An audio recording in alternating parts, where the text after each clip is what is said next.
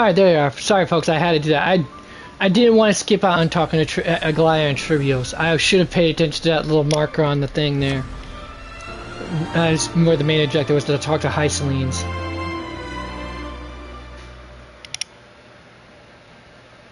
Assuming that it doesn't pick up that conversation. Isn't Cerritora supposed to be the focus of the banquet? She's not even here. Why is it so difficult to talk to her? Alright, I'll wait for you folks to gather back around. It'll take you a minute.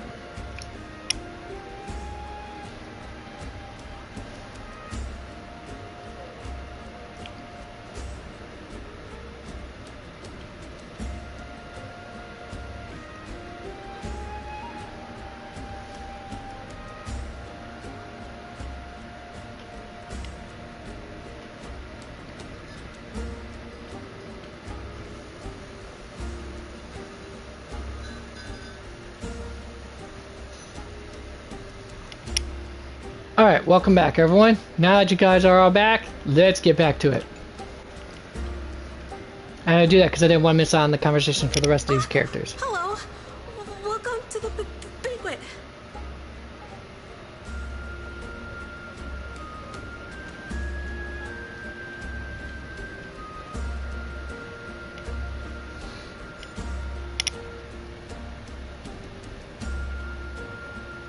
Hello to you too. So the Deliverer is attending this event, as expected. Little Virginia here was just wondering whether she should go find you. As the great Imperator's historian, I'm responsible for composing poems and songs for everyone in the Flame Chase army. But I have no idea how I should record myself in the annals.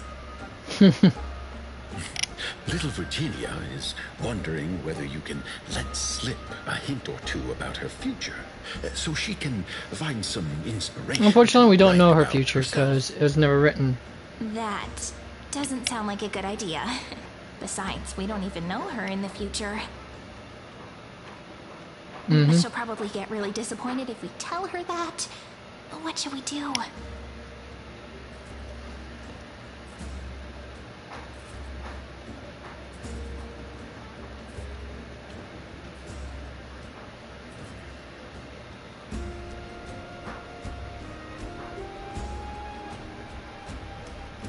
Tell her bluntly we can't. Alright, I got it. We can't reveal too much, but I think it wouldn't hurt to start your poem with the future. Maybe use something like, with hope, I write down the tale of tomorrow for myself. Silently waiting, day after day, till the moment it fulfills its promise. How's that? Oh, That's lovely. That's exactly what I'm after. I'm so inspired. Thank you so much. I feel like I can actually finish composing the heroic saga of Flame Chase once we end this campaign.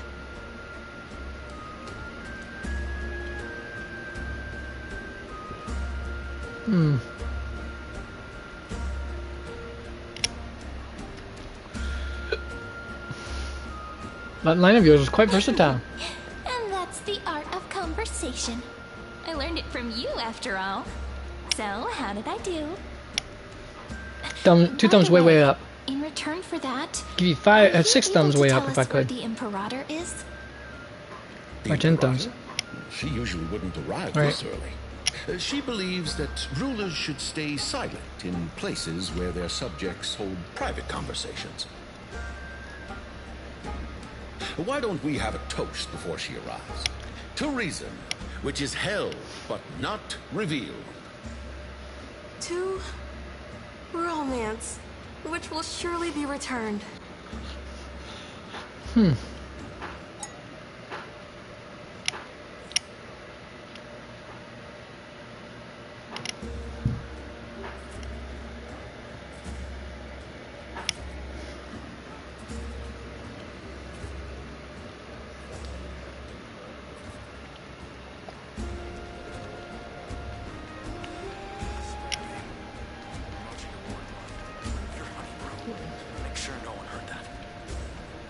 It's quite a lovely place, isn't it?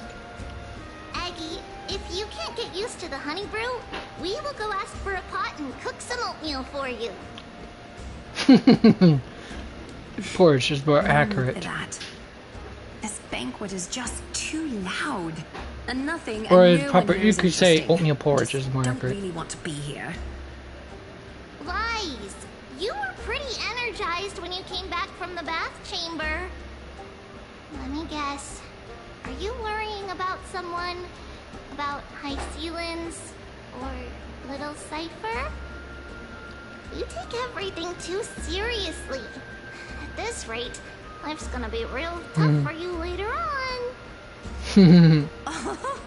You're the least qualified to lecture me about that, teacher.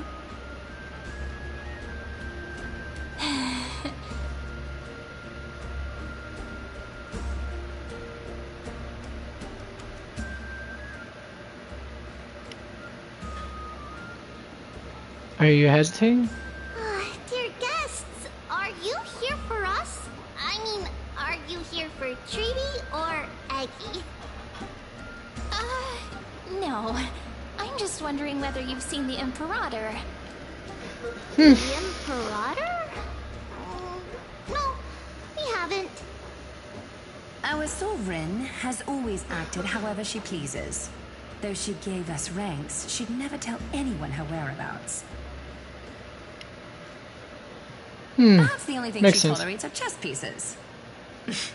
And the sky reflected upon her crown. Harsh. I see. Why do you two look so distressed? That's not what the deliverer should look like. Maybe not, but there's a reason. Why don't we have a toast? While we still have time for pleasure. Here. To the destinies and sacrifices of the next millennium. Then we will toast to the tomorrow that will set fate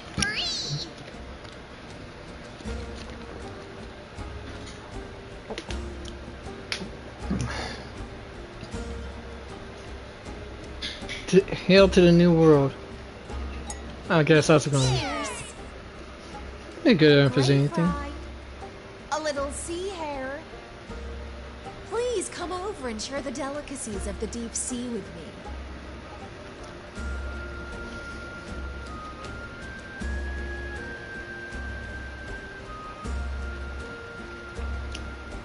No, she definitely sounds like the haughty prep girl. You two have been wandering around the venue as if you have something on your mind. Have the attendants not taken care of you well?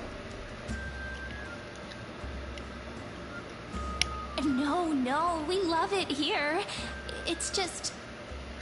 we're a little concerned, seeing how the Imperator still hasn't arrived. Don't worry. I know what you've been waiting for. Come, sit with me for a while, will you? I'd like to share a personal secret with you.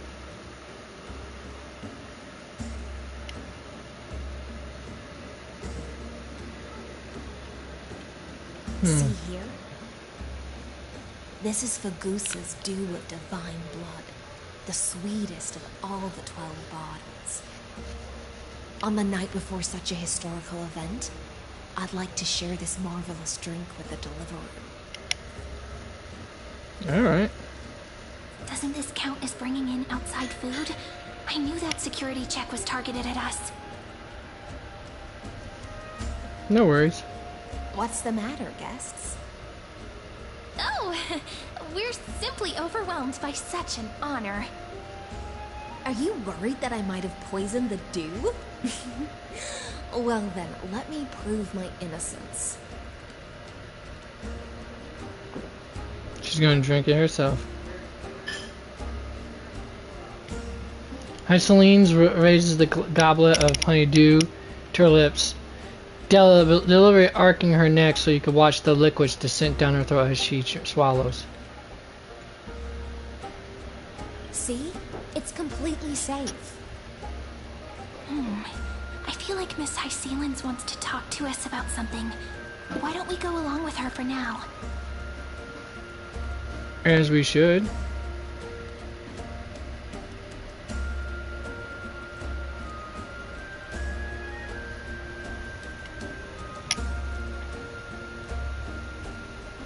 And I'll gladly accept. Not. Honeydew's not alcohol.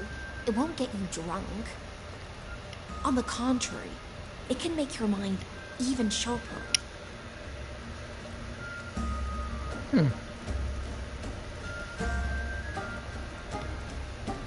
The clay cup touches your lips in the blink of an eye. She is indeed the Imperial Blade of the Imperator, and Please have a taste. Swift the Sword Master, and Amphoreus. Would you like some too, little sea air? I can drink it myself. How is it? Sweet enough?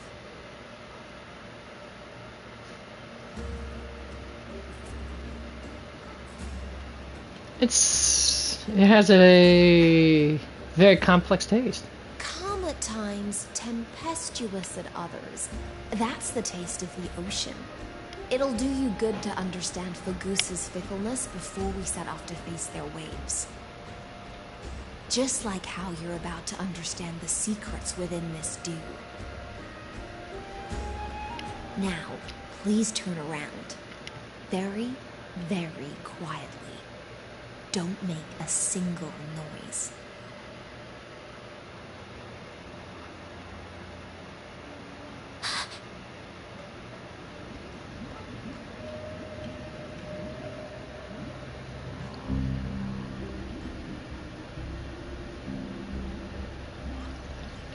What? The dew of other gods all intoxicate humans.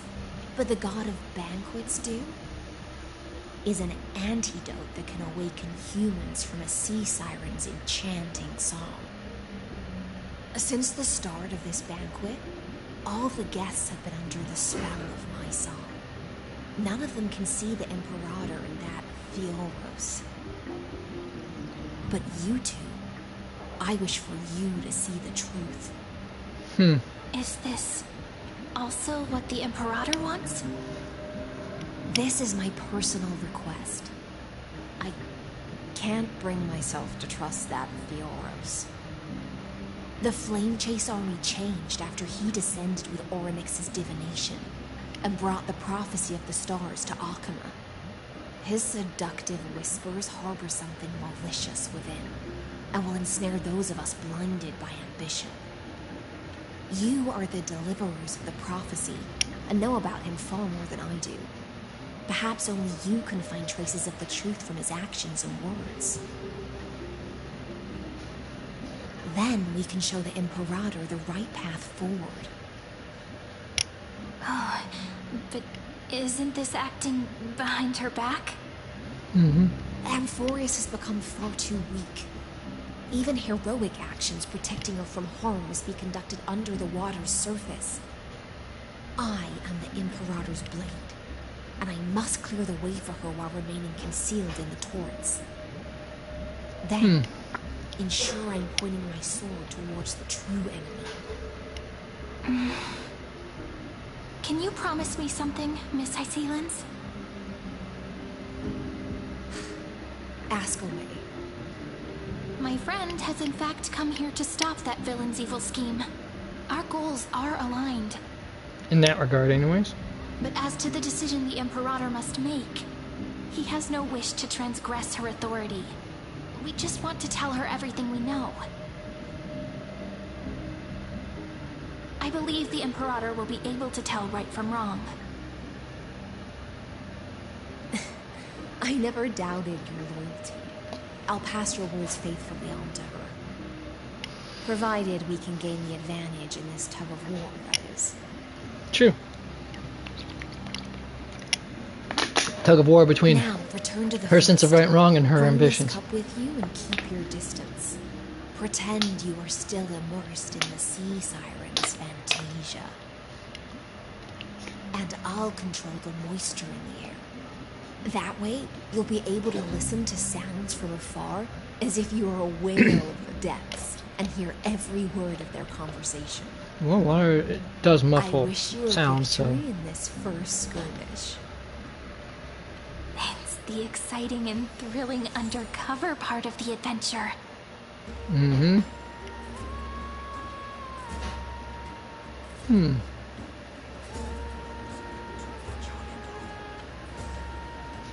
My head's so dizzy. Can you even get drunk on fruit juice? Possible, depending on how fermented it is. Let's mingle in the crowds Because that's what what wine is. Relax. Fermented fruit juice. Relax. Try to act natural. Where's the Imperator? Still not here. That little imp is always acting so high and mighty towards everyone. Today, I will... Whatever. Pour me another cup. Though she has succumbed to drunkenness, she still does not dare challenge your authority. A criticism of my height is a grave enough insult already. She should be dismembered. That sounds Do you often pretty test the loyalty of your subjects like this? You jest. The Imperator does not need blind loyalty. As long as one can prove they have value, I am willing to be lenient towards them. Hey, hey. If I pass the Welcome trial back. and grasp this world's law in my hands, what will you do then?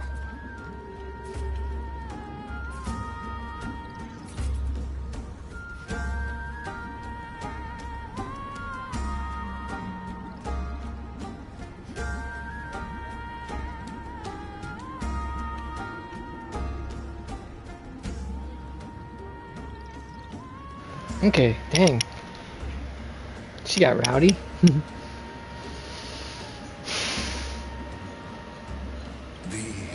answer is simple. I will connect Amphoreus with the stars. Don't waste my time. Be precise. Be specific. I won't ask a second time. Allow me to adjust my statement. I will correct the regulations within the old law that sealed off Amphoreus and merge the black tide with the torrents of Era Nova. Then we will be able to decimate the forces beyond the sky that are trying to annihilate Highland Tomb and sound the trumpet for the endless campaign you will then embark on. But you previously said that Iron Tomb is unrivaled in power across the stars. Who would dare to annihilate it? There is a federation of warships named the Cienzo Alliance. Warlike and old-fashioned. A cult named the Genius Society. Loosely organized, but steeped in abject insanity. Oh, there's also the Astral Express. A group of lawless vagrants. That so-called Deliverer is part of that last group. Those vagabonds mistakenly believe they can connect the stars through alliances instead of conquest. But history has already given them a tough lesson. Oh, really? There are countless other organizations besides, but when the Lord Ravager sweeps across the cosmos, they will certainly all bow before your empire of destruction. Something tells me she's not buying it. Is invincible! If those civilizations are not as feeble as you describe, then they may still have some value in testing the quality of my blade. That being said, even the smallest and weakest city-states should build an obelisk to the Imperator, so that their people can constantly recall the glory of her conquests. Walk a little longer with me, Theoros. I don't like how this is going. Our little Imperator seems fascinated by the destruction.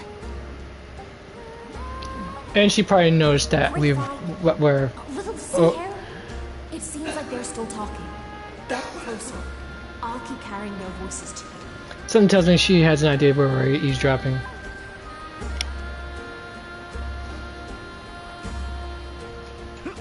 Oh, I think I had too much. Didn't think you could get drunk on fruit juice.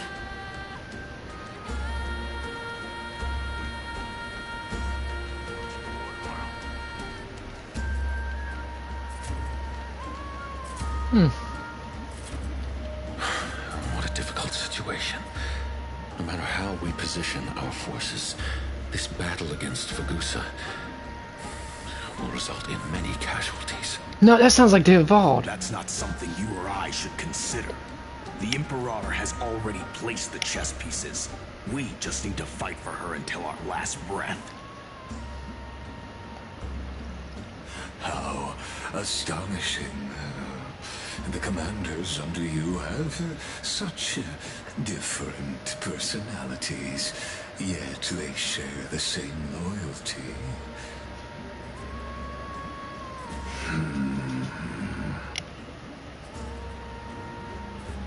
He's looking this way. Quick, do something and pretend we can't see them.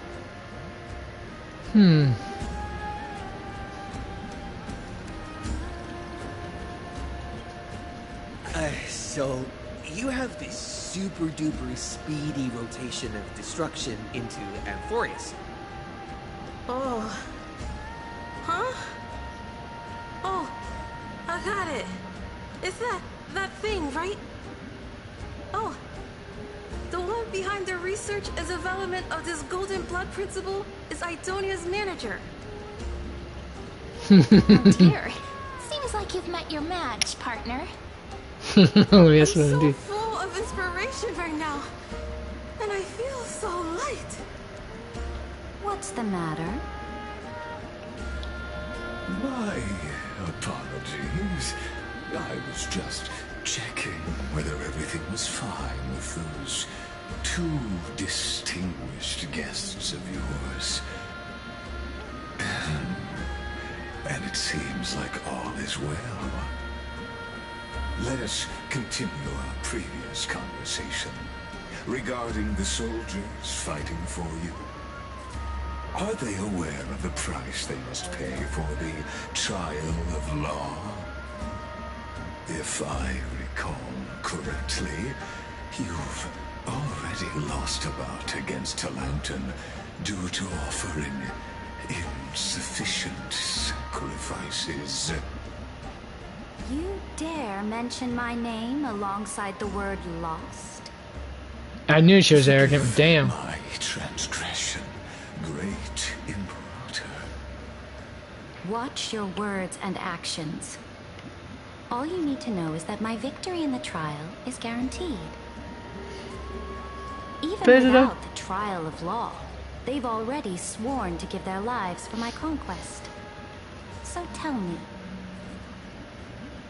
if everything happens according to our agreement, how would you recommend I deal with that deliverer?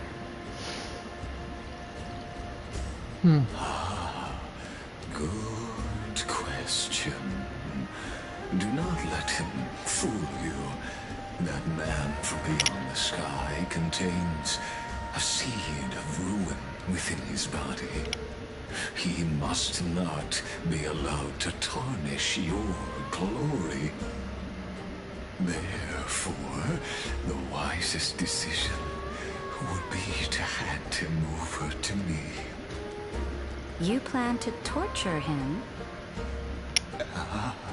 Calling it experimentation would be more... Yeah, it would be more appropriate for them to say, for it to be called experimentation. The guest's patience is running thin. I plan to remove the Fantasia and head into the banquet. I will heed your advice. Leave for now, Theoros, and go back to Akama. You don't want to confront those two directly either, do you? Indeed.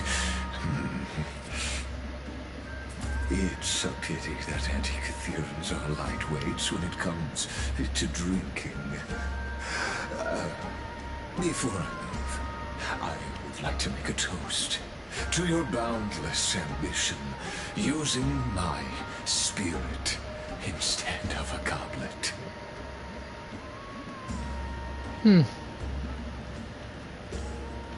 As I expected, that Fioros' schemes have been revealed. Thank you for your bravery, guests. It's time for me to dispel the Fantasia. This will be the Imperator's last public address before we head off, and therefore, likely, the final chance to change her mind. I will try to get you a chance to speak, and I'll also prepare for any contingencies. The rest is up to you.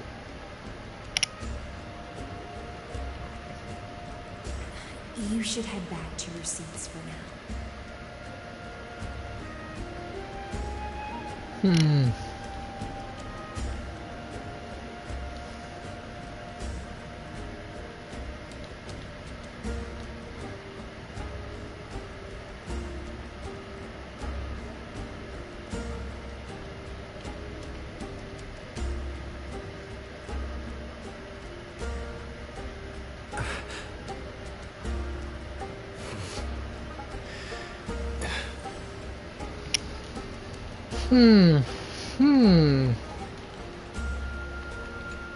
I will try to get you a chance to speak, and I'll also prepare for any contingencies. The rest is up to you. Alright, now let's see what the Trivios and Aglaya will say. Hold it! Oatmeal suits us way better than honey brew. Oh, please give me a bone as well, teacher.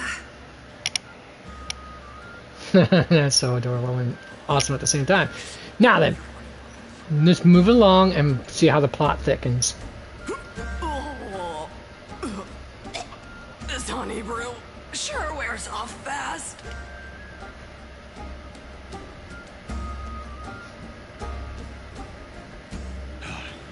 The Imperator! The Imperator has arrived! No need for formalities. I should be apologizing for my tardiness instead.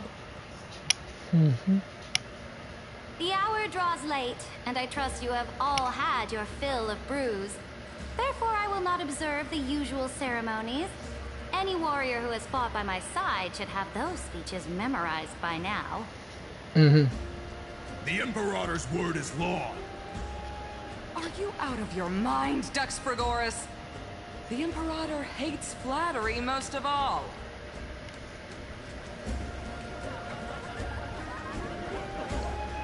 A joyous atmosphere is a better fit for showing me your resolve.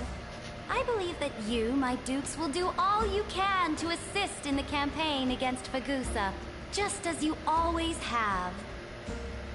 However, it's a pity that I have never tested your loyalty.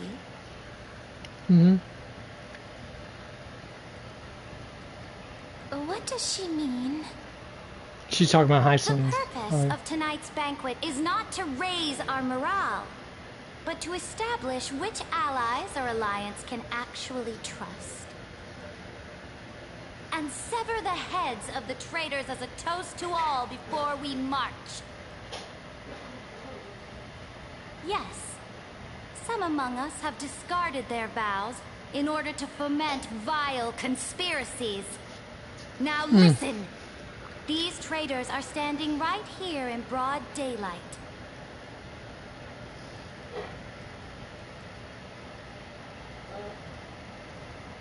Dux Gladiorum Hycelans.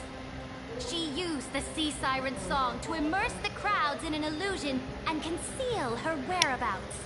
She then worked with those from beyond the sky to spy on confidential matters, hoping to rob the core flame by force and harm me, the Imperator.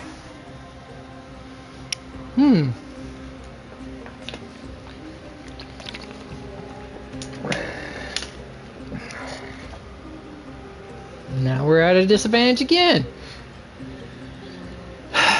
I know, it's gonna be a pain, isn't it? Imperator, I can explain. Silence.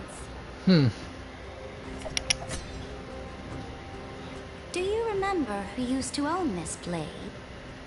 She met you once, back at the Temple of the Three Fates. It was Kindness, the head of the cleaners.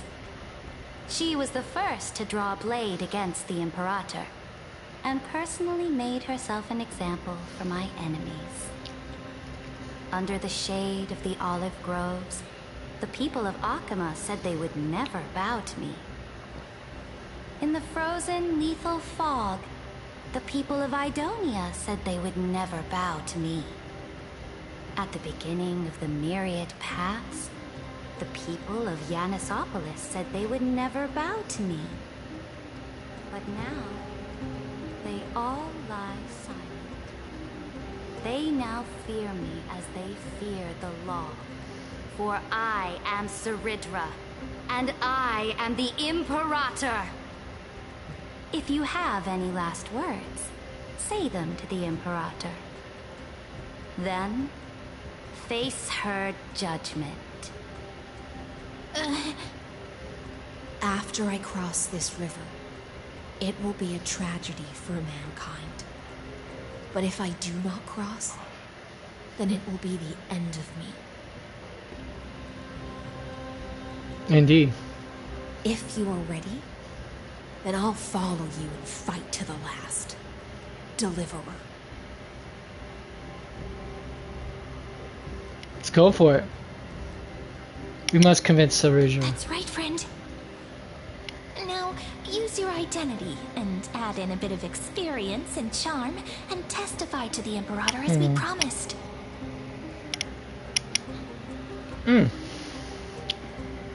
That would be easier said than done, wouldn't it? You think you can slay a king using your words instead of a sword?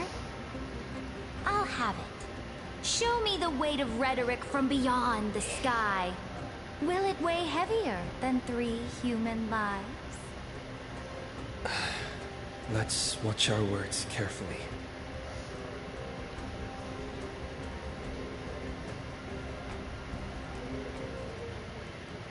Start with the defiance that lasted 3 million cycles, I guess? I'm going with that. Before I arrived in this world, the Chrysos heir of World Baron was a young man with the pseudonym of Finan. He came from Aedes Elysiae.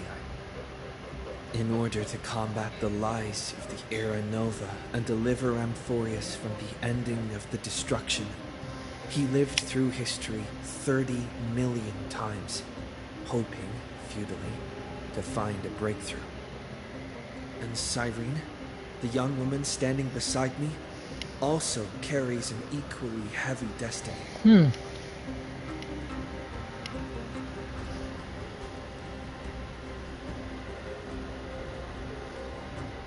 To Iron Tomb's true identity. Iron Tomb is the ultimate end of Amphoreus' destiny.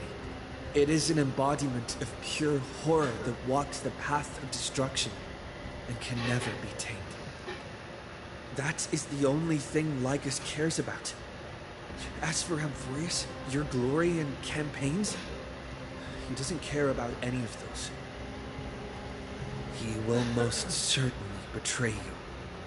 When that time comes, all of us will be ground to dust by the destruction. No change in emotion. Of course, naturally.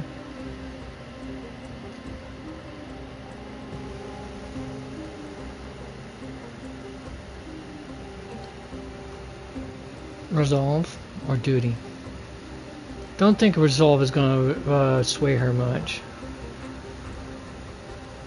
Duty, I man. walk the path of the Trailblaze. My friends and I have always obeyed the creed of explore, understand, establish, and connect. Conquest and destruction are never the ways to build bridges between people. Therefore, if you choose the way of the destruction, then I'll place your ambitions into the same basket as Lycus. and smash them into pieces with my baseball bat. I wasn't expecting that.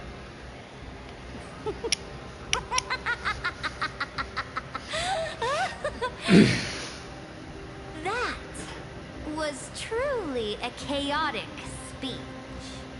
Of course. All Should've went that with needs resolve. to be said has been said. Dux Frigoris, Dux Primalis, escort the traitors to the prison.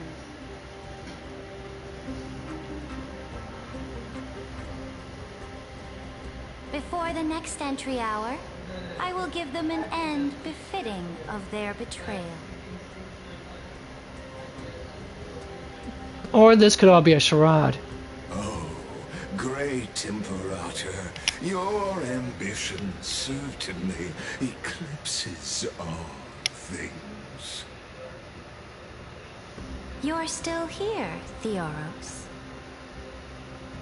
Of course. As the Theoros, I simply cannot miss this moment, miss witnessing the fall of a nameless one. Or perhaps I am waiting for you to give me an answer.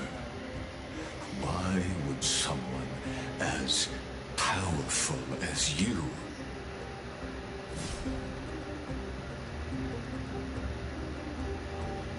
use such a clumsy excuse as imprisonment to ensure the Deliverer's safety?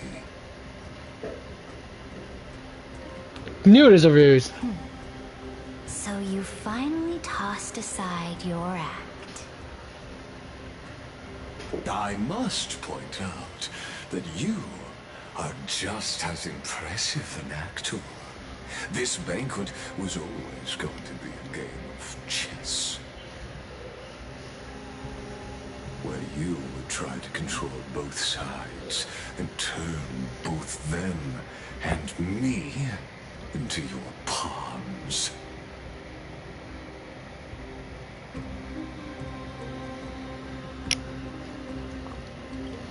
Was this all just a performance? That's right.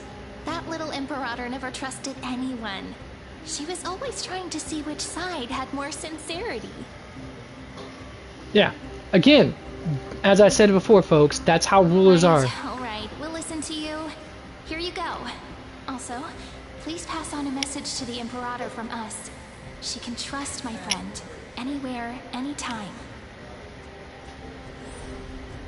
But as to the decision the Imperator must make, he has no wish to transgress her authority. We just want to tell her everything we know.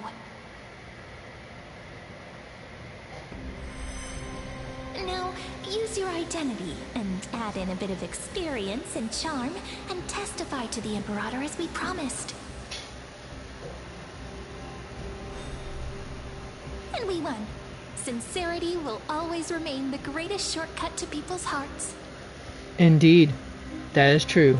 People respect sincerity more than anything I can else. toss your words right back at you like Kyrgyz. Why would someone as powerful as you pretend to be immortal and kneel before me? Unless you enjoy giving flattery and prostrating yourself.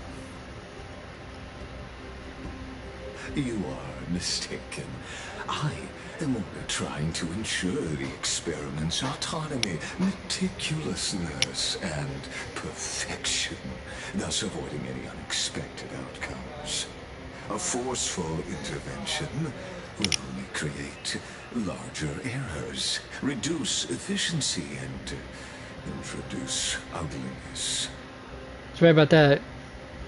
When it comes to experimentation, you gotta leave yourself out of the equations. Otherwise, new variables ruins the computations and such. And completing the errand over, then the Amphoreus would not have deviated from destiny's course. Oh, but you broke your promise. What a pity.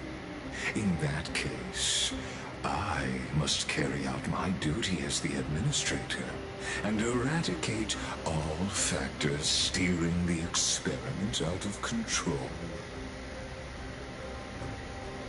Factors such as you and him. Careful. Careful. What was that voice? Was it Orynyx? I found you. I finally found you. Ooh, it gets spookier and creepier. By the Be minute. careful. This land will face disaster.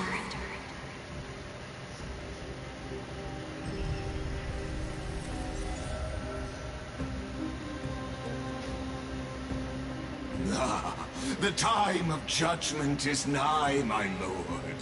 The prison I have built for you is now complete. In the name of the erudition, I invite you to step into the same cage as mine. Hold it. Oh, hold. Good lord, girl. What is your deal?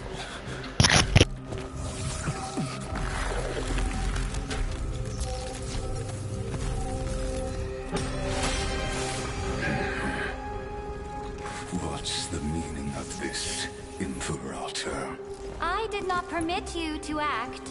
A ruler is the only one who can decide their subject's destiny. But, great Imperator, what judges destiny is not the ruler, but gods. Okay, I choose at the worst time ever. My realm only allows for the existence of humanity. Moreover, dealing out extrajudicial punishment equates to defying the law, and the culprit is to be sentenced to death. Ah.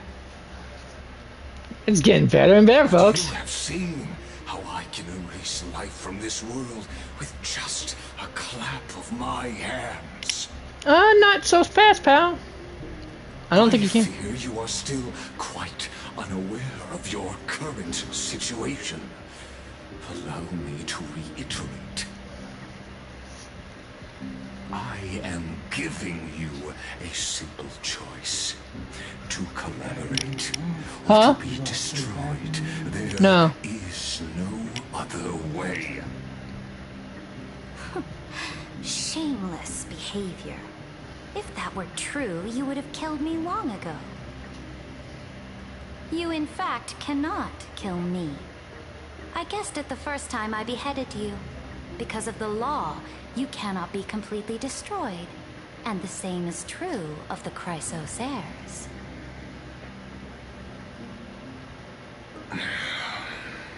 Got him, coach! Got him! The more you bluff now, the more you are proving that conjecture to be true. Mm-hmm. What magnificent foresight. I once regarded this precious quality of yours as a sure sign of my ultimate victory. And now, I have to admit that I made a mistake. Yet, as a mere mortal, how will you contend against the Theoros? I'm not a mere mortal, pal. Is what she's probably gonna say. We are both slaves to hubris. But do you know what differentiates us, Lycurgus? I will never be blinded by my pride.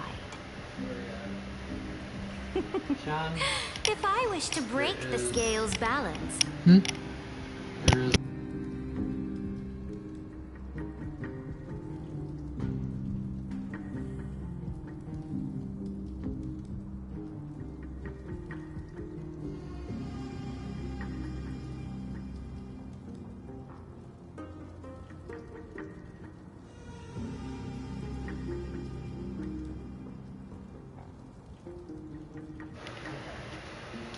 I only need to appeal to external forces and use them for my own ends.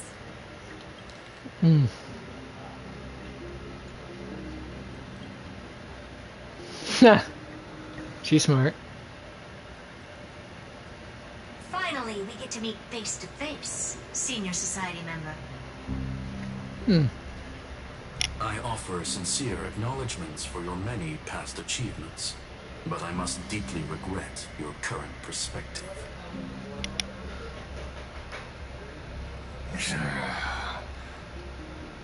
Trust me when I say that you aren't the only one feeling regret right now, Scroolum.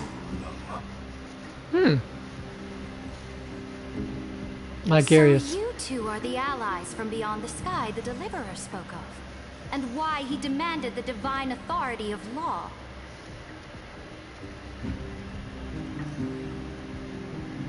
Come and prove your strength to me. Show me the power of these so-called paths. I have spent much time and effort to secure this treasure from beyond the sky just for this moment. In the name of the Sovereign of Planet Scroolum, your allies have responded to your call, esteemed Imperator. Please allow me to spell the situation out for you, Lord Lycus. Permission to read the ultimate protocol is already in my hands. It'll only be a matter of time before we acquire the authority to write and execute commands as well. There's no way the flame chase journey will continue after you burnt your bridges so thoroughly like this. Do you really think you can still win? Oh, seriously. Don't embarrass the society. I knew she was going to say that. I mean, her and Saruja are both very hubert as well.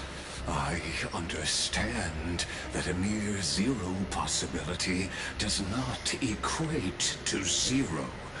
That argument is very persuasive to me. Which means the same principle also applies to you, my dear peers. You will never be a match for me in a world constructed through Catorzain algebraic expressions. And as for Aranova, why don't you entertain this possibility? What if I reduced Akama to rubble and ground her people into minced meat? Would the heroes then once again desire the power of demigods so they could fight against me? Listen, Iron Tomb is fated to be born. You may shackle me and put me in chains, but I have thousands. Damn it, this is like Shakespeare in theater at this point. The destruction's descent. Dude, monologue much? And what I just mentioned is only one out of those thousands.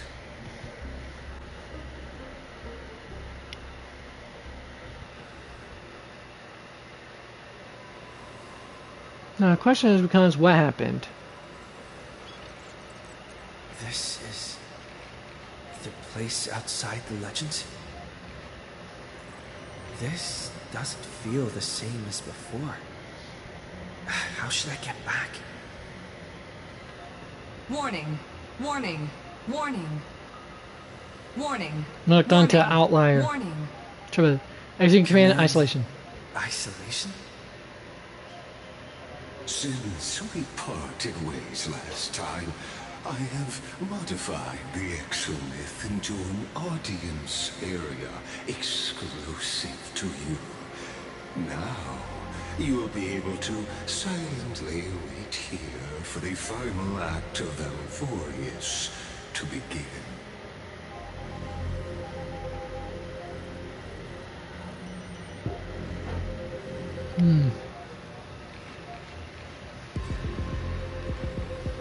I'm the player, not the audience. Oh, we always feel so powerless before fate, don't we? This could, in fact, be a wonderful opportunity for you. From the audience's perspective, you may better observe the workings of the erudition at a macroscopic level. In this place where time flows far slower than within Amphoreus, you will witness the end of that world's saga.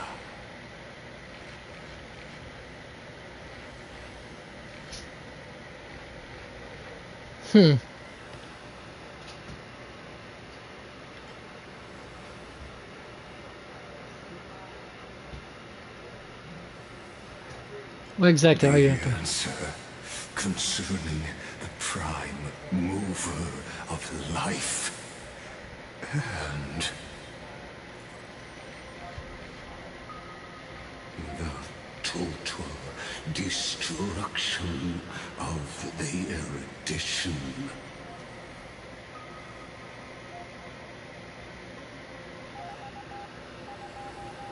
Aren't you an erudition? Do you see me as their faithful disciple? I am certainly not. I have tried so hard to ensure Iron Two's birth, just so that I can correct the error named erudition that humanity crafted with their own hands. Oh, how I yearn to return to those days before Noose was born. Back then, the boundaries of knowledge were like because when you don't, when things are unknown, it seems you know, exciting when you finally discover something. But if it's already known, then you really don't feel. Truth has become the sacrificial offering required to gain an audience with them. And the geniuses would say that Noose already knew. That arrogant Eon was born from the primal mobile of humans' desire for knowledge. Yet they themselves sealed off Knowledge and enlightenment are two different things, so I'll say that. to seek enlightenment. I am simply cutting down a tree of doom that we planted ourselves. I must admit that the process of answering your questions has reminded me of the happy days of learning in my youth. However, it is a pity that my true form must now descend into Amphoreus to deal with the accident that arose because of you. But you won't have to wait long. When the curtain falls, you'll surely understand mine and Amphoreus's ardent wish. Where time flows slower than within Amphoreus. If Lycus spoke the truth, then I don't have much time left. But how can I get out of here? Can you hear me? Little one. Is that Herda's voice? Indeed it is. Warning. Warning. Hurry up. Put some speed into it. I can't keep this up for much longer.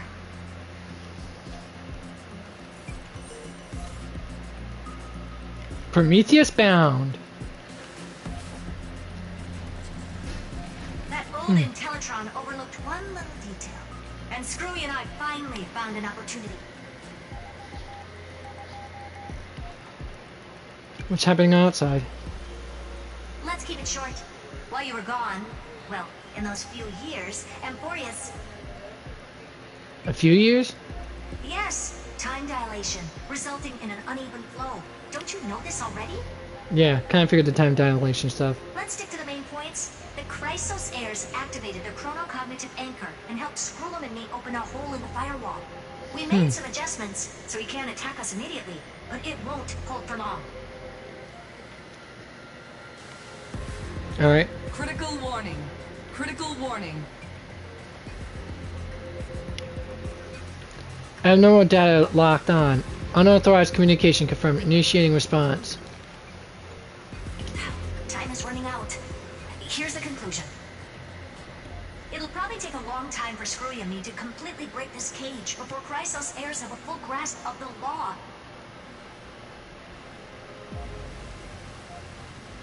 Alright. To be safe, we'll continue to launch side-channel attacks on the system to give you opportunities to escape. You need to seize these opportunities. So start moving, and find a way to pull off a magnificent jailbreak.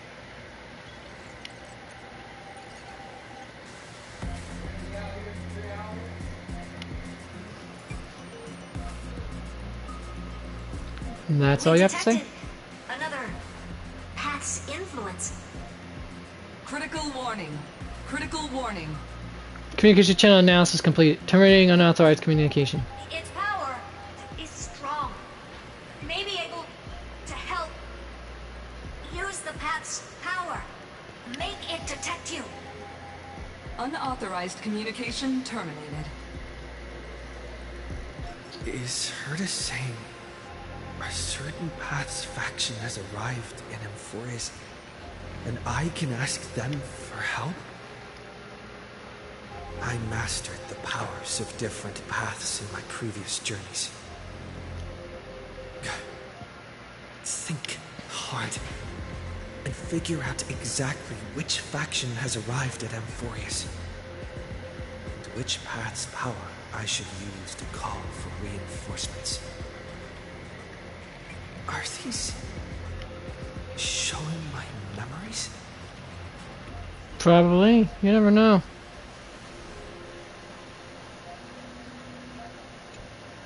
With a Stellaron in my body, I woke up at the Herta space station and gained the power of the destruction. A world that'll give rise to a Lord Ravager would definitely draw the attention of the destruction. The Stellaron in my belly is gonna be super useful. But what if I end up pulling in the Antimatter Legion or the Annihilation Gang? Can they really help? No, no, they can't. They'll just, you know, just focus and resonate with destruction.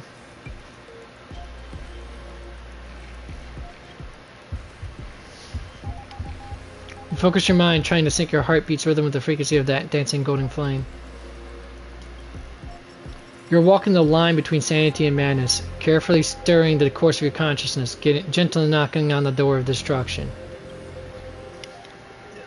Are you going to attack me again, little girl? You gave up. The beckoning of the chaos was too tempting, and your current power level wasn't enough to fully resist it. If you were to fall into the black abyss of the destruction at this moment, perhaps everything would be lost to the void. Oh, look at you. You're so cute. Yes, you are. Cutest thing ever. Came to get some cold air from the fan, huh? Hmm.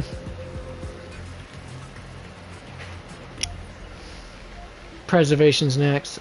Guaranteed. I obtained the flaming lance left by the architects and gained the power of the preservation in Belobog. That's right. No matter how far away a planet is, the IPC is guaranteed to pay attention as long as there's a business opportunity. Isn't Amphoreus a That's a bad idea. untapped market? Maybe so, it's a bad idea. Besides, even if I can't call up my friends from the IPC, the architects and the nomadic miners should be able to help too. There are definitely cities and ores in this world. That might be a good idea. Cliff off and Hammer started to smash through this jail. I had to do it for the funny thing. You focus intently, trying to mimic the Cliff Poth's wall building hammer strikes with your heartbeat. Once again, You just need to recapture that feeling from your battle with the Supreme Guardian. And catch the sparks from that hammer strike with your own hands. But nothing happened. Kliphoth ignored you, just as they had ignored countless devotees who looked up to them throughout the ages. Seems like since Amphoreus has no overseas market, the IPC's hand can't reach it. Alright, I'll be right back, folks. Ninja's calling.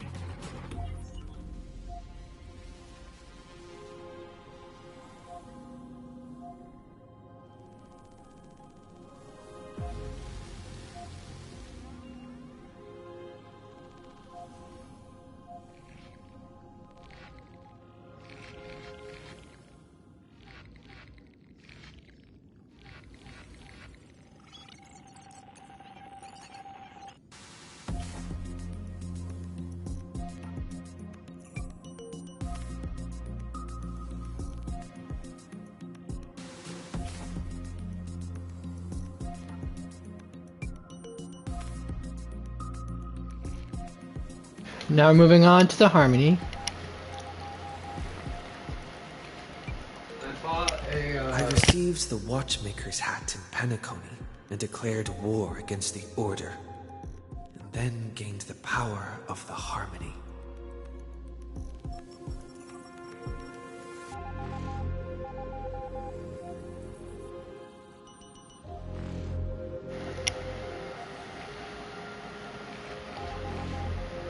That's right. The benevolent family must still remember me for saving them. Their music echoes throughout the stars, and they'll definitely want to help. I wouldn't be so sure about that, my friend. I've put you aside for quite a few chapters already. See me, Clocky. The world is in harmony and the stars shine bright.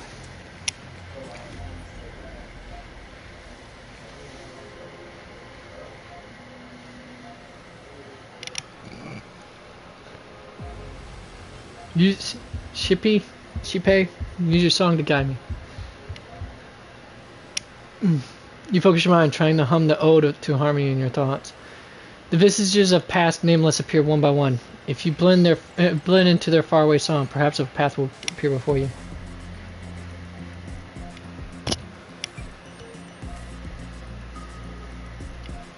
You failed. The barrier of the exomyth strangled those distant melodies, filtering them out completely like useless noise, leaving only cold silence. Doesn't Lycus want this story to have background music? He has such terrible taste.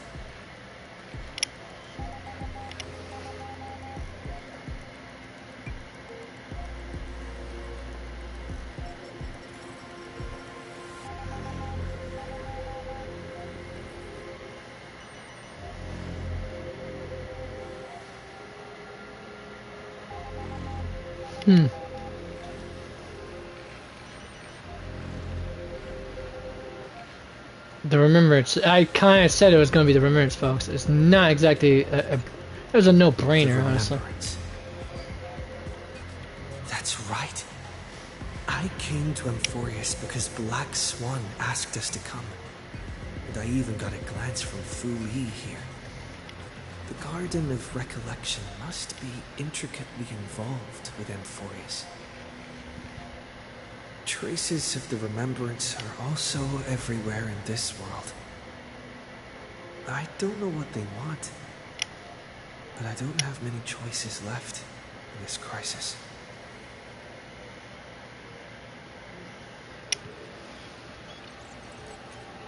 Trust me. You invoke the power of Remembrance, awaiting the resonance of reinforcements. As the power of Remembrance flows through, something that should not exist here materializes before your eyes. I finally found you. Following the sound of memories. A path strider walking both the Remembrance and the Trailblaze.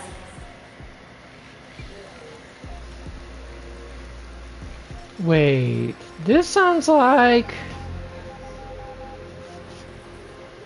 The soft whisper is like a warm hand that takes up your soul and slowly disperses it beyond this realm.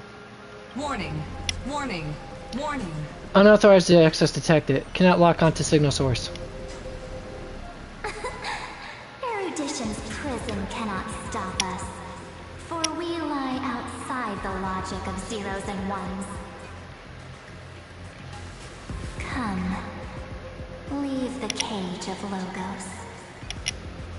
Greek for reasoning. The mythos of Amphoreus waits for you to continue its story.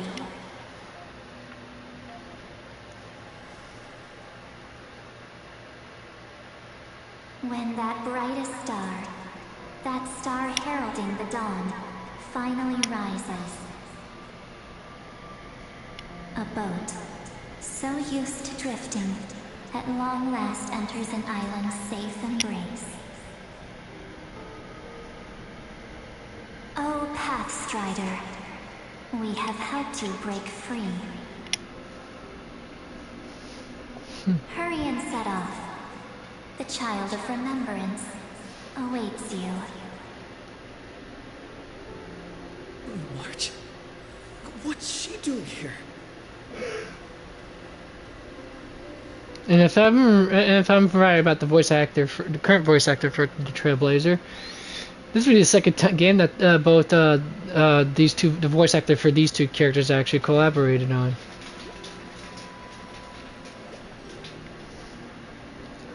Oh, you're finally here. We haven't seen each other for such a long, long time. Yeah, I know, March. Buddy, I've really, really missed you. Missed you too. Come on.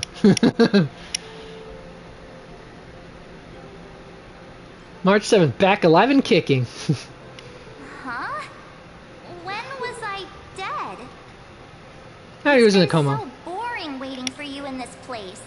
There's no one to chat with, no internet, and not even anything to eat or drink. It's basically a prison. Now the great hero is finally here to save me. Yippee! You must have seen a lot in Amphoreus during this time, right? You gotta tell me all about it.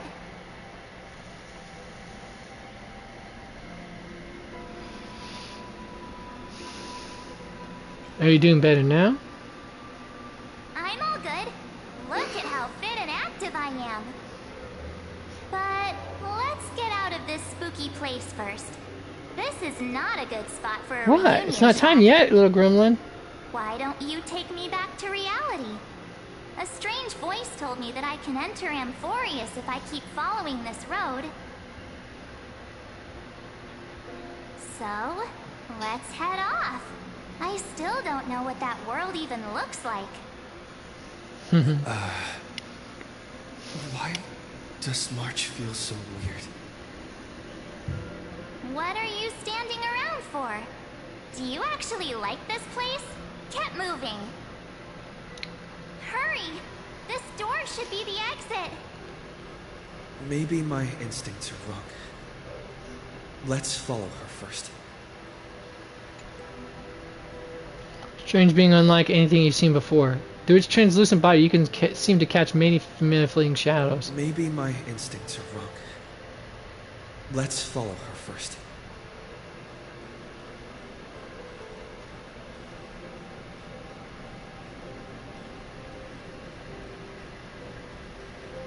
Are you okay? You haven't said anything for a while. Has it been so long that you're still missing me? There's no time to waste, though. The Chrysosairs and the geniuses are all waiting for you. You shouldn't know about them now. That's what's bugging you. Yeah.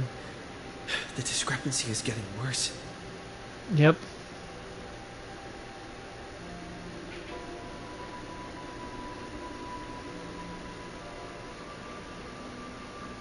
How do you know who's waiting for us? Huh? Isn't Amphoreus the world of the Chrysosairs and their hero's journey? I could figure that out in an instant. But Amphoreus cannot be observed from the outside. She couldn't possibly know about these things. Unless Dan Heng told her. Where's Dan Heng? He should be back on the express now. No, he's not. Maybe I just happened to miss him. Never mind. Dan Heng's super reliable. We don't need to worry about him. He's probably Halen Hardy waiting does for not us describe Dan somewhere. Heng. Oh, Solomon Halen Hardy. Stoic does. No. The geniuses would have made sure that Dan Heng made it back on the express. Besides, the March I know wouldn't be so dismissive about her companions. Something's not right. She's not March 7th. I guess you have something you want to say to me? Then there's no need to feel things out first. With questions. Let's treasure the time we have together and be frank. Who are you?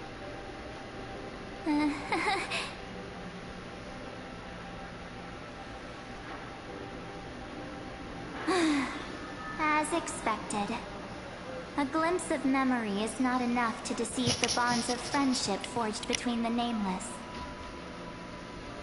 In that case, there's no need for further deceit. You're right. We're not the March 7th you are acquainted with. But we can send you back to Amphoreus, as long as you are willing to help us.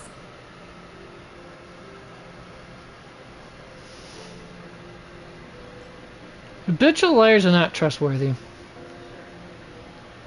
We'll introduce ourselves to gain your trust. We are the Garden of Recollection. You should be very familiar with that name by now. Just as a reminder, while you hesitate, time is quickly ticking away in Amphoreus. Working with us is the best way to stop the enemy of erudition. Erudition would treat any results unrelated to the experiment as garbage and throw them out. But we don't work like that. The Remembrance treats all these instances as important materials needed to weave the universe. Besides, this would be child's play for a great hero like you. It won't be hard at all. Also, if your plan fails and the big bad Iron Tomb manages to get out, then the whole cosmos will be in danger. Wouldn't it be better to have an additional failsafe?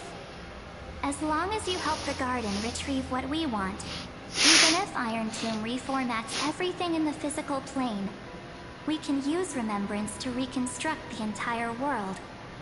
Or, should we say, the entire universe?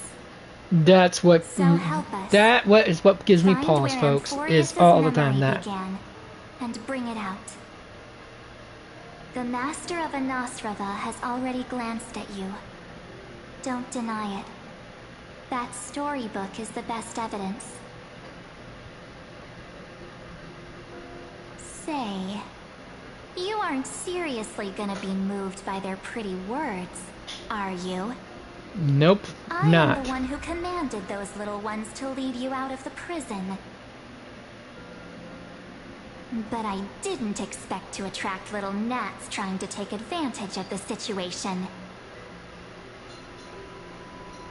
While remembrance can help you return to Amphoreus, there's no need for you to do it the way they want you to. Of course, there's also no need for you to make any deal, or pay any price. For you, this is probably a long time no see. Yes, my son. Dear.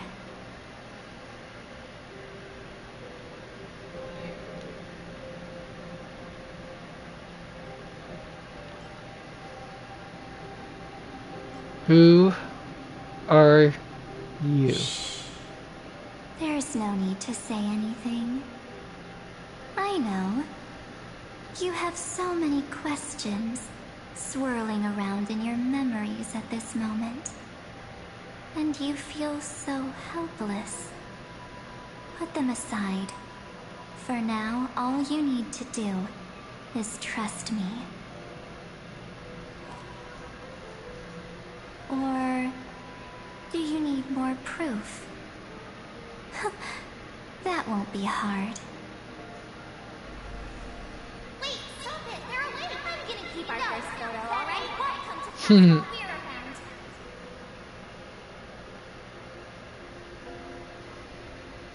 And now, The statue. Is that John Hunter's brother? Eating those carbs. Did you hear that? She just called me, but the universe is full of pain. We won't escape from it. Hey, are you sure? That's a lot of memories swirling around one time. Maybe a couple of punches will help to jog your memory.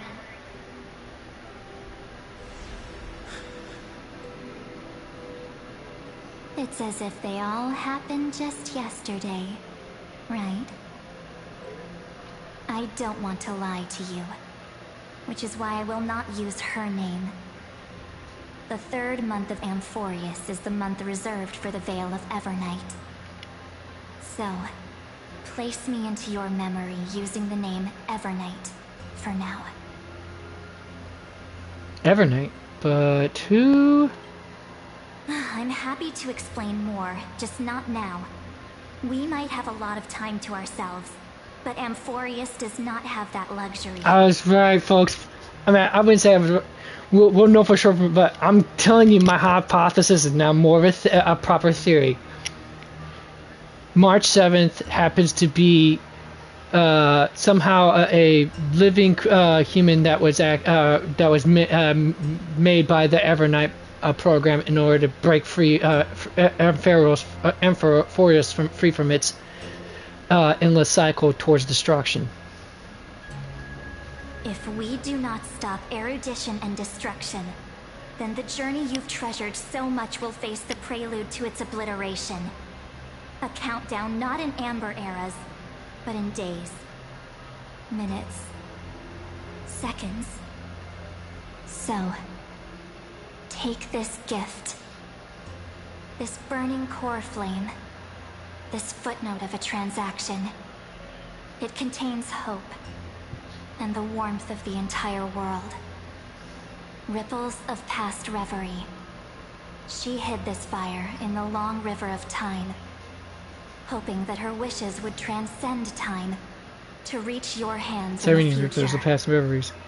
Now, take it, and return with it, dear friend. Return to Amphoreus, and overturn the final era Nova. Witness the time that stood still for the Deliverer, and the resistance that never bowed to the destiny of destruction over the long years that passed in a flash. Then, With this core flame blessed by the remembrance, respond to their hopes and blaze a trail to the future. And I will silently watch in a corner of time, waiting for our next encounter. I believe the wait won't be too long.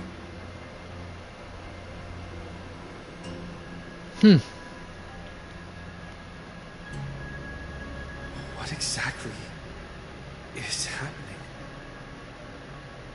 Keep going. Keep trailblazing. For Amphoreus. For you. And for the March 7th in your memories. Go forth.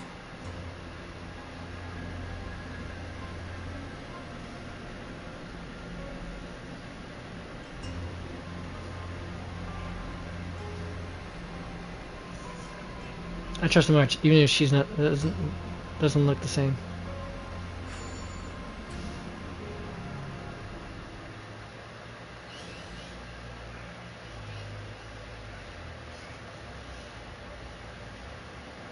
Minutes, 33 minutes, 558,000, 337th eternal recurrence. Akuma?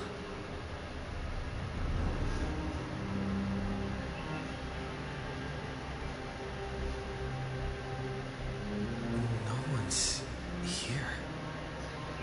And the dawn device is off.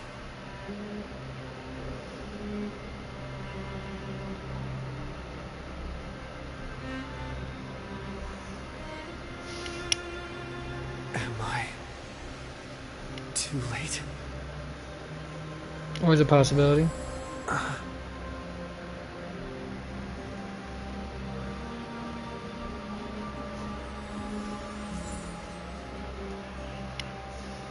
Core flame of world bearing. The world bearing titan Kephal's fallen soul. Yet seemingly some foreign force has tampered with them, making their divinity different from the one in the past cycle. The core flame awaits its rightful return, through which the final deliverer shall forge a new era nova. Nice. Zephyr, uplift bygone dustward cloud sword.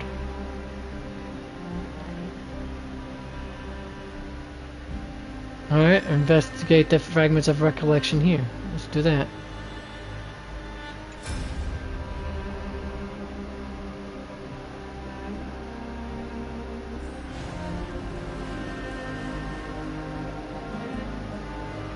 I'll deal with that in a minute, but let's first do this. Listen. Hey kiddo, can you see me? Don't bother responding. This is a pre-recorded video message. Thanks to that little Empress granting access to the Ultimate Protocol, Screw and I rewrote the progress of Era Nova while you were away. My guess is you don't have much time to listen to all those complicated principles right now, so let me break it down in simple terms that anyone can understand. Amphoreus has been racing down the path of destruction for too long, and the underlying logic of Era Nova has been completely corrupted. Anyways, Screw and I put in a lot of effort, but we can barely manage to overwrite a small portion of its logic. Let's take the progress bar as an example. Iron Tomb's progress bar is currently at 99.98%. And through this rewritten Era Nova, we're confident we can push it back to 96%. Let's be conservative and say 97%. This is a critical matter. The internal structure of the scepter is too unstable, and we don't know what complications might suddenly arise. The most rational course of action is to quickly run another extrapolation to buy the cosmos a bit more time. Once you've dealt with that troubling old Intellitron, don't hesitate and start the next cycle of extrapolation right away. Screw said that Era Nova isn't a process that happens at an instant, and the protected nodes of the scepter are probably at their most vulnerable only during the reset. Only by initiating this progress can we seize the opportunity to make our move. It's all up to you now, Deliverer. Okay, cool. No pressure, folks. No pressure at all. Now let's investigate this. The chronocognitive anchor?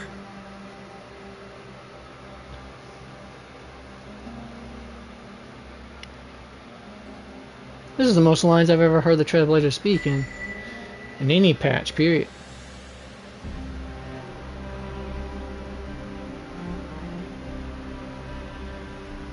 Them's the facts, There's mate. so much I wanted to say for our reunion. Yet now that you're back, there's only one thing to say. Welcome back, friend. It's been such a long, long time.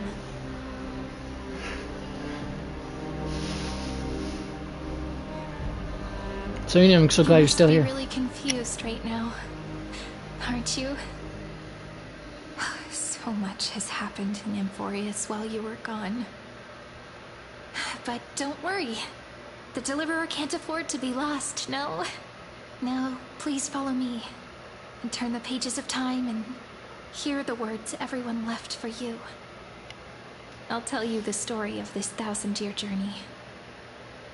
That way, it won't just be my memories alone. Cyrene, can't hear me?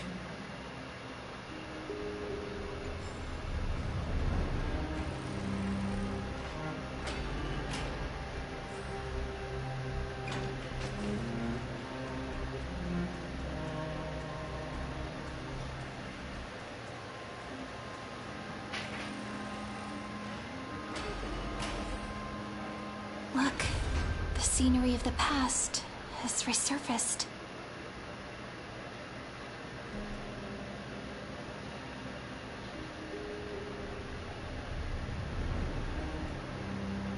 Time flies.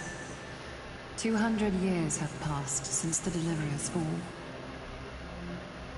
We had to return 3 core flames of law, romance, and ocean to stop Lygus, but even so,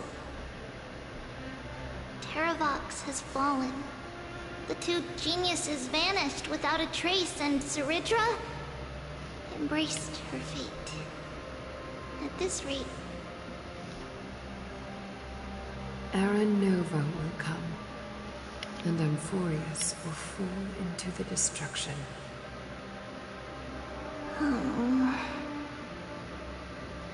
It seems the key to rewriting the end once again lies in the core flame of world-bearing. According to the instructions left behind by those 2 geniuses, we must get it into the Deliverer's hands, no matter the cost. But how? We need to find a way to hide the core flame. And we must buy enough time to keep Lygus at bay. About that, Rini might have some good news. Cyrene. She had that dream again last night, but the Titan's voice was clearer than ever this time. She said, "Pass the flame into the future." Is that a prophecy from Orynyx? She chose to side with humanity this time and hide one of her kin's core flame? It seems Amphoreus' fate isn't sealed just yet. You're right. History has changed. Humans and Titans are both giving their all to keep this world going.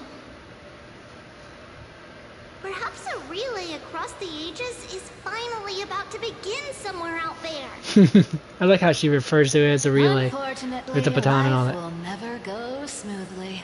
Leiden's army is already at our gates, and their commander, that Lycurgus, he's right outside Akama. Light calendar 3960. Ceridra, under the pretense of a campaign against Fagusa, sacrificed 500 Chrysos heirs to complete the trial of law. This tragedy shook everyone in Amphoreus. That same year, Ceridra the Imperator was assassinated, after which Aglaya the Goldweaver took command. Thus began humanity's second flame chase journey, a path hanging by a thread. 200 years, and that's how much This way. what happens. Damn. Go forth, etch into the memory the chronicles written in blood.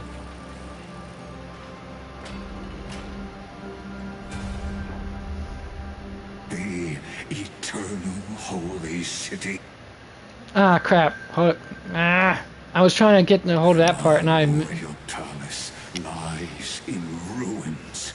Countless mortals have perished because of your stubborn resistance. It's time you learned the cost of refusal.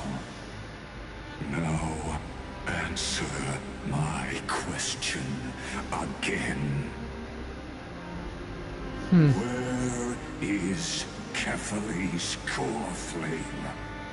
You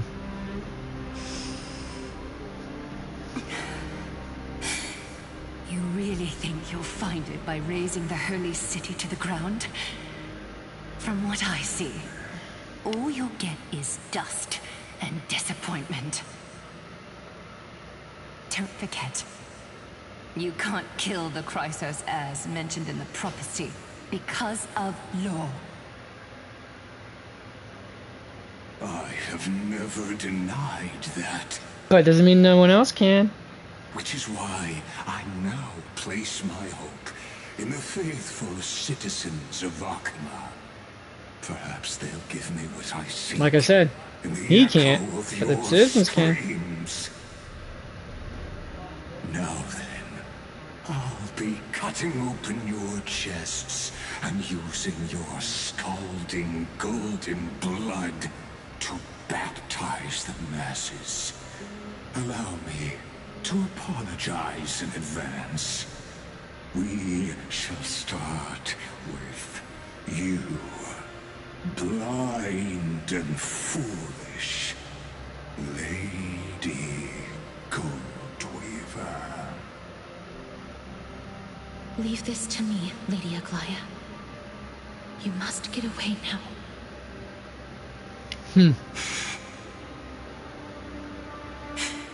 No, Holy Maiden. I'm the one who must stay. What? Just like a prophecy always says. His conspiracy won't succeed. Because Romance is ready to make good on their promise to weave an indestructible armor for Amphoreus. Its name is Solidarity. You must escape with your life and carry word of my death to those still fighting.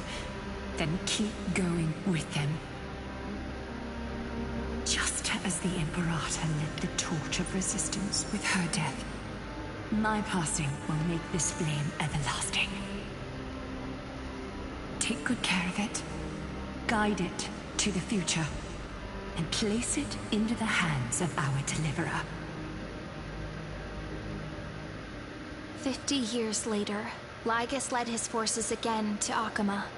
He charged directly into the Holy City and razed the Marmorial Palace. History would name this battle the Third Siege of Akama.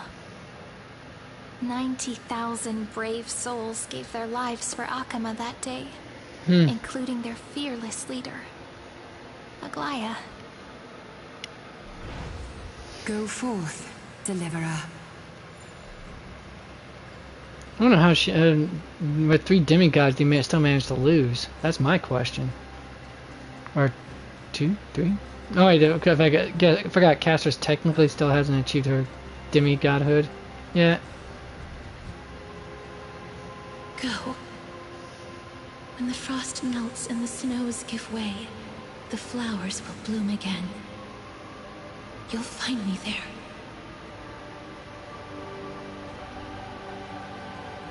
So what you're saying is... Princess Homebuddy.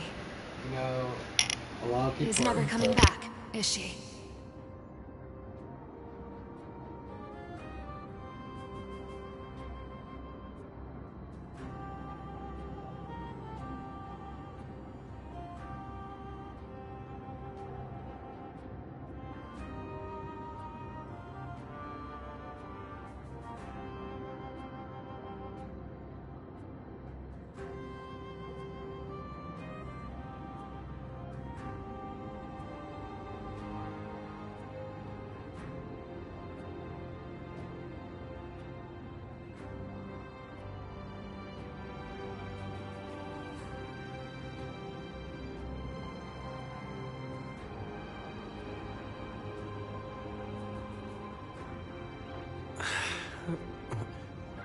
Nice.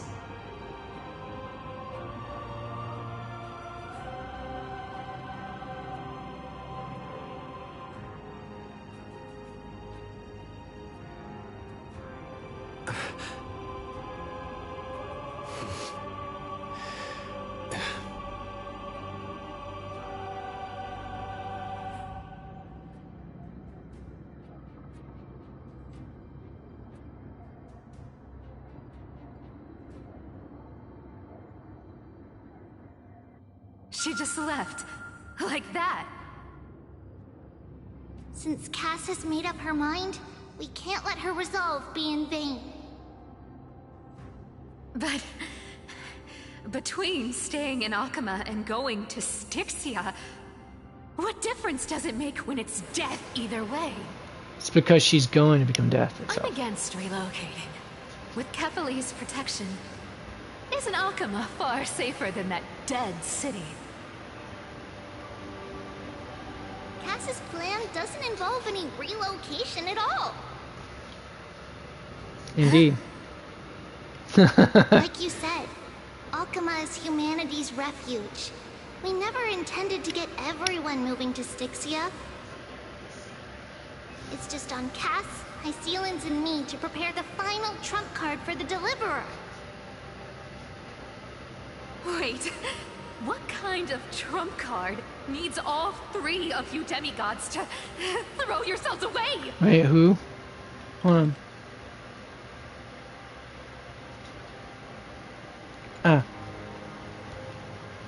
We must lay down the path to the future, so when the Deliverer returns, they'll have a clear road to reach the location of Aaron Nova. Styxia sits where death meets the ocean. There, with the combined powers of ocean and passage, we can summon a current that leads to the vortex of Genesis. And the demigod of death will forever guard that secret path until he returns. So we're gonna meet Casters again. Cool. I'm all for that. We all know Lygus will set his sights on the vortex of Genesis. That's exactly why we have to do this.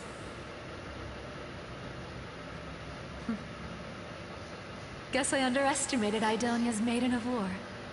She's got way more steel than I thought. And Cypher, we need you to head to Castrum Kremnos as soon as possible. By any means necessary, forge an alliance with Strife. The prophesized Crown Prince has already been born. My demos. He shall become the new defender of Akama, protecting this land after we leave. You don't need to worry about that. I just came back from Castrum Kremnos. Only a step ahead of the news. Treeby, something's flying towards Akama, and it's really fast. Cassus Criminals? Maybe? Castrum Criminals? Nope, guess not. What is it? For me, I'm right. It's Mighty Most. That's how he communicates. It's the Kremnoans. Their king's already here. With the protection of the demigods Trebios and Cyphera, Akama endured wave after wave of warfare, though just barely. Castorus chose Styxia as the last resort, and completed the trial of death, causing the stagnant waters in the River of Souls to recede. Soon after, Trebios departed on a long journey. That same year, the Kremnoan king Euripon, along with his son, Prince Midamos, joined the alliance to safeguard the he didn't murder his father this time. battle of Weird. deliverance. That is pretty weird. He didn't actually murder his old man this time. I'd be impressed, almost. But it makes me wonder what exactly was different this time, because the main reason why he murdered his father was because of his father murdering his mother.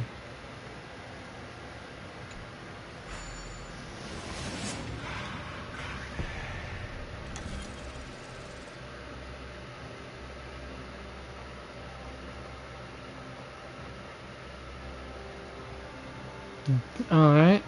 Oh, now I don't even have to activate any puzzles for this Breaking me time. apart buys this world even one more second.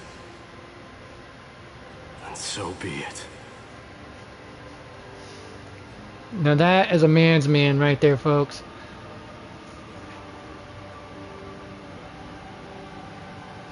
But it's gonna hurt a lot. Trin.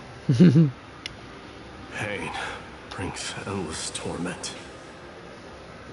But it can never destroy me. Exactly. I believe that you were thinking the same thing when you stepped through the gate of infinity and jumped off that cliff.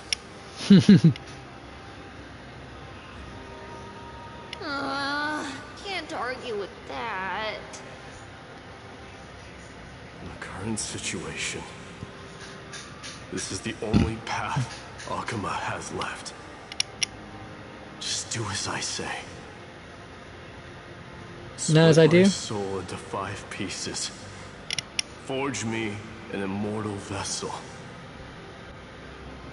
Let the blade of strife hang forever overhead. Locked in battle with their enemies to the world's bitter end. I'm guessing he didn't get his immortal body in this recurrence because his father didn't try to toss him into this into one of the seas of the underworld, or rivers of the underworld.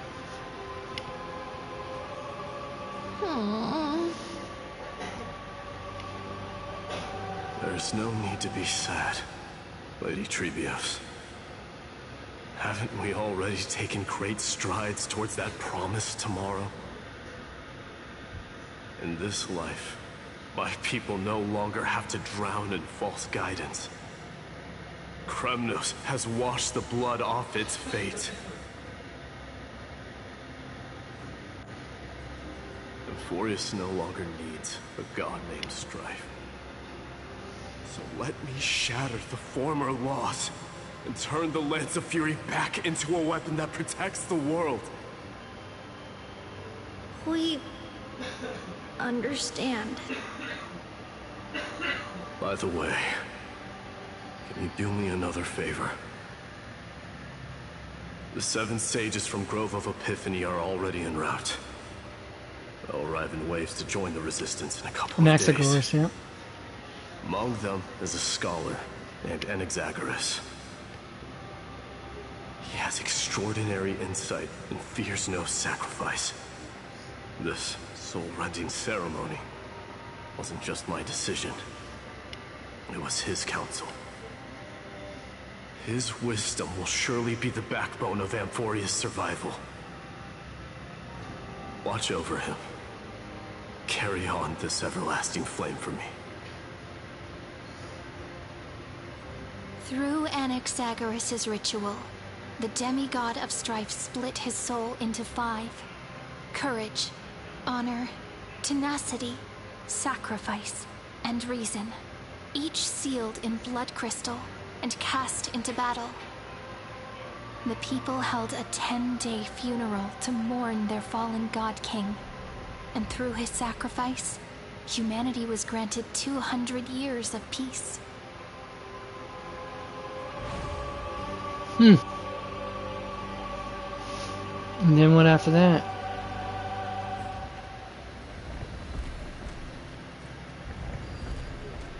Keep moving forward. My blood will pave the road ahead for you. Won't forget your sacrifice, man. No matter how many cycles. Keep moving forward, little Gray. See you tomorrow.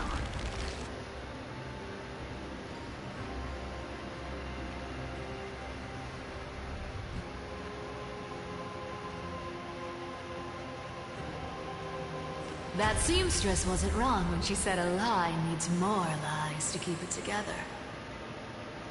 She's right about that. That's how lies work. Reason and trickery. Never thought we'd be the pair to finish this final setup. Two sides of the same coin, really. Can't catch that Tin Man without your little slides. Besides, this is our last shot. Not the time to be picky, right? Don't oversimplify it. Lycus just found out Akima's been an empty shell for the past 50 years. He's bound to be furious. At this rate, he could have done anything. That's exactly what we want. Rage blinds even the brightest minds. Doesn't matter how much of a genius he is, the principle still holds. Once he storms into the council and confronts me head on. This is a behavior pattern that none of these... with a boom and turn him into a caged beast. And the reason why it's taking... I'm thinking the reason why it's taking Lygus so long this case around is because they're not behaving in any way that was extrapolated from the previous 33 plus million cycles prior to. Easier said than done. You still have to pass yourself off as the deliverer without anyone catching on. And you really think a human alchemical array can bind a godlike being? That's just nonsense. What? Getting cold feet? Or you just don't believe in the almighty worth of the demigod of trickery?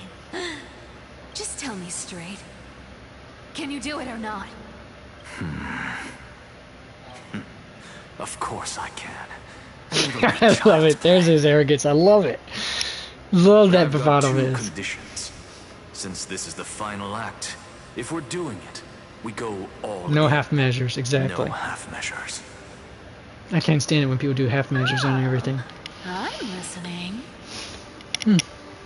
First, shift the battlefield to the vortex of Genesis. It would be more convincing if the deliverer were to appear there. Besides, the vortex is cut off from the world. No place in Amphoreus makes a better prison. If you pull that, wouldn't our deliverer have to face tank Lygus as soon as they come Wait, back? where did they come up with a phrase like face tank in ancient Greek culture? Seriously. That clash is inevitable. All we can do is create more chances for him. And that's the second condition.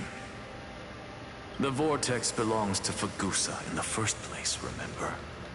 And there happens to be a demigod of ocean among the few survivors in the world.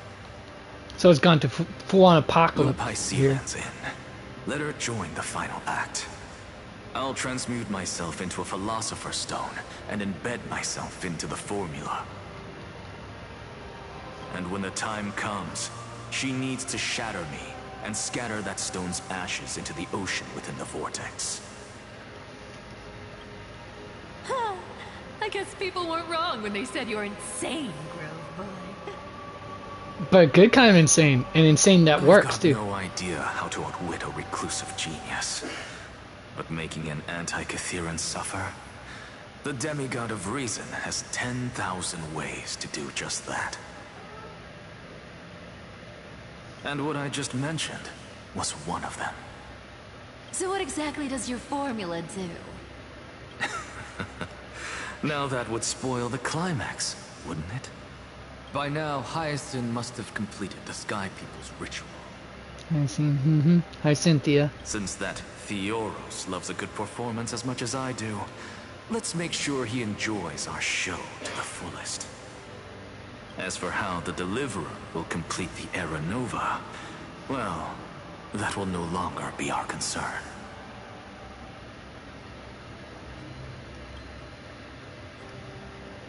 It was the last battle known to the world, initiated by two demigods least suited for war.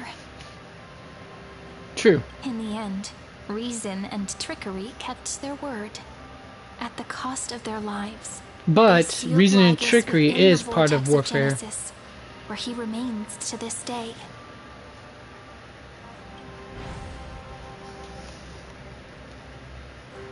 Go forth. Finish the greatness left undone. I will, friend. I plan on it for all of you. Quit overthinking! Just run! Keep running. That'll be enough.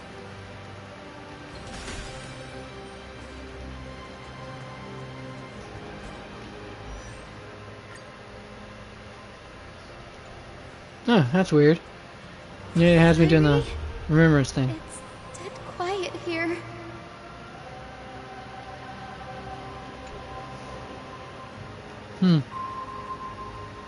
Akama will stand eternal. Miss Cypher's lie has crumbled after all.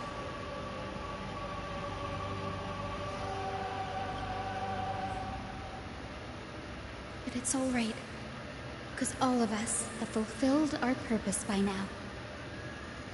When the Deliverer returns, no matter where he is, sky will turn clear, and a rainbow bridge will rise, carrying him to the final battleground.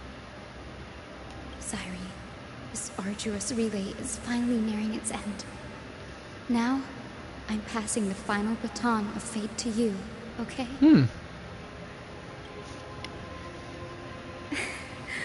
No, that's not quite right. After all, it was you and him who lit the first spark of this journey, wasn't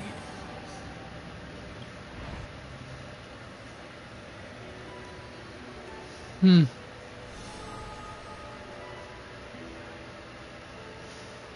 I'll tell you the story of this 1,000-year journey. That way, it won't just be my memories alone. 1,000-year, damn. And I'll share the moments I spent with you, with everyone. That way, the path we walked becomes a memory shared by all.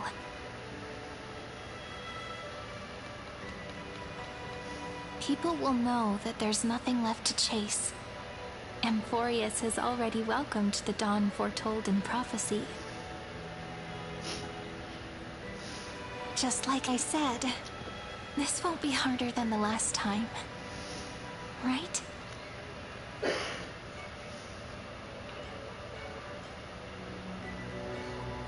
Thank you all sacrificed so much.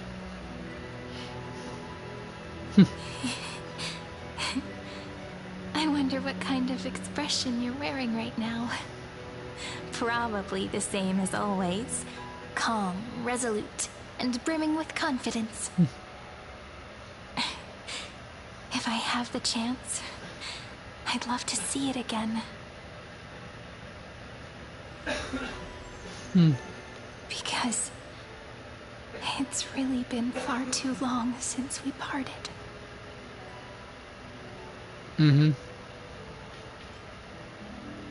Even you?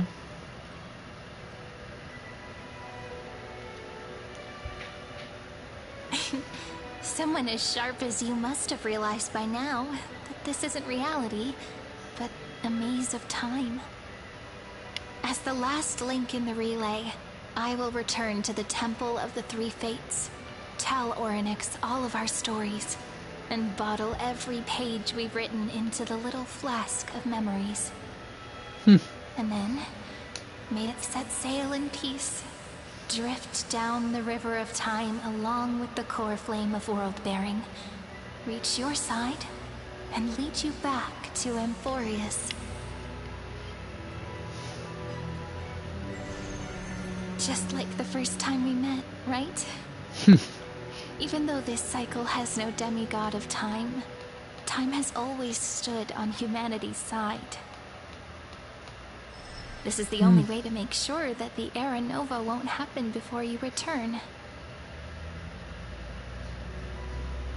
And the only way I can safely entrust the completed final flame chase journey to the Deliverer's heart. After all, the new world will be born from your memories, and the protagonist of this story mustn't be absent.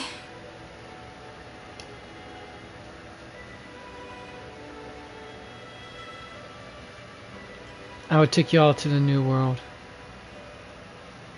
It's time to complete the Era Nova. I believe you will never let us down, just like always.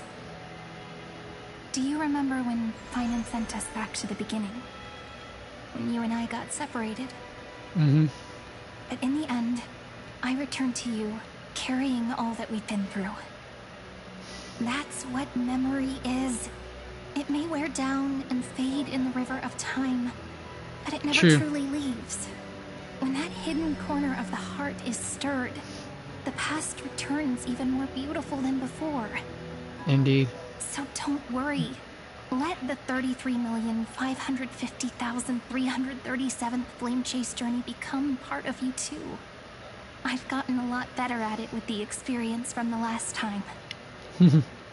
Next, you will head to Styxia and find the Vortex's entrance guarded by the demigod of ocean before charging toward the final battlefield.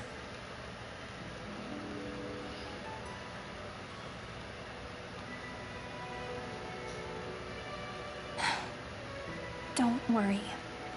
I'll be with you. All of us will. Even Finan. We'll stand with the Deliverer.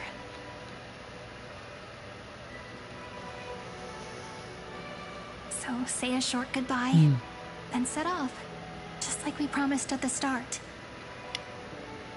Toss away all unnecessary worries and troubles, and bring our smiles and determination into tomorrow.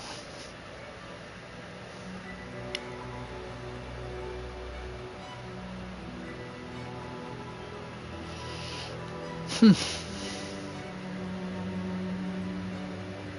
last baton. I wonder how long you'll have to wait before passing it on to him. No matter how long it takes, it's okay. Waiting is what I do best.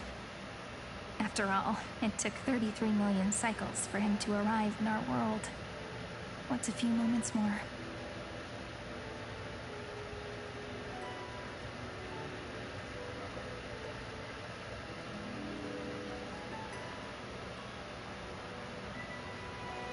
Draw your blade, embrace your destiny.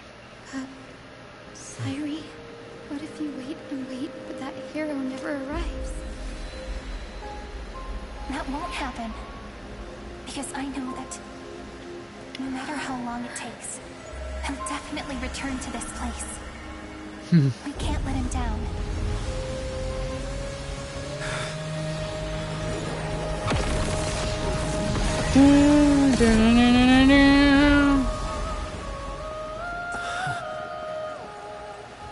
Hey, Cynthia. It's nice to see you again. Sky shall rain rays of dawn for you. May romance be with you, Jenny. And reason. Man, I'm crying again. Let strife bestow you with inspiration. Trickery ensure your success. Allow death to protect your soul. And at last, let passage point the way forward. To a new dawn. Time. We'll remember the Trailblazers' journey.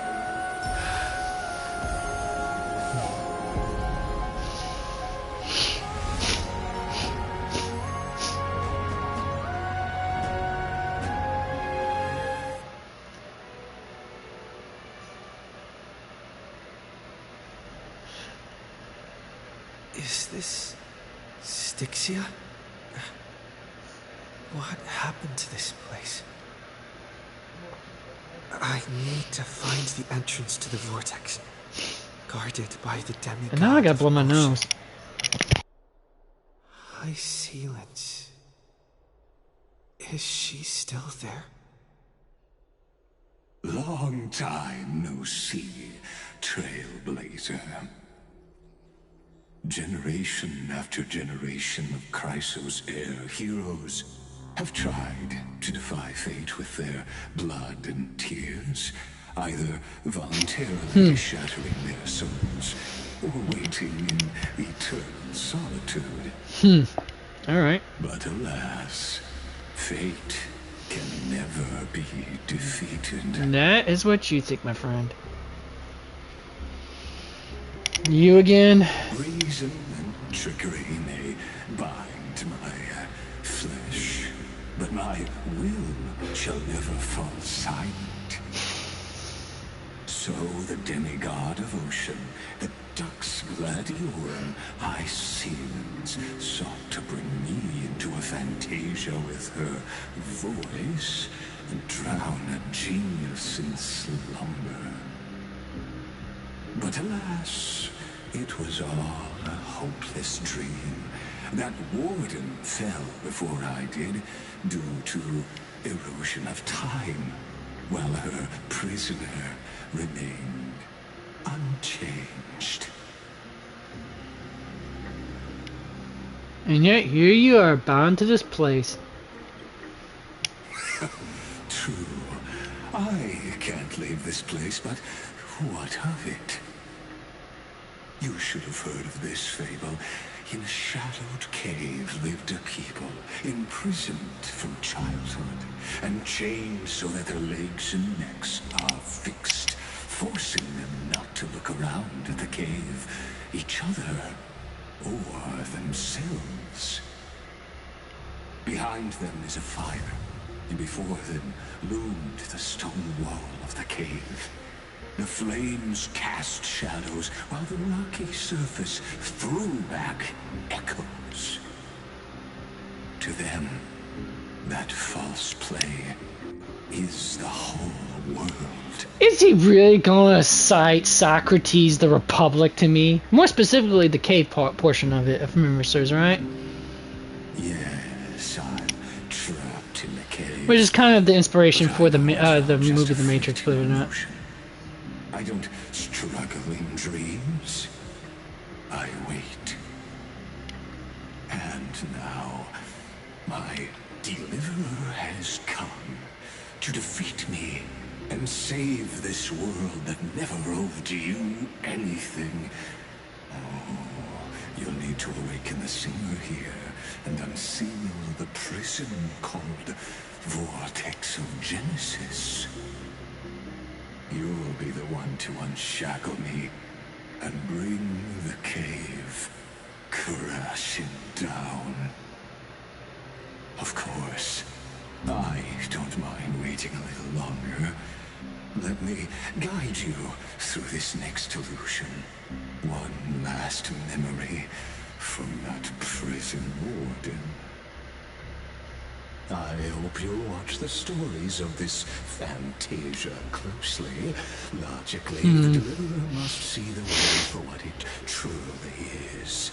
Emotionally, this memory captures the fate of everyone in Amphoreus better than anything else. Only by feeling it for yourself can you understand my point of view. The meaning of destruction.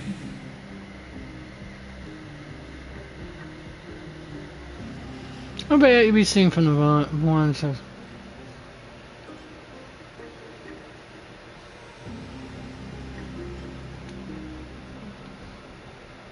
And I'll be the one to bring destruction to your scheme.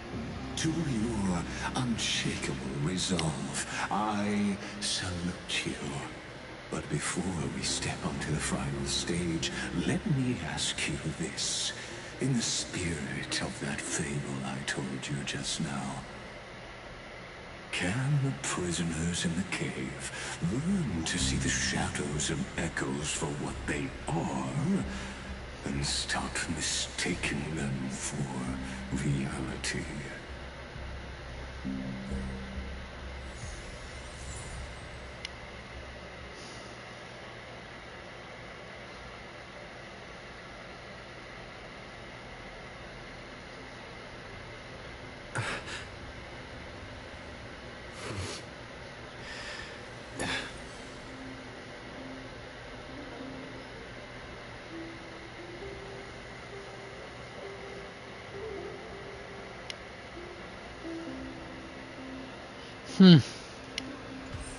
Alright, see, you cannot destroy. Let's see here.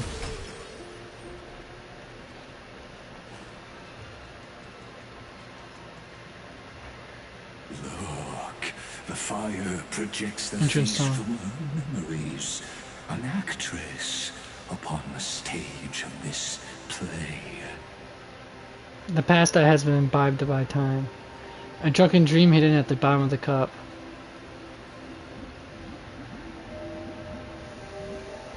Dark tides flood the sea, and our kingdom teeters on the edge. Fear not. Our queen has gone to the borderlands.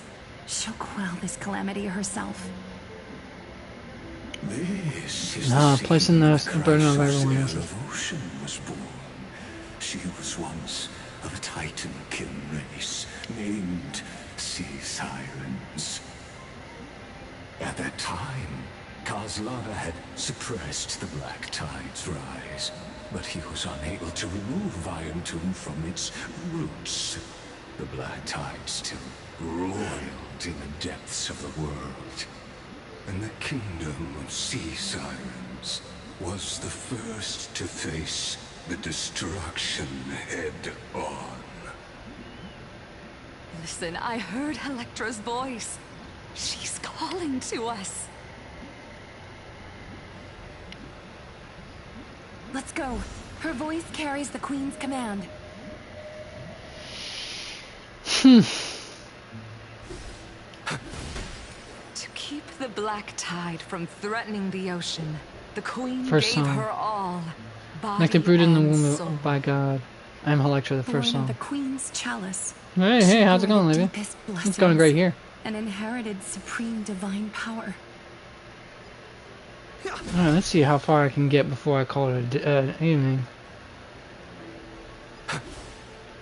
I didn't think it was gonna be this dang long, though. Sheesh. Help, mother, sisters. My sisters! You're finally here! Of course, Electra. Your beautiful melody drew us here. Sounds more chipper. Electra. Her true name is Electra.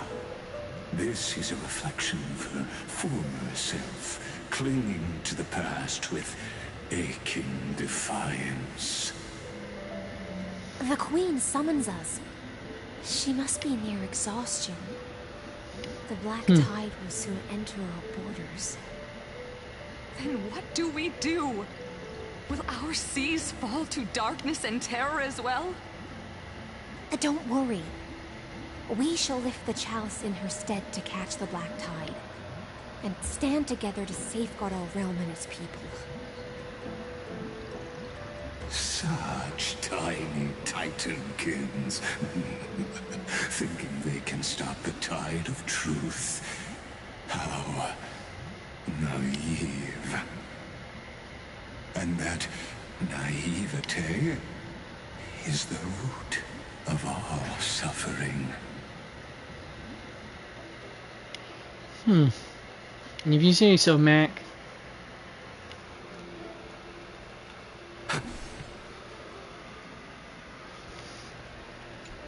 Thanks that.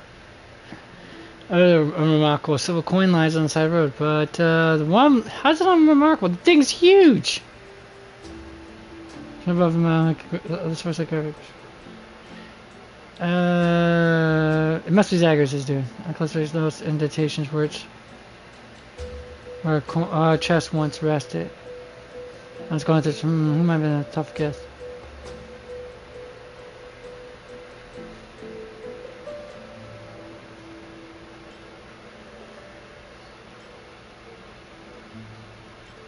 I was expecting Bartholos.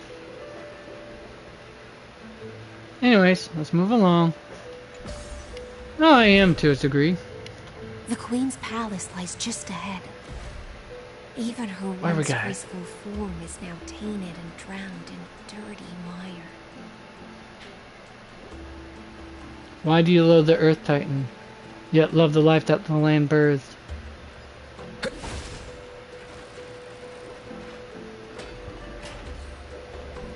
To protect their feast, you are willing to swallow the black tide. Let tears return to the sea. Huh. Notations of personal feelings and thoughts and regrets.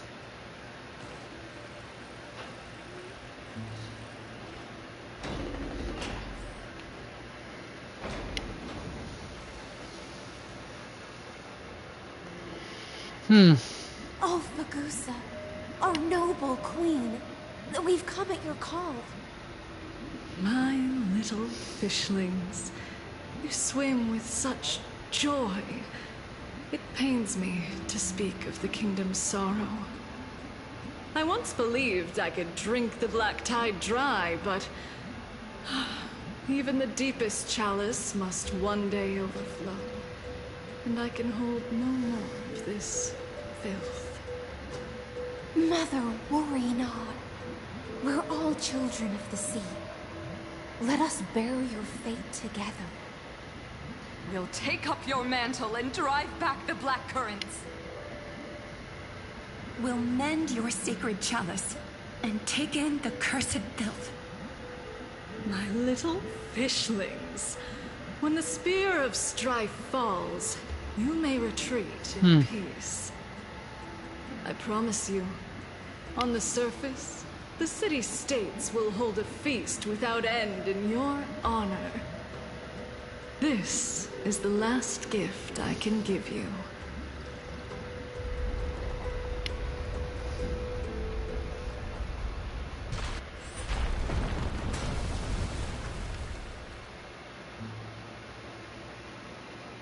Oh, it's starting to crumble already, huh? Fugusa sank into the abyss.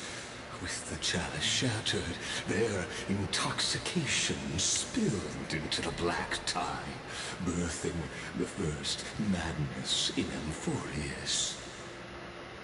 Sea sirens followed one after another, hunting for the Titan's fragments, until their flesh decayed and their bones crumbled, all for the promised final feast. Keep watching, but tread carefully, for the stage ahead is crumbling with age, just like her shattered fate.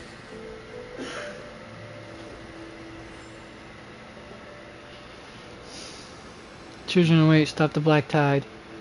Leaving a promise for a grand feast. And there's one on the side there I can't see. Well, I can see it, I just can't read it because it's at an angle, too straight of an angle, and I can't make out the letters. Let the fish seek dreams. If we could only shatter the sands of time. Clinging to the past only blocks the road forward.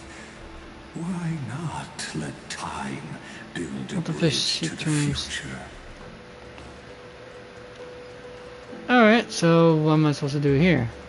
First part of this, activate it. Prayers are enhanced, which is cool, but that's not why. Well, I'm guessing I have no choice in the matter.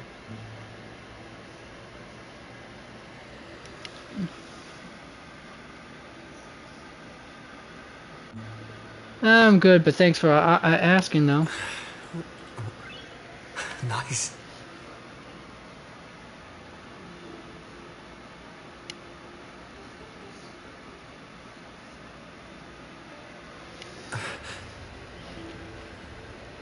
Alright, now let's gauge the miracle orb. Okay, let's see here.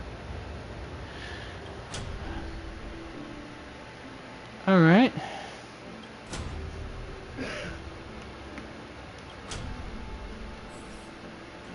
Okay, and that's only part of it, but we're gonna have to do more than just that, I think, right? Chrono vessel and time stop. Okay. Temporary sizes and styles, break the new pause area around it. Fixing chrono vessel, rewinding it will fix the vessel, allowing time to flow again in the surrounding area. Okay. While rewinding an object, the object will not be affected by the time stop zone. Alright. If you wish to freeze a moving object at a specific time, you can preemptively deploy a time stop zone. Then initiate rewind and manually interrupt the rewind at the desired moment. Some characters' techniques can also trigger it, and I'm not going to use that at the moment. Pass. The phone could shatter sands of time. Let's see what's here. Wait the feast. Protect the land. Children. Stop the black tide. Stop the black tide. Leaving a promise. Okay. Now it's all just. She shattered into 10,000 teardrops. Okay. Yeah, that's all the ramblings of the same ramblings and all. Okay.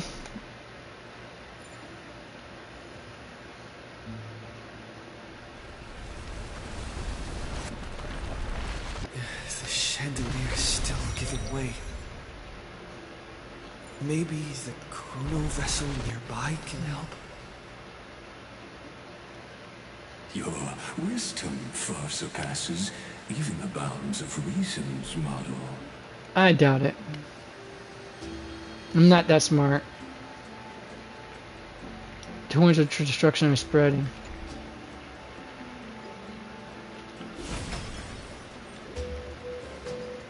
Styxia's feast. Can't get through. It looks like I'll need the miracle orb nearby.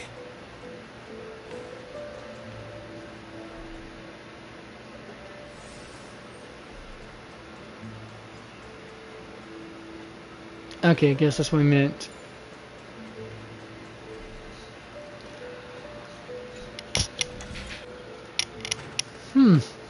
There we are.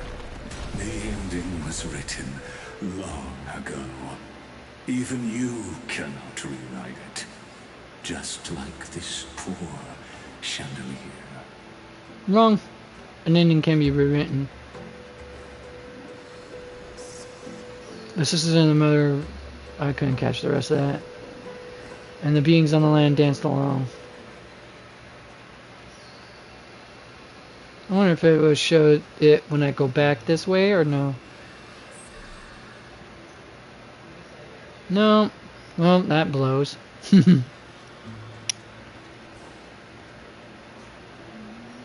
Black tide is devouring everything. Yeah, we got that part. Electra! The fiends have gnawed my tail. I can no longer swim to the far seas. Electra! The black sludge has soaked my fins. I can't dance with This you is anymore. a fleeting drunken dream.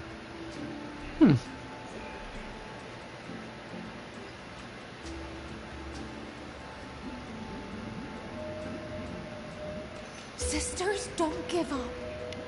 Remember the Queen's promise of a feast in the city called Styxia. I haven't forgotten. It visits me in dreams every night. I dreamed of a shining city.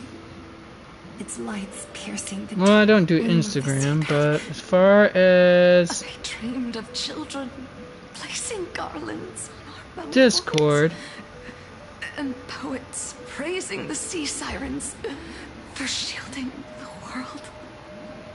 But what a shame. We can go no further. Please. ooh, Sing stretch to those the legs out. humans for us. Sing of the deep sea's legend in our place. Feast from Electra.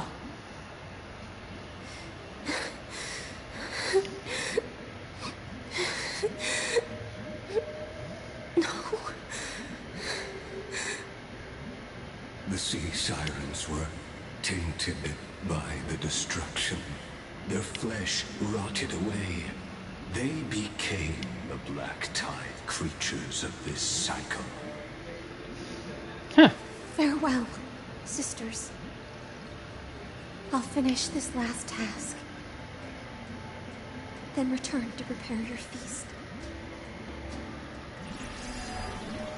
And so, only one sea siren remained among the sea floor. High seas, swimming alone of plenty. Though most of that journey was in vain, why not use the power of time to leap ahead toward the journey's end? To reach the spirit basin, Hmm. I'll need to call There. upon the power of the chrono vessel.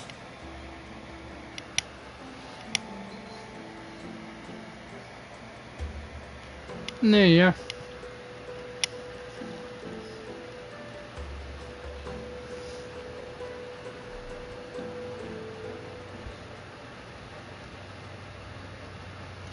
Souls drift toward a feast, yet the bones have forever sunken into the river of souls. Wow. That's gotta suck for her. Seriously.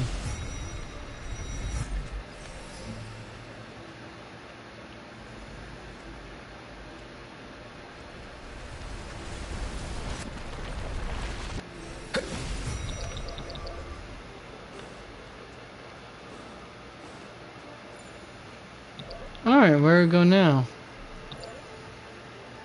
Oh.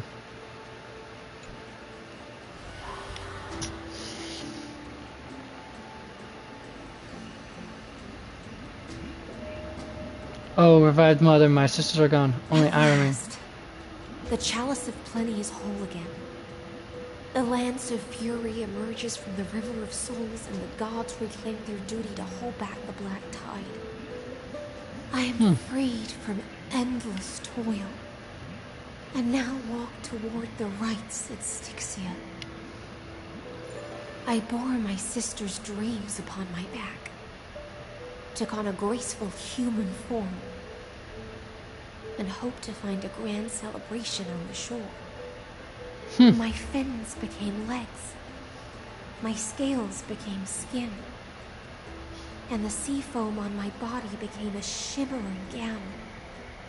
But when I stepped onto land, there were no festivals with honey brew, nor poets Explains plucking poems. why she was so callous, doesn't it, folks? Only silent death, drifting gently along the River of Souls. When she fulfilled her wish, she only found Styxia to have already repeated the mistakes of previous cycles, and was swallowed by death. Hopes and promises are nothing but the foam of dreams. I am a sea siren, a vessel born to contain the tides. Now that my task is done, and the promise is broken, how House of Lies. am I to go on? Confusion. In a Pain. world drowned in shadow. Fagusa, my noble queen. She evaded my questions with drunken stupor. She told me a grand feast awaited me in the surface world. So I wandered lost, groping through the dark. The feast she spoke of. Hot potato. Where is it? Lonely Blade, I shall grant you everything you seek. Hold on, let's see this achievement.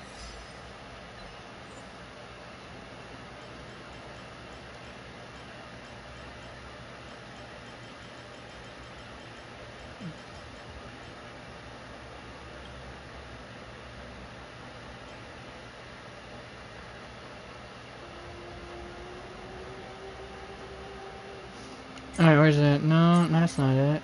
No? This? Where's this right here?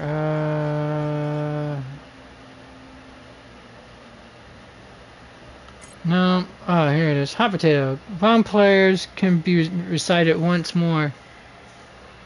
Wrong players can recite once more, but there's always a limit. Use Aura Nexus Prey to cause an object to remain in the Roaring state for more than 30 seconds. Okay, cool. I didn't expect to get something like that, but cool beans enough.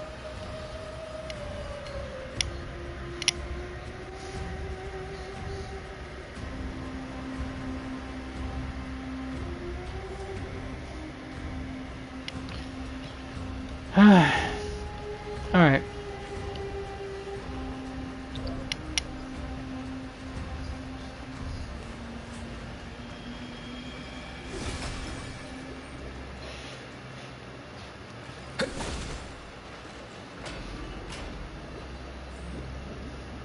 Why did she call me out to me, and why did I respond? Alright. After wandering the surface for ages, the lost sea siren met her future conspirator. You quelled the wars alone and forced strife into retreat. This swordfish that commands thousands of legions, whom does she serve? This was the moment they met. Yes, Cerebra, long before she became the Imperator, was already burning with ambition. Sovereign who follows prophecy. I am no one's sword. I am just a wandering fish, seeking clarity through bloodshed.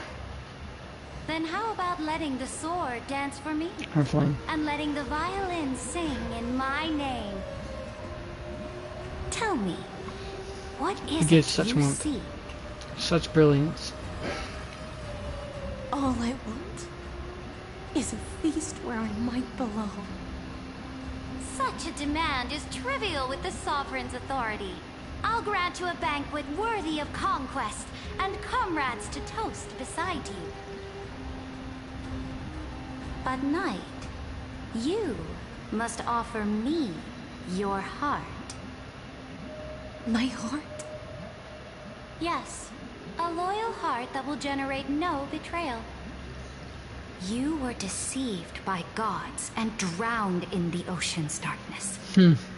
But now, I will lead you forward and be your light. So be it, noble monarch. The law you proclaim shall govern my every breath. So be it, noble monarch. I am simply becoming someone else's vessel once again, and accepting a duty given to me.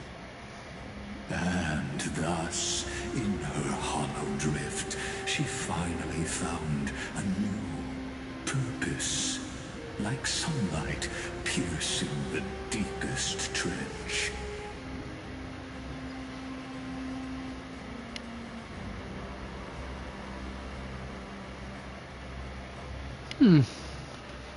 Alright. Moving along. The monarch brought me out to a new world. The fiery brightness of her crown melted away my confusion. Noble monarch, I've cleansed the foulness from the road as you commanded. My blade, you've helped me ascend and take the crown. Ask, and you shall have your reward. What I desire is the same as before. A feast. Look, I've prepared you a grand banquet. The finest honey brew and tributes await. Fish are drawn to light by nature, for the deep sea knows only gloom. This feast Now I found a flame. is not allowed. It may scald and burn, but it's the only light. Come, let us join the feast. Perhaps the path forward lies hidden among the revelry.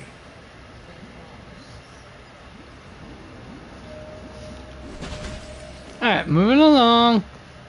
Moving along, people. Let's see here. About to begin a new People's laughter. campaign? Her glory will no longer be bound by the borders of Amphoreus. So beautiful. They intoxicate me. Alright. My faithful subjects, tonight's feast is not just for the past. It's a toast to the future! Born from our golden blood is an unstoppable colossus. Our iron beast to trample the universe! Great monarch. To conquer the stars? Can she do this without great suffering harm? Can we truly remain invincible? Fear not. Before the troops of the destruction, such rabble is no more than cosmic dust. Surely there's a planet draped in oceans out there in the stars. Once I claim it, it shall be yours to rule. And to the rest, your triumphs will not go unrewarded. I promise you a new age, free of fear. Now, raise your cups to our conquest among the sea of stars. Dang, she really has some serious ambition already. Conquest among the sea of stars. What a grand vision. Yet, it is a grand vision. To the siren night, only feasts still stir her heart. Come now, join me. Witness the end of this futile dream. Where Where's the way out of this illusion? The third song. Come quick! Let's celebrate together. I've saved the finest brew. Come taste it I'm with willing me. to drown in their songs. To drown in the liquor of dreams.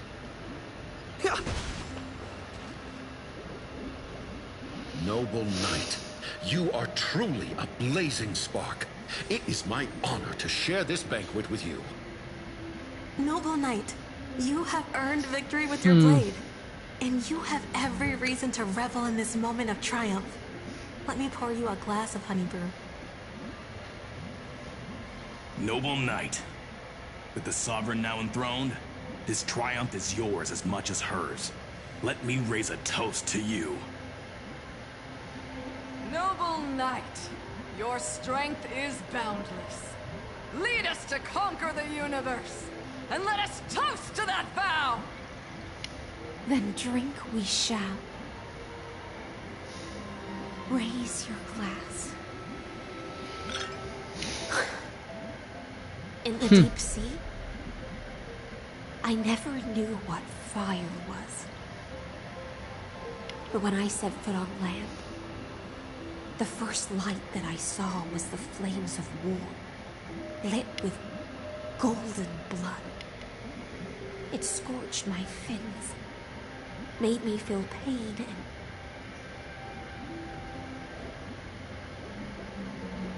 ignited an unprecedented hunger.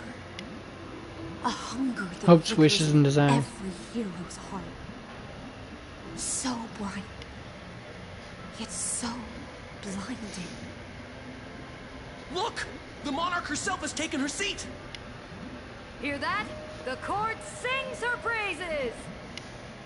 Oh Lord. Join us and praise her glory.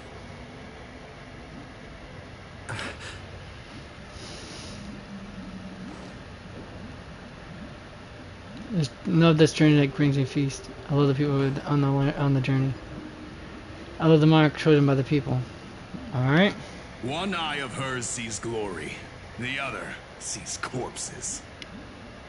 And yet, she cherishes the name of glory more than fear and death. As they say, the coward died 1,000 times before his end. But the brave face death but once, which gods stand witness. On the eve of war, we sang our hymns and set our sights to sail beyond the stars. The legions will climb aboard the beast, riding it like currents across the cosmos. Planets after planets flew the flags of her crown. Realm after realm was ignited by her flames of war. As the final resistance fell silent, a vast empire rose from among the stars. And this small pond at last embraced prosperity and peace. That's how the story ends. Is it really how the story ends?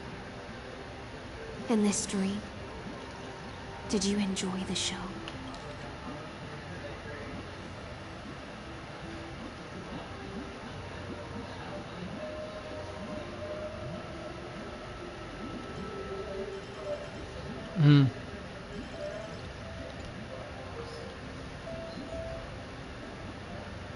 It's not the right ending.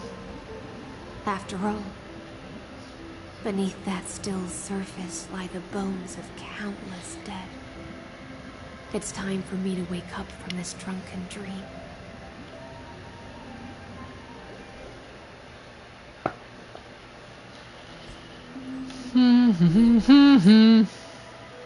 No. Alright. Indeed I have long known.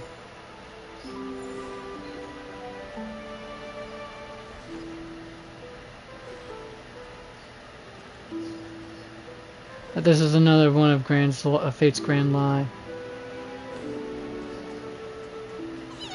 My Imperator is dead. My fire is dead. The Imperator is dead! The Imperator is dead! People once cheered for my ascension. And And now, they cheer for my fall. The cosmos. The battlefield. That I cannot reach.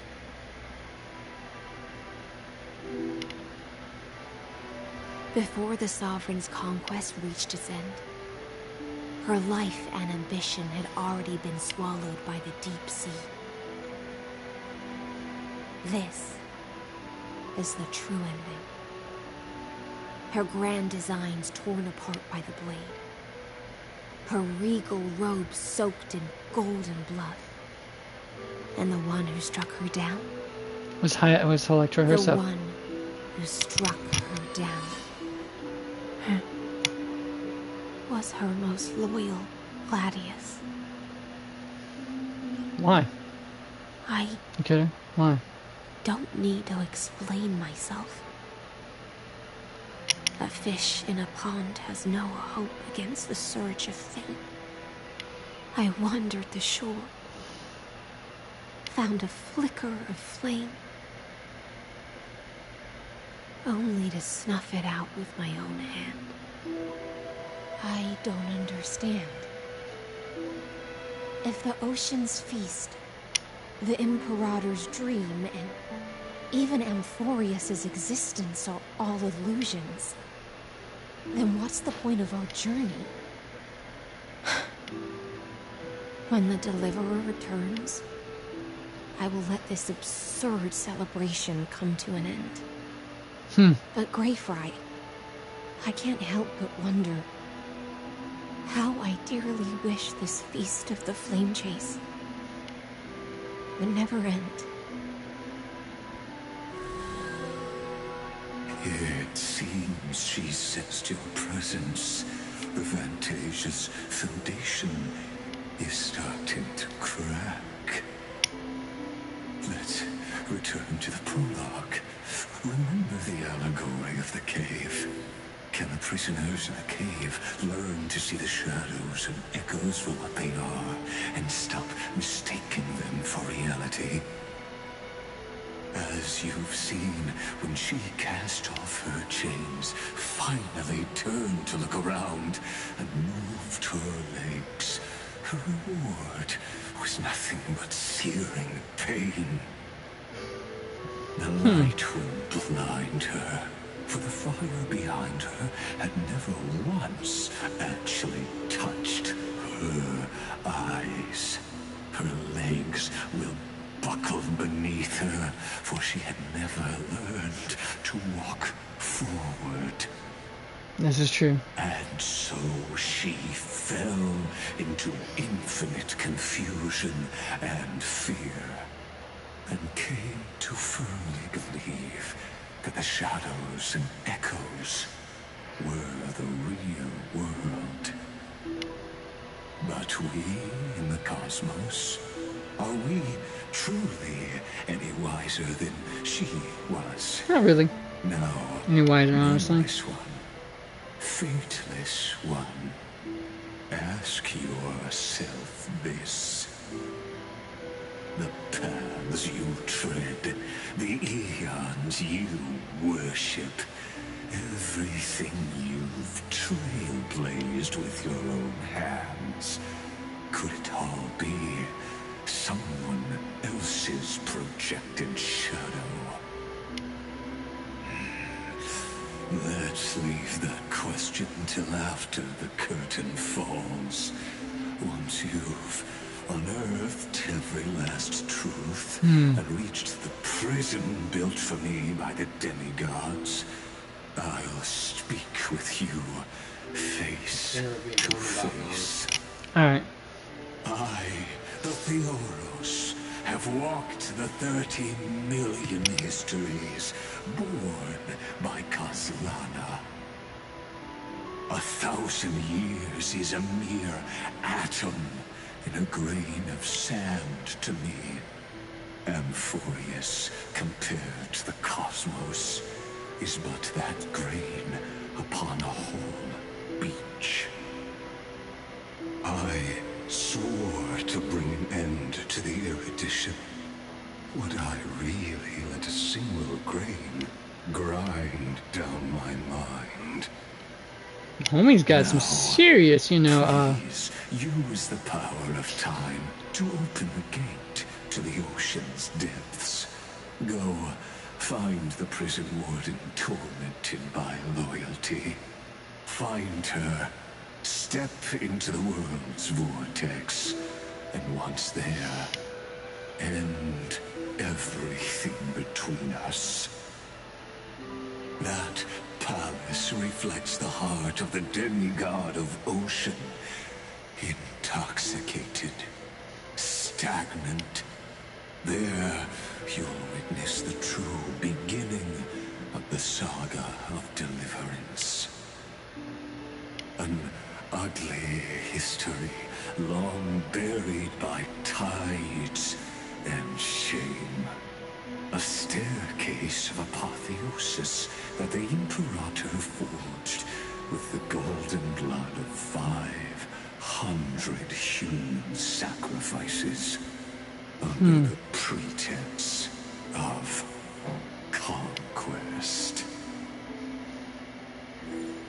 I'll wait for you at the heart of the world, but to reach the place, you must find the prison warden, lost in her stupor.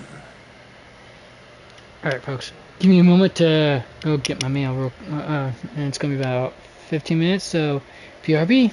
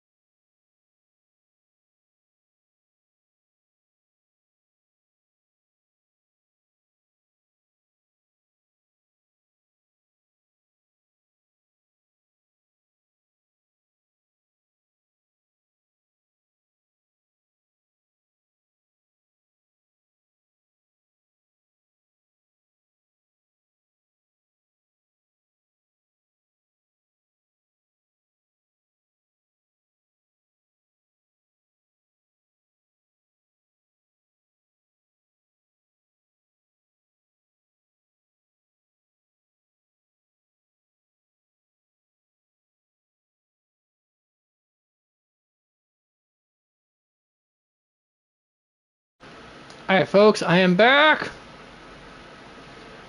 Alright, wait for everyone. Alright, everyone here. 3, 2, 1, boom.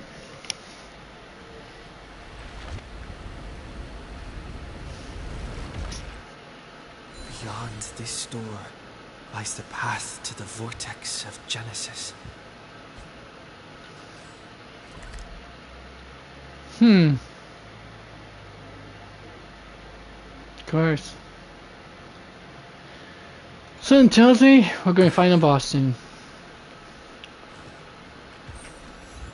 I am your labyrinth. Wait, what is that supposed to be now? More.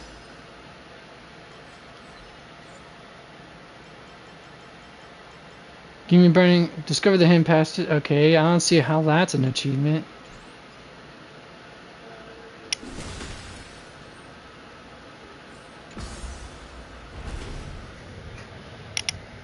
I love you too. Now step away from this false banquet. And then on to the wind was that bloody stage.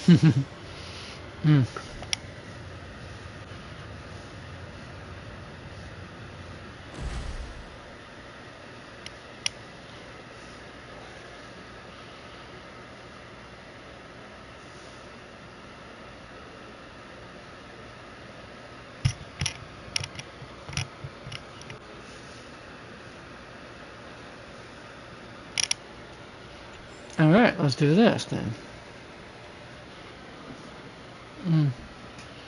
The palace that worshipped the ocean, the sanctuary connected to the vortex, was also once the battlefield of the first flame chase.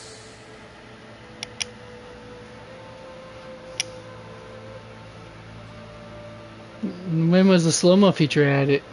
Her exuberant song halted the passage of time in this place, imprisoning my body and shielding my soul from deterioration. All just to await your return.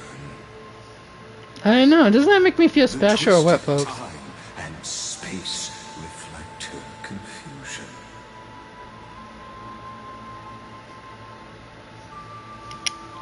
I almost feel, you know, And so, purpose. the Imperator's crimes were veiled. Alright.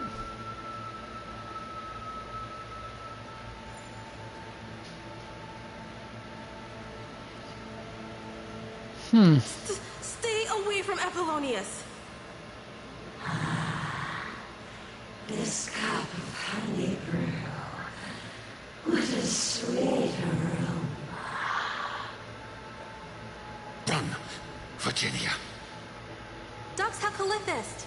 We can't give up here. Love steeped in death. How delicious.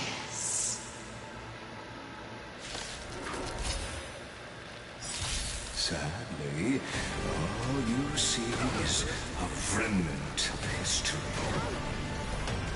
And your interference is just another equally futile echo. Ah, you say it's a futile echo. I see. We're gonna find out real quick, aren't we? Good omens. Fight as one.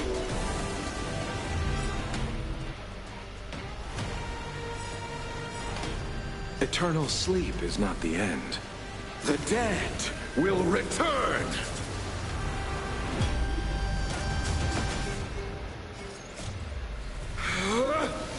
Rules are made to be broken!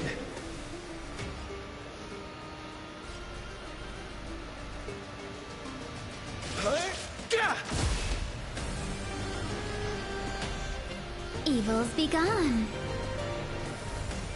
Huh. More enemies. What's this? Oh.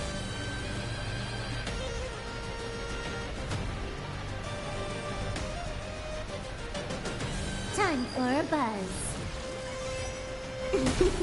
Time to settle your accounts. Oh, it is indeed time to sell the accounts. Receive divinity. Better late than never. That which is seized must be repaid. Let's make it quick.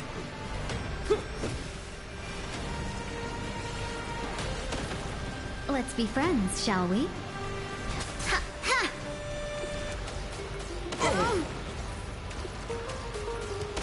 You'll pay for that. Can you let me have some fun? This combat needs optimizing. Indeed it does. At this speed, So Wolf, too indeed it slow. does.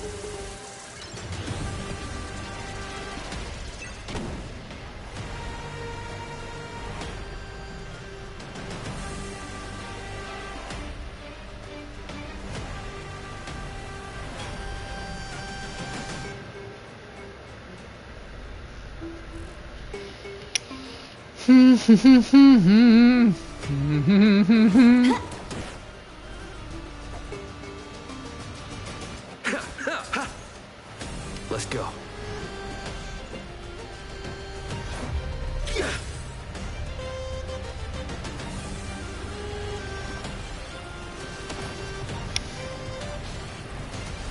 It won't matter because you're dead. So action advance matters not at this point.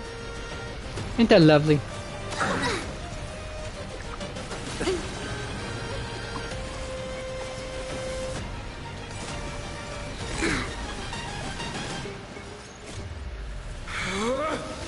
Rules are made to be broken!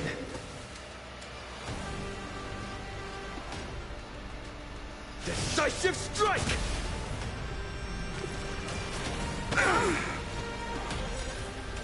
Abyss flower, bloom. Better late than never. 1,000 wonders to raise your spirits. Good Now to pass it on to him. Fight as one! Or me. I don't know how you want to phrase that, folks. Still breaks continuity at this point. Let's go ahead and change it to All the Hugh. best. Huh. More enemies.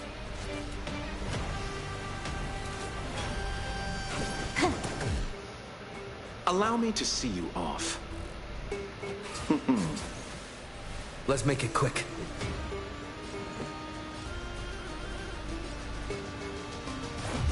How about this?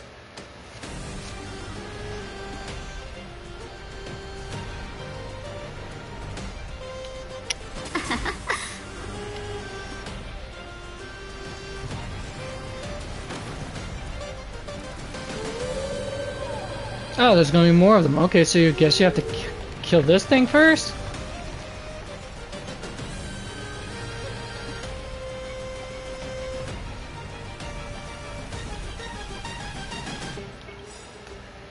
Eternal sleep is not Let's remove the buff from me. will return. Time for me to remove that buff.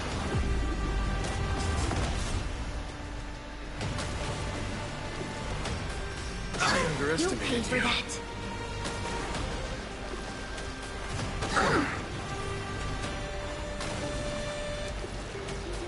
I underestimated you. Ow. Alright, Time for a buzz.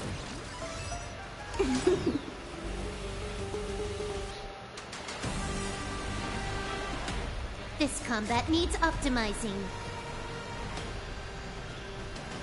At this speed, Too slow.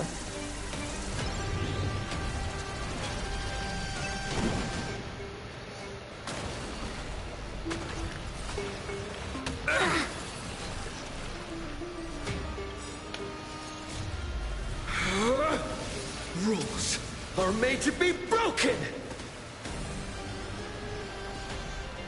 Alright, time to crack-a-lack in this bad boy.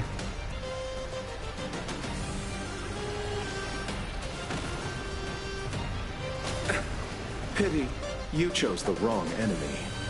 Receive divinity. That which is seized must be repaid. Just a scratch. Indeed, it's just a scratch.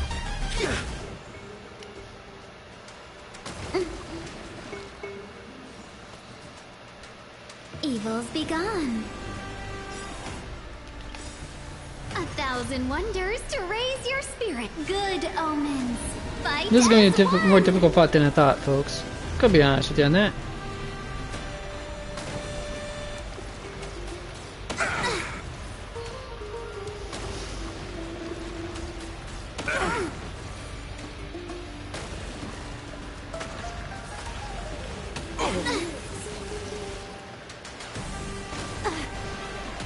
Abyss flower, bloom. Good as new. Hmm. Can you let me have some fun this time?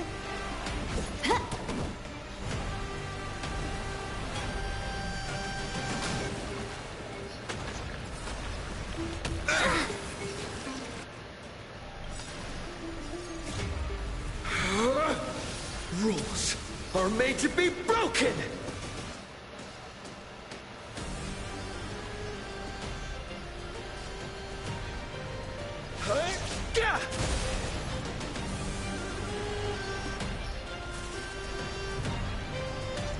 Okay, that was a new achievement that I didn't know I was going to get, but alright.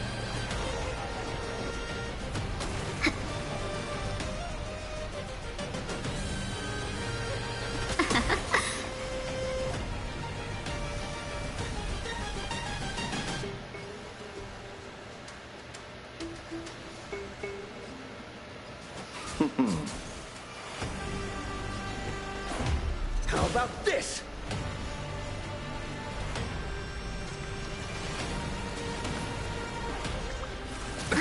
Nothing major.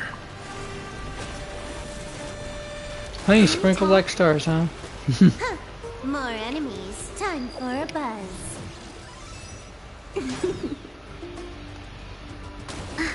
Well, damn, how is she getting hit that hard?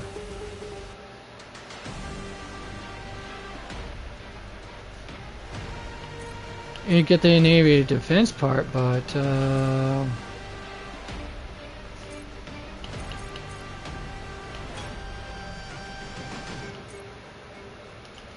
alright, well, let's see what we've got going on here.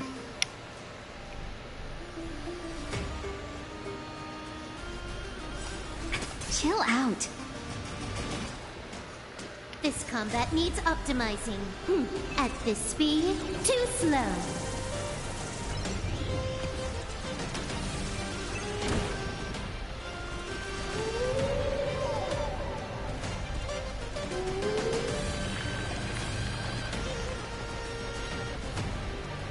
Alright. Underestimated. Hold it, what?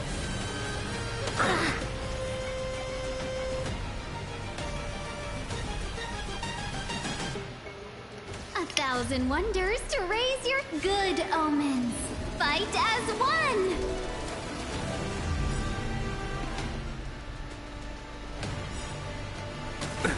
Nothing major.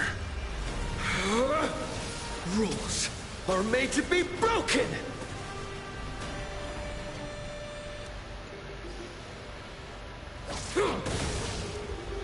Swing by a swing.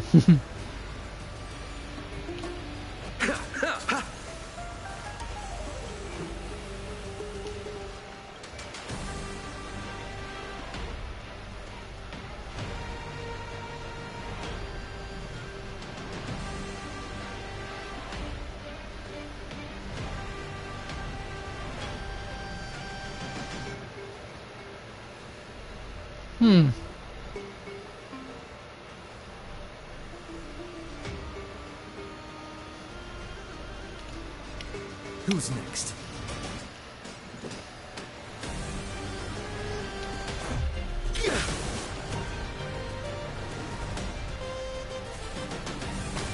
Finally, kill the damn thing.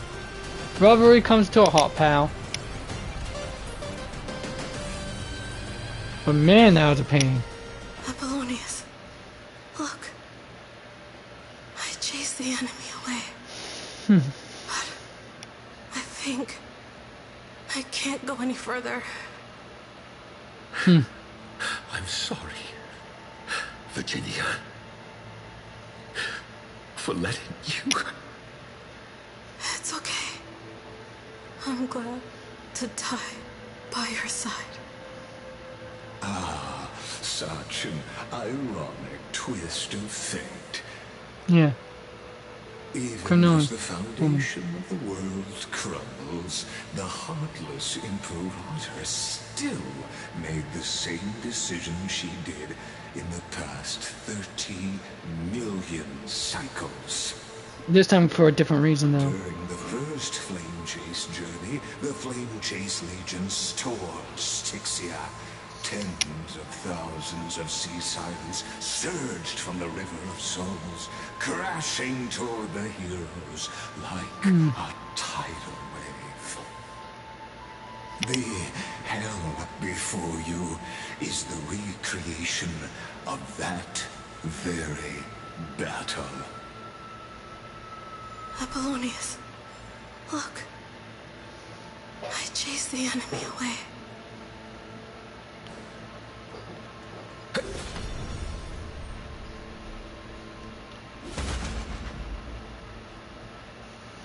A painful past, yet hidden beneath a veil of joyful song.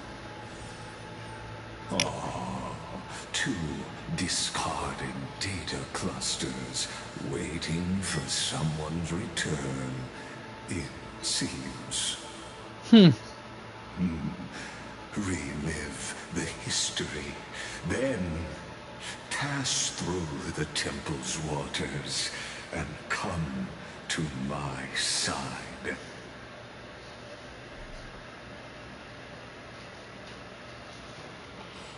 Alright, what are we gonna do now? Okay, what? Nope, can't do anything with that.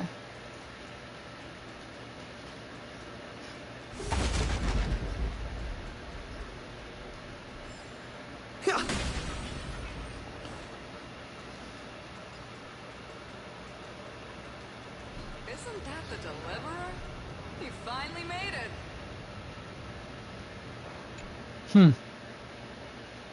Familiar heroes beam with joy, celebrating return. Yet, you know this too remains a hollow memory. What a wretched way to die. The Flame Chase army, devoured by warbling fish, never saw it coming. Look, the cruel Imperator and her Knight Commander, the pitiful Warden. What a perfectly matched duo of test subjects. Their hands drip with blood. Golden blood. Raise the bridge and cross the river of fate. This path of the prisoner is far from over. Imperator! Imperator! Did you see my gallant deeds, Imperator? Imperator! Imperator! Did you see my gallant deeds, Imperator? You fool. How could you still not get it even now? With her schemes, do you think she'd ever let us end up like this by accident? She knew how this battle would end from the start. That tyrant. I swear I'll kill her with my own hands. No. She wouldn't send us to die for nothing. She would never betray our dreams. Or Amphoreus. Imperator. I know I'm a fool. So I'll believe in your commands. To the very end. Take my life. And finish the conquest of the stars. His shattered armor ceases its rise and fall. His unclosed eyes remain resolute, sharp as a broken blade. What? Looks like I won't get my revenge after all. Tyrant. Without me, your conquest is doomed. I'll be waiting for you in the River of Souls. To slice off that crown-wearing head of yours.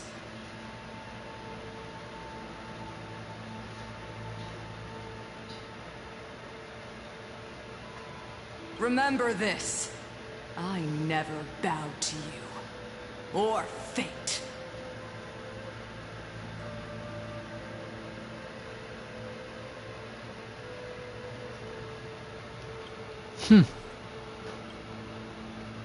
Storm beside her slowly stills, tears and blood pooling at her eyes corners like shallow ponds of golden rain. What's up, dude? Alright, cool.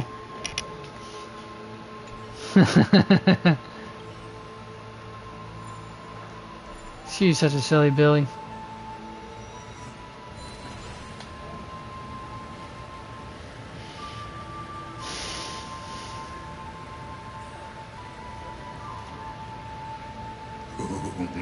A sovereign and the sword at her side. There are countless counterparts across the cosmos. Most of their stories end in tragedy.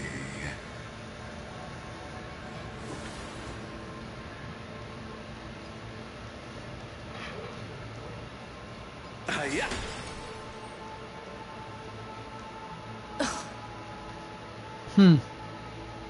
Imperator, why did you... You're here, Dux Gladiorum. You ordered me to seal the sea route and handle threats from the rear. So why didn't you wait for me to return? Why send the Vanguard ahead and let them die in vain? Die in vain? No, you're wrong. Their golden blood won't be spilled for nothing. The other dukes have paved the road for me to become the god of law.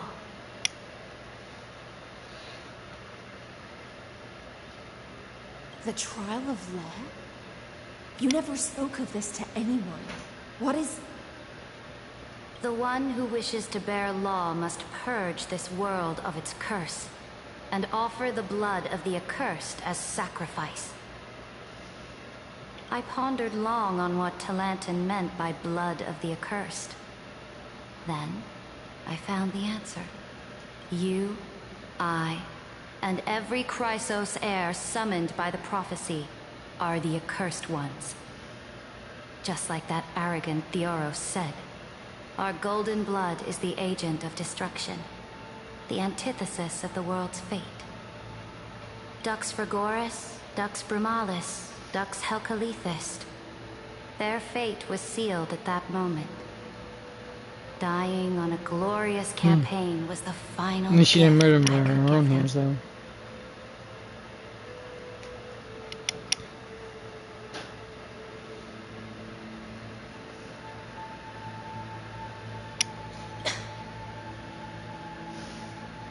You speak as if they didn't die because of your cold-blooded schemes. Was their loyalty meaningless to you? Losses are a constant on the Flame Chase journey, among which even life itself holds little value. Just be honest with you, If a feeling someone's subject girl. marches to war without that conviction, then yes, as you said, shallow loyalty means nothing. Yeah, Aaron told me already. And what about my loyalty, Ceridra? You sent me away under the pretense of guarding the rear. Was there any shred of humanity left in you? Because you still have a duty no one else can bear. Only you can uphold Fagusa's divine authority. The choice is yours now. Cast off the chains of loyalty and drive those blades through my heart. Or stand with me and sever the ocean's last breath. If you no longer share my vision or believe in the new law I seek to weave for Amphoreus, then go on and end me. The Imperator of Amphoreus may be ruthless and cruel, but never a liar. When I say life itself holds little value, know this. I am ready to sacrifice everything for the ambition to conquer the Sea of Stars. Now you've seen it. The brutal Imperator was willing to spill the blood of 500 heroes to complete the trial of law. As for my poor warden, her suffering had only just begun.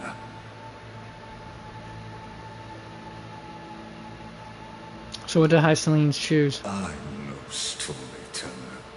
I have no duty nor interest in filling the history you've missed. I just want you to witness the monstrous choice the Imperator made before the Chrysos Heir turned their blades against me.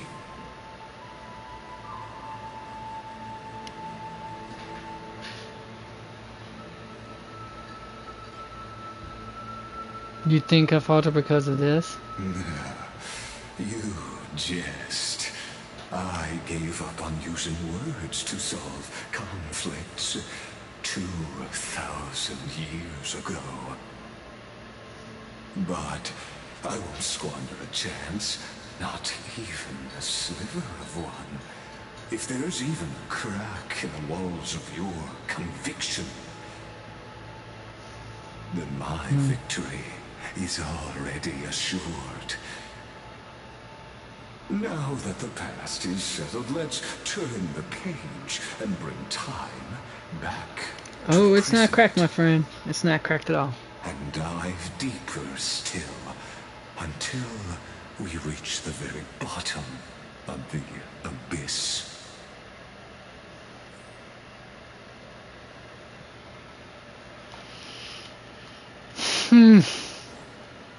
Hopefully there's no more.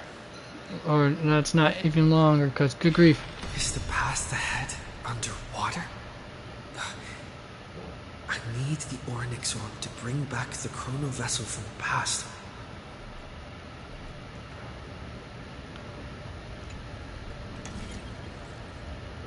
Shatter the vessel of time, and let this stagnant pool start to flow again.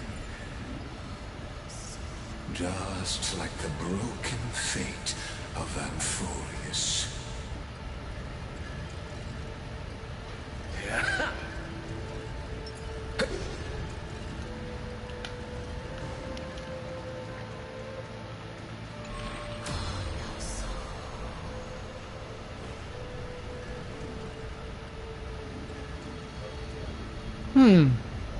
This is a perplexing puzzle, folks.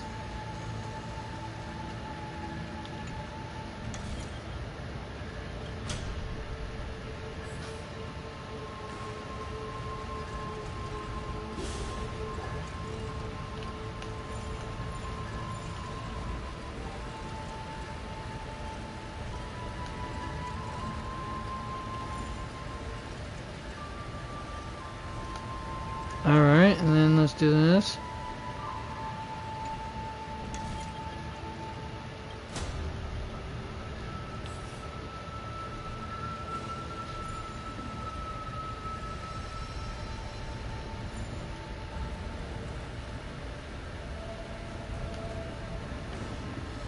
Alright, so that's not gonna work. Then let's do this.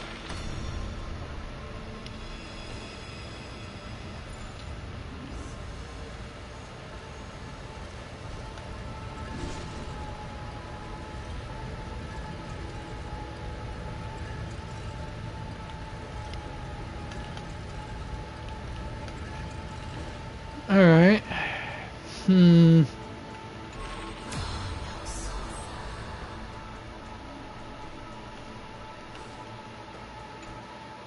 The fleet that rode the waves was dragged down into the deep. The flame-chasing nymphs were reduced to ash.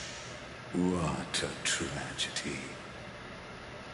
And you, Deliverer, shall bear witness to this golden death.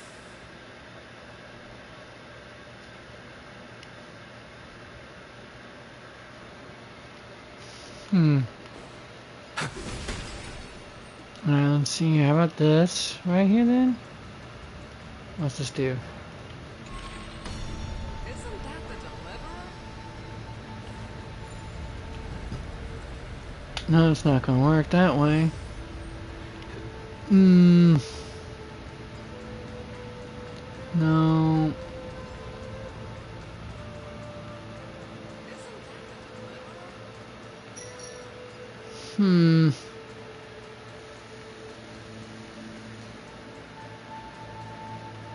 Alright, so that's not gonna work either. Alright. Difficult puzzle for me. Alright, let's try this. And then... Unfortunately, yeah, that's blocked, so I can't go that way.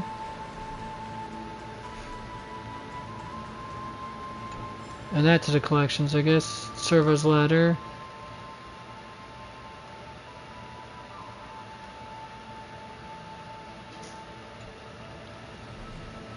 Server was, but alright, let's see here. I have to somehow drain this water. Question is, how in Sam Hamill going to do that?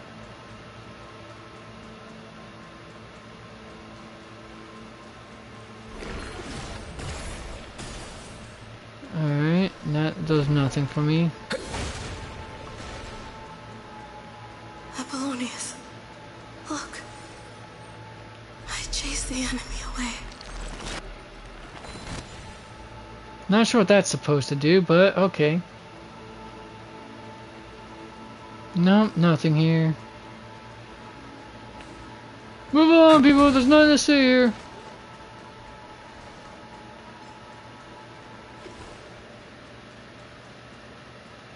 Yeah, I'm not dealing with all that jazz, if I can help it.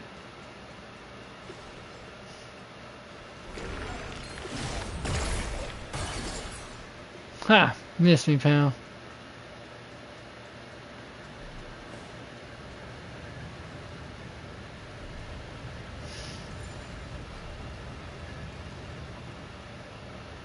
I guess I'm supposed to do it like this, but...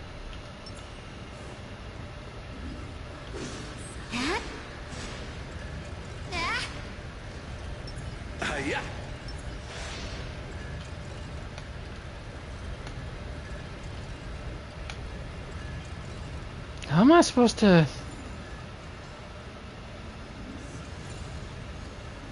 Let's find out what this does. Constraints of the ocean, time sinks into inexorable turbulence, causing your predator's power to be slowed by the currents. Alright, let's try it this way then.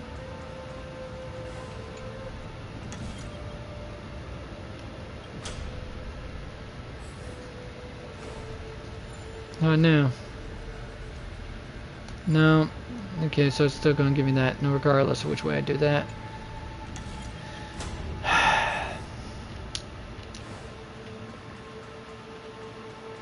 Dude, this is going to be such a hassle. Alright, let's do that purifier at least.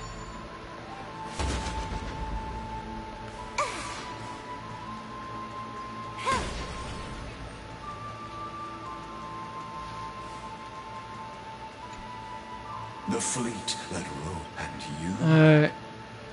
Yeah, I heard you say that 10,000 times, don't care.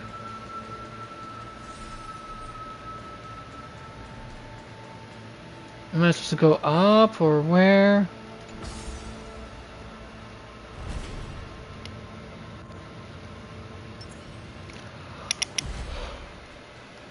Trying to figure out, okay, that will probably help a little bit.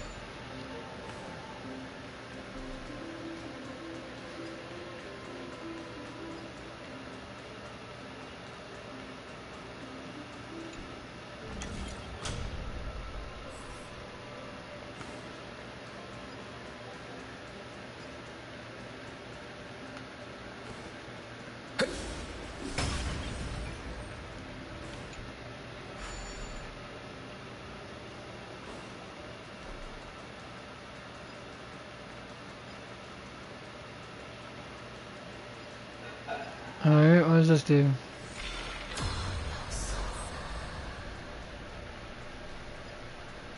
Ah. Okay, that makes a lot more sense to me now.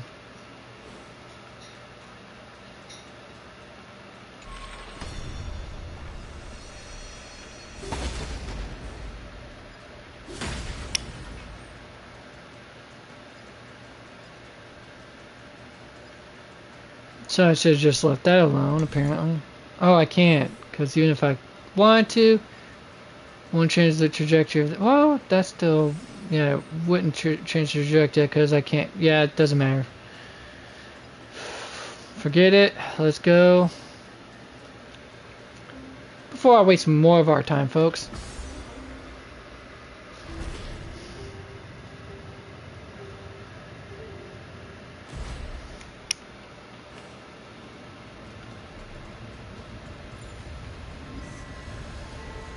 This hidden gate leads to the vortex. Hurry now. The time of our reunion draws near, Deliverer. This hidden gate lead. Hurry now.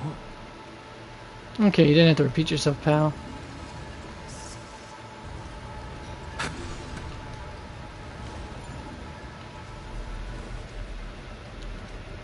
Let's see what happens if I do this real quick.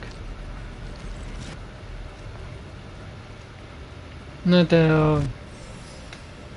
Okay, only give me small rewards, so there's that.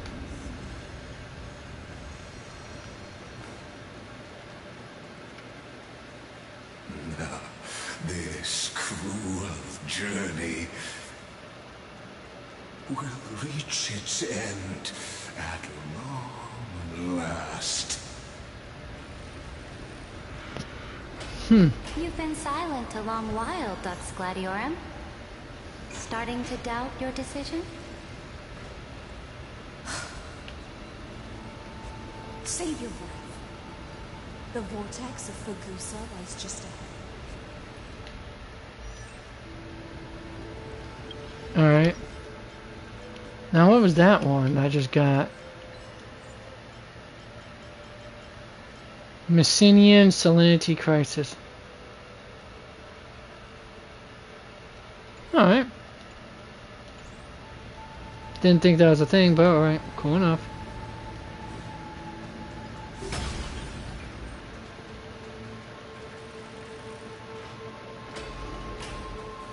After the trial, there's nothing left between us. So you'll stop swimming toward the stars, Dux Gladiorum? I was always a creature of the sea. The stars in the sky were never meant for me.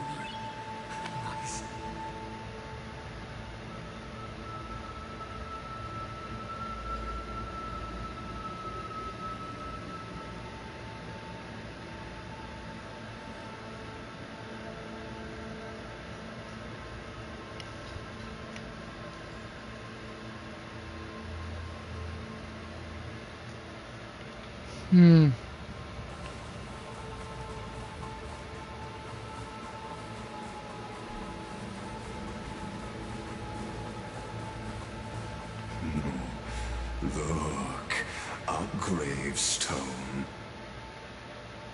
But whose name does it bear? Surgers, I bet.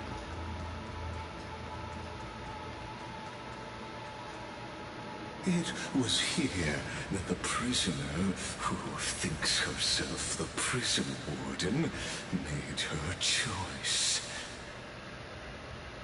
Witness, listen, and awaken. Dux Gladiorum. I've lost count of how many times you've stood here over the past centuries. You talk too much for a prisoner like Kurgus. Two geniuses who defy law and all the Chrysos heirs who sacrificed themselves in this cycle worked together to chip away my strength. But they, you, can never affect my will. And as long as my will remains intact, I am free. Indeed. Don't get ahead of yourself. I still have ways to train your divine soul.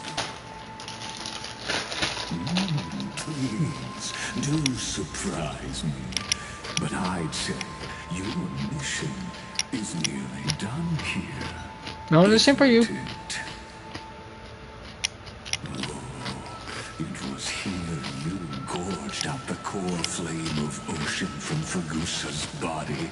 It was here you and that Imperator both completed apotheosis, becoming pillars of Amphoreus. And after that, you drove your blade into her heart. A loyal subject turned regicide. A demigod committing deicide. Or so the history books paint that tragedy. Oh, but if that's the truth, then why, after 1,000 years, are you still here, guarding the Imperator's grave? Probably have a sense of regret, guilt. Loyalty.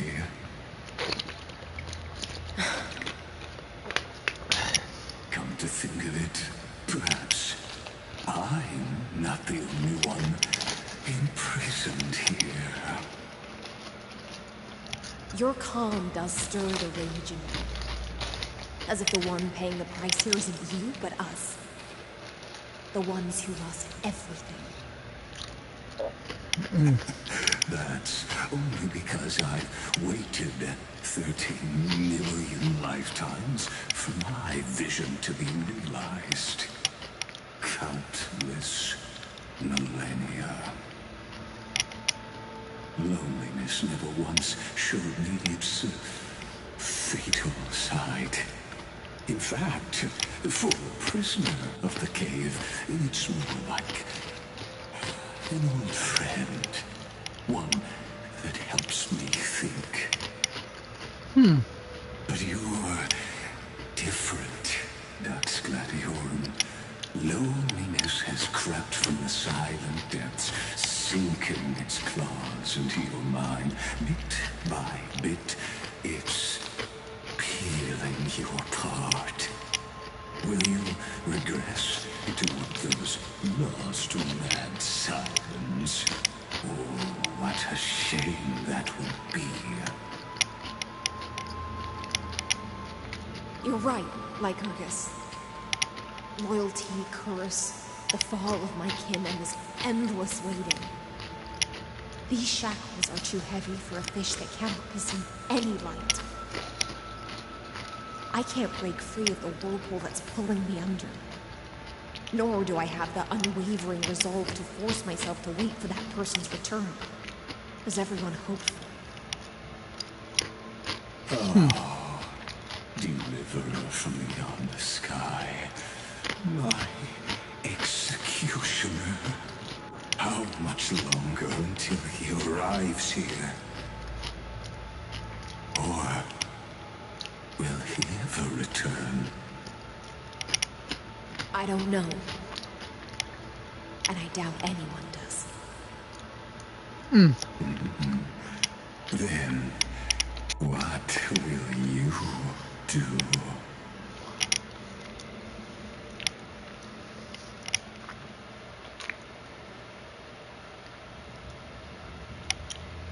Cerebral. This will be the last time I carry out your decree. Ever since you took me under your banner and made me the Dux Gladiorum, my music has belonged to others. Time and time again, I use the siren's song to lure the unwary into illusions for your schemes and strategies. Now, let the siren Electra sing for herself. Let me step into an endless dream of my own making.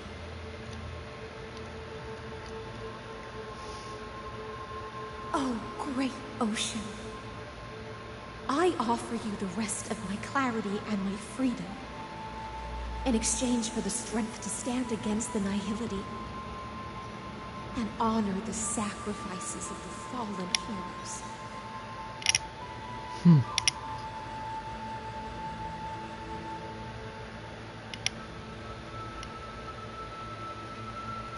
Grapevine, deliverer from beyond the sky.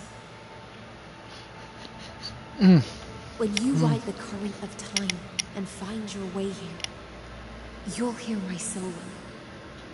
It will guide you to the heart of this world. By then, I may still be lost in my self-wrought slumber, but I'll uphold my part of this long relay and guard the shackles that sealed the Amphoreus. Do you still remember? To awaken someone from a siren's voice, you'll need Phagos's honeydew.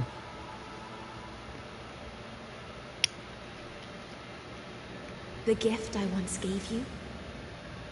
May you still have it when the time comes.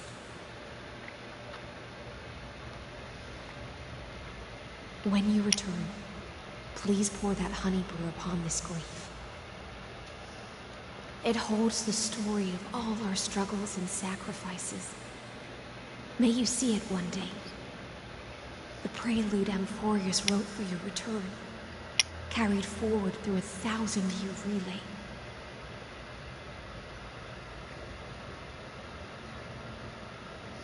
When your morning Down the ends, Baton Road. I'll likely wake from my dream as well. Then, follow the trail of echoes and find me.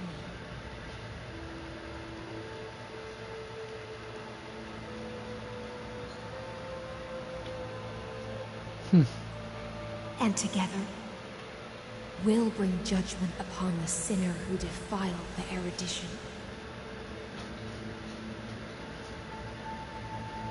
What you doing now, you silly goober? You rummaging around my clothes. 33,550,336 cycles and 4,931 years later, Amphoreus's final curtain is ready to fall. The shadows within the cave gave everything. Yet all they did was mimic life outside its walls. A futile effort steeped in sorrow. I beg to differ, my friend. Enough! They were no shadows. Everything they did shattered the darkness of this cave and unearthed the core flame of Trailblaze. And now, with that core flame, I'll light the dawn of Amphoreus!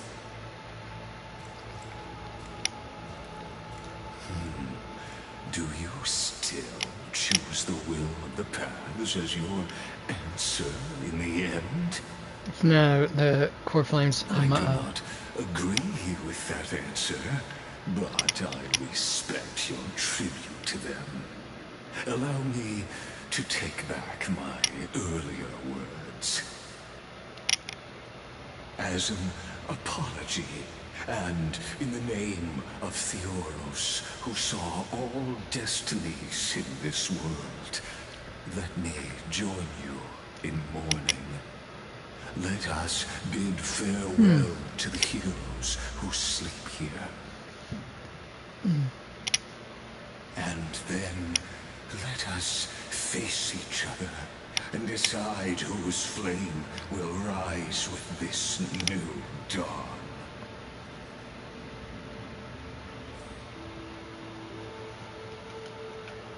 Libation for the heroes.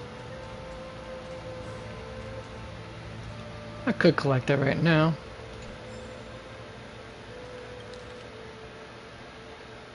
Oh, Pollux's Underworld postcard. That's pretty cool.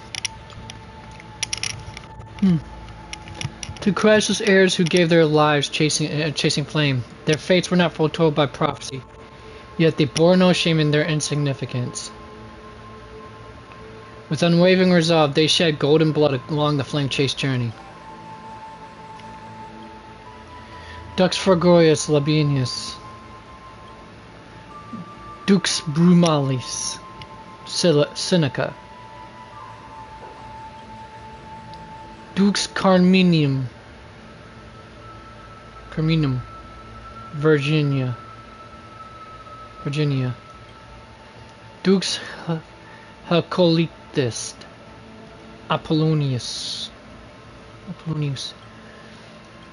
At the end of the long epitaph, Ceredra, the Imperator, the demigod of law, deceased, light calendar 3960. You pour the honey brew onto the gravestone, amber liquid seeping into the crevices of the inscription, as if the heroes were drinking deep of the spilled tribute. Virginia, Amphoreus, Seneca, Labienus, and Ceredra.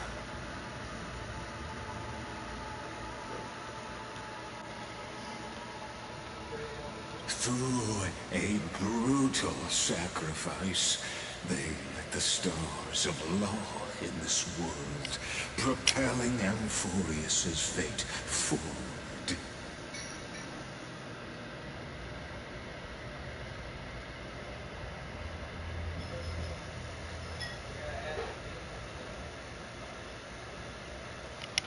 In the shimmering mirage of illusion, they entrusted their dreams to ride among the stars, to the hero yet to come.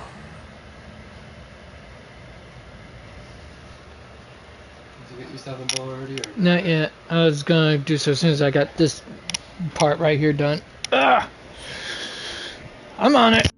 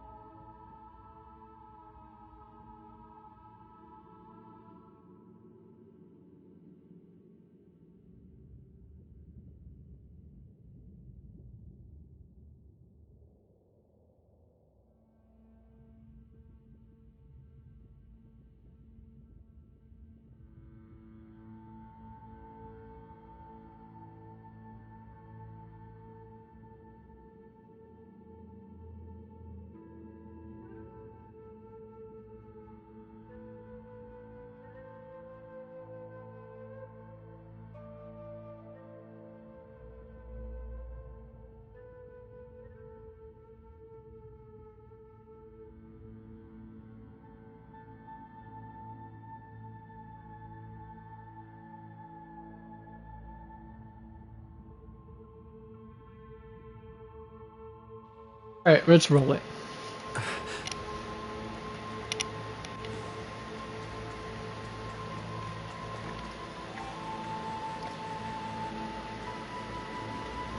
Librate for the demigods. To the Christless heirs who gave their lives for a new world, their fates, as foretold by prophecy, are to be born whenever the world needs them, irrespective of how time and space may shift, all to fulfill their duty and answer their calling. Teravox, the demigod of Earth, born approximately 2,000 years before the light calendar system, deceased light calendar 3961. Aglaia, demigod of romance, born light calendar 3860, deceased light calendar 4029. Castorus, the demigod of death, born light calendar ? Deceased light calendar 4123. Midemos, the demigod of strife, born light calendar 4071, deceased 4284. Trivios, the demigod of passage, born light calendar 3720, last piece of her deceased in light calendar 4295. Cyphera, the demigod of trickery, born light calendar 3942, deceased light calendar 4534. Anaxagoras, demigod of reason, born 4065, deceased 4534. Hyacinthia, demigod of sky, born 4297, deceased 462. At the end of a line left unfinished. Electra, demigod of ocean, born 3860, deceased blank. You tip the chalice once with the honey brew bathed in the stone like a golden blood upon the demigod, forging destiny through its purifying flow. Aglaia, Trebios, Mightyboss, Castorus, Anaxagoras, Cyphera, Hyacinthia. In a relay spanning 1,000 years, they stood against enemies far beyond their strength and won a bitter victory through what seemed like futile resistance.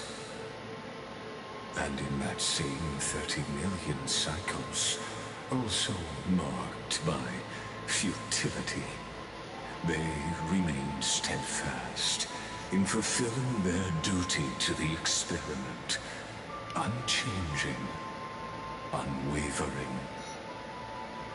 Let this be the end of mourning the fallen. At last, allow me one final toast to the lost prison warden, a prisoner bound by loyalty.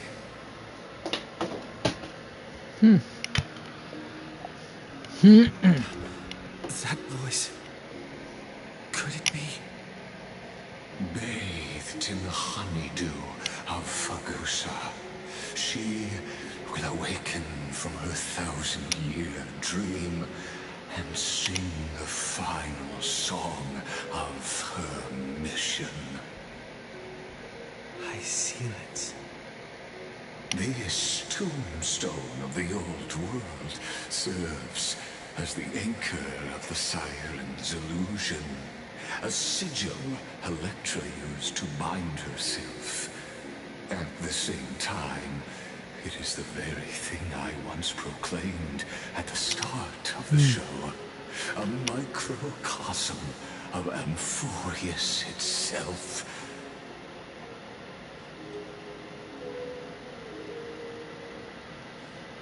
A group of prisoners bound themselves in a cave, crowning their suffering with heroism.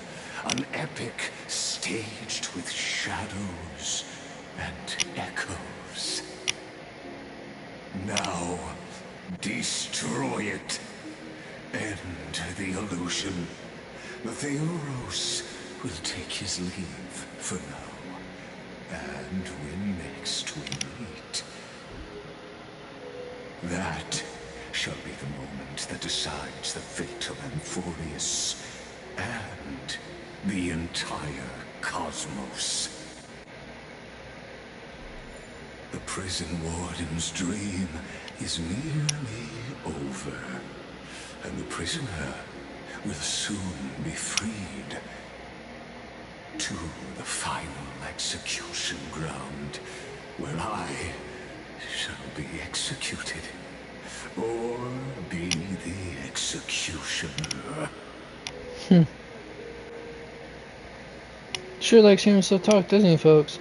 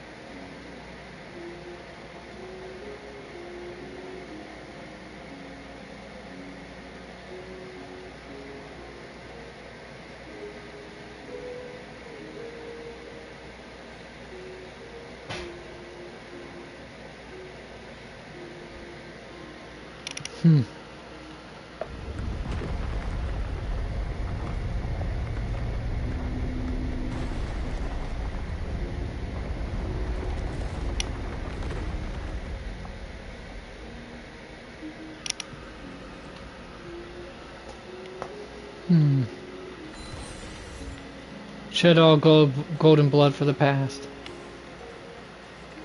Now I go. This world and I shall halt here until we meet again.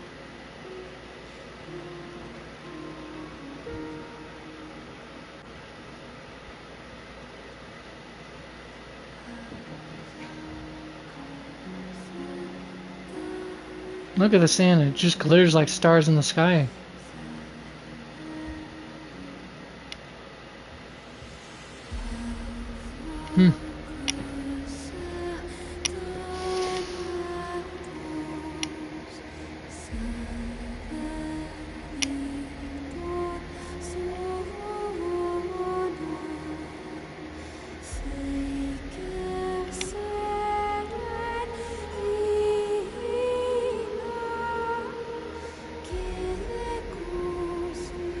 The last demigod.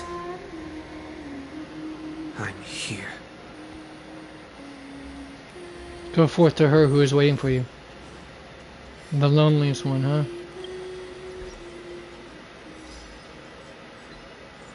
Fathom the unfathomable, huh?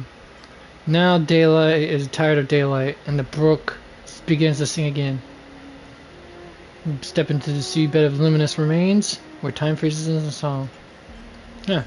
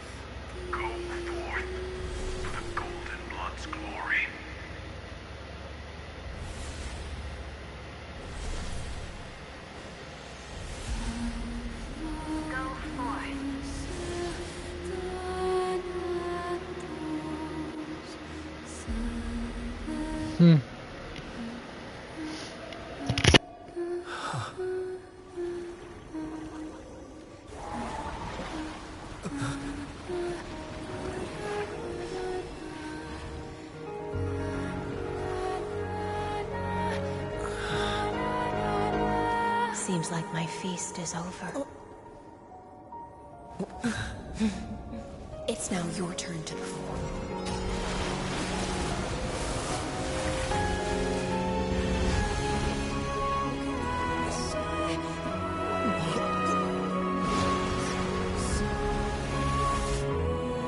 And they incorporate how it's always in Siren's, the Siren mythos to actually, you know, take a sailor to deep into underwater to drown.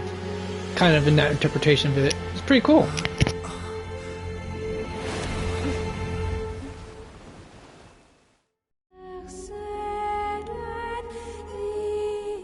Little Grey Fry, please accept my thanks. I was the only one left after the world was destroyed, and I maintain this lonesome feast with my songs. I have prayed to that lightless sea for centuries, hoping it would reply to me. Yet the emptiness never answered. Thankfully, you arrived as promised, and everyone's wait was not in vain.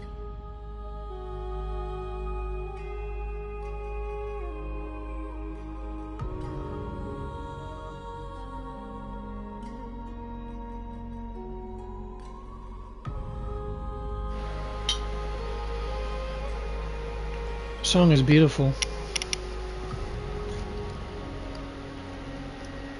Thank you, final audience of mine. This is probably the last praise I'll ever hear in my life. Now, you and I will walk towards the end of this world. The heroes have waited for this moment for far too long. Let us use our blades to testify our resolve.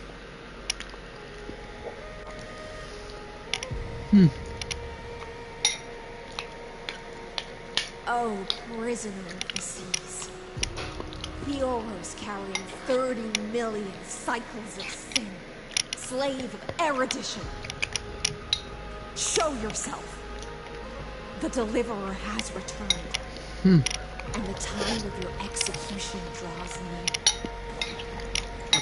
I see an awakened human who has mistakenly taken fallacies as truths and has returned to the cave to try to bring his friends into the sunlight he once bathed in. Alas, prisoners will always be prisoners, blind to the very chains that bind them. Am I though? Really? As the only other existence with free will in this world, I express regret toward your choice. But I shall retain your right to express yourself. After all, every actor should have a final line before they bow out. So is that gonna be your last words, my friend?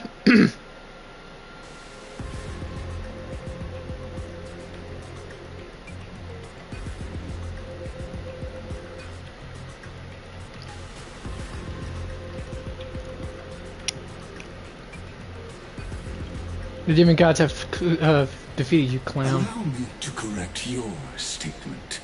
Constrain does not mean defeated. And for heroes like yourself, that nuance could make all the difference. My cognition resides in the exomyth. It is pointless to defeat my avatar, projected into the experiment.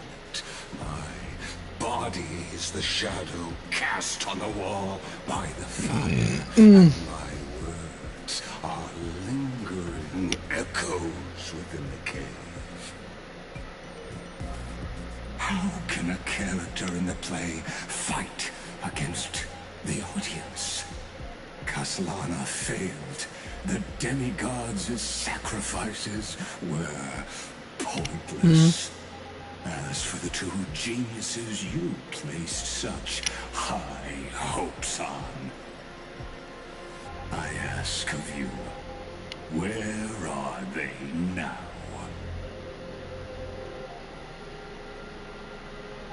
After the Imperator was assassinated. Oh, wait, there's more to this? Confusion and epiphany always go hand in hand.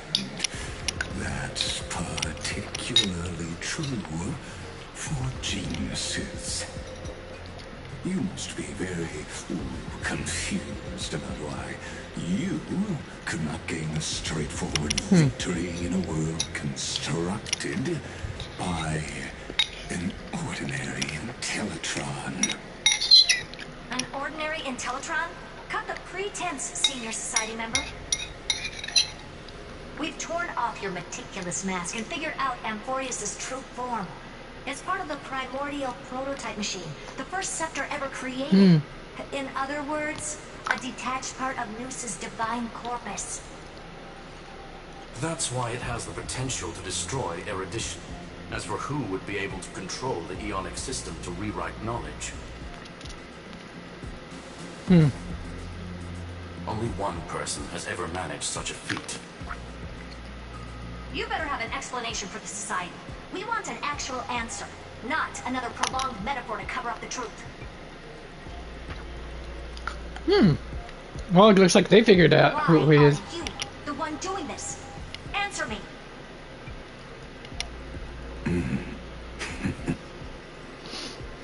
Since things have reached this point, I'll give you two irrational answer, purely as a courtesy to posterity. So if he was a member of the original Genius Society, maybe he's one of the two emperors? So there's no need to say that name out loud. The cosmos made a mistake in calling me a genius. I do not possess more wisdom than those who came after me. I was just the first to touch upon the universe's border, and the first to define the prime mover of life with incorrect logic. Amphoreus is a miniature of the cosmos, where all are born prisoners inside the nutshell called the universe. Like the madman who returned to the cave and preached about the daylight to his fellow prisoners, my greatest sorrow is that I led my peers down a road that plunges into the abyss, from which there is no return. He was first to touch the imaginary tree, huh?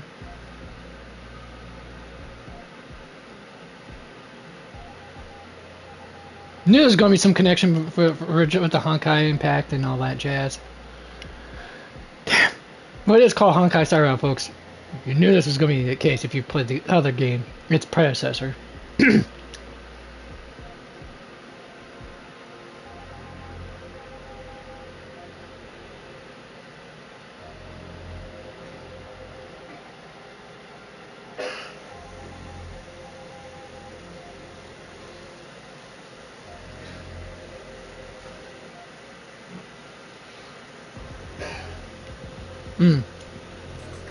Alright.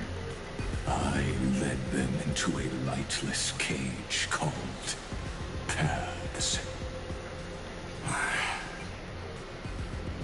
I created a mechanical guard that even I cannot control.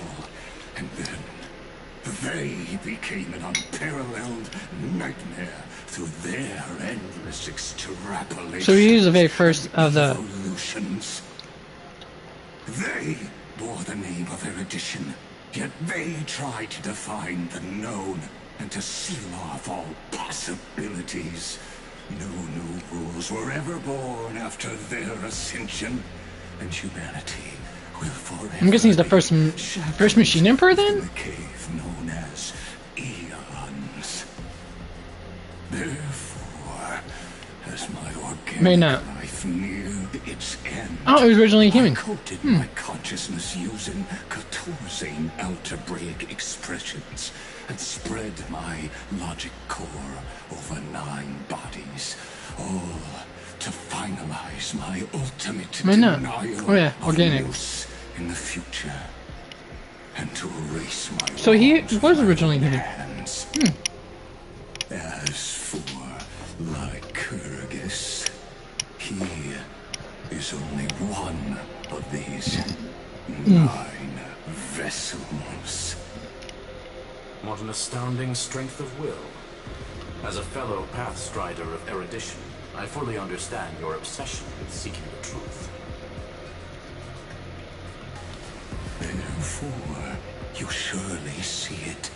You cannot possibly stand up to me in this algebraic world sharing its origin with Noos. However, I hereby speak for all sentient life forms. We will never allow Presenters, isn't he? cruel Just atrocity to to think he occur. can speak for everyone. You can pile on your metaphors mountain high, but they won't change the act you're committing. The Iron Tomb out there in the cosmos is still a technical beta version, and yet it's already powerful enough to corrupt the life logic of all inorganic worlds. In other words, when the Lord Ravager within Amphoreus becomes the next knowledge singularity, there's no way you wouldn't have grasped the consequences, First Genius, is there? Oh, he's the first genius. So. Original founder of... Oh, he's the original founder of the Genius Society. This is one hell of a revelation. Shocking revelation, in the words of Chaika. Shocking revelation. Grandiose vision for the future is this. Whether organic or inorganic, every act of any life form infected by the Iron Tomb will become a true random function. If one were to compute their integral across the breadth of the cosmos, one would obtain a marvelous constant. Omega. What I call the fall of erudition. Then, within the infinity nurtured by that constant, a new universe shall bud in the chaos. A universe that cannot be predicted and not shackled by the erudition. And the first present treatment came into it, I must bring the others who are blind back onto the right path and reach true sunlight. So he's the first genius. You who understand me now, as Kazlana stated, destruction is not the process, but the outcome. It is revolution through complete annihilation, and the grand rebirth, after all has been reduced to ash.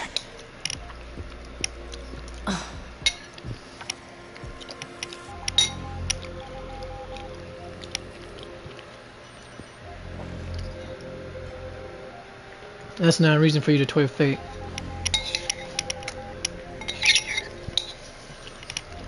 The Amphoreans already answered long ago. Be it as tiny fish destined to be swallowed, or as a giant whale poised for a magnificent descent.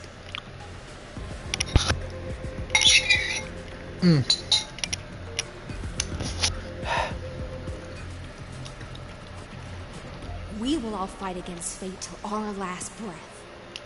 That includes me, Electra. Once the Imperator's subject, now the Deliverer's blade.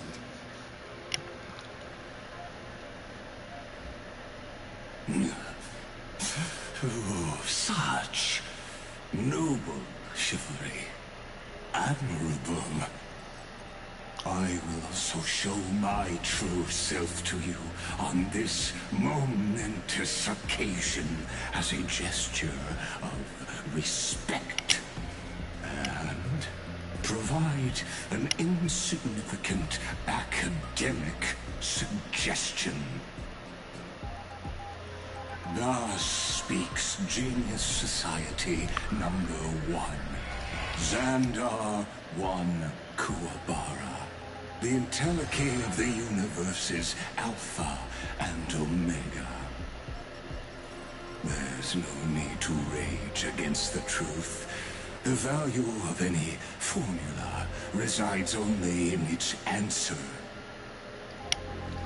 As for the process of solving it, no matter how elegant, violent, solemn, or humorous,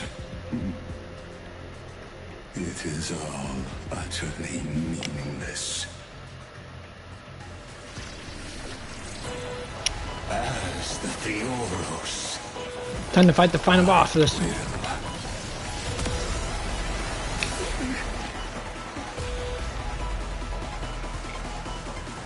Personally participate in performing this world's end. So I don't get to fight with Hysolines as in my group? I know more about the death of knowledge than they ever will.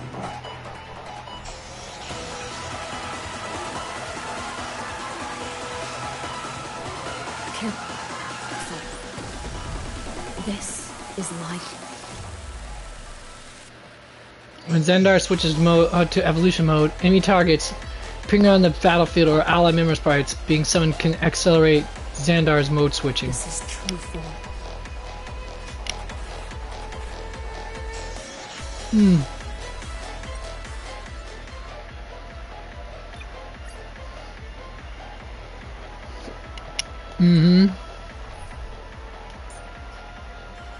Yeah, so I can't exactly use that. Alright, so let's do this instead. Alright,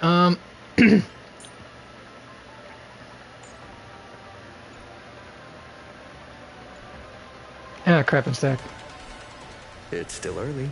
Where to now?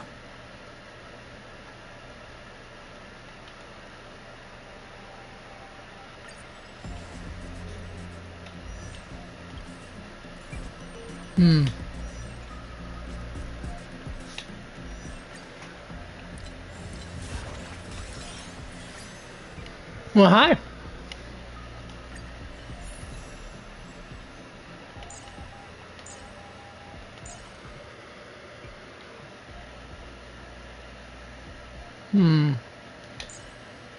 Could probably leave that there. Her, maybe.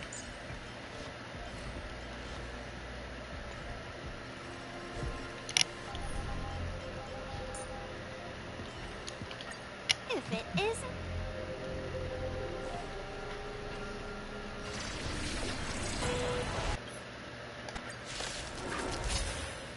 Remember this.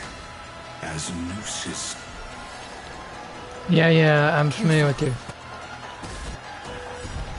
This is life. This is true form. The dead will return!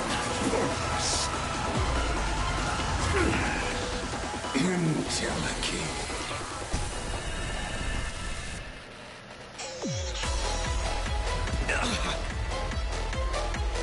Let's try it.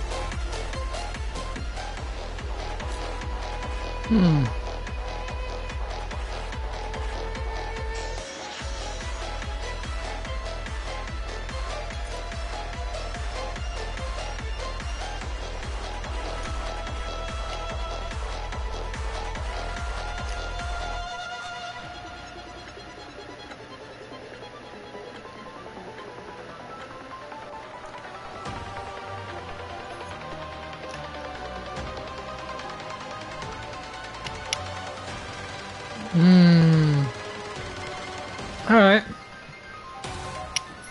We can do it all!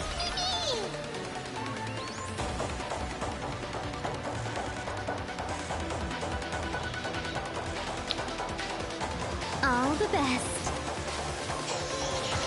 Pity, you chose the wrong enemy.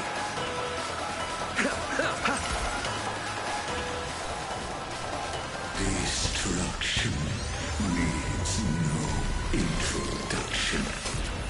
Let us skip those boring influences.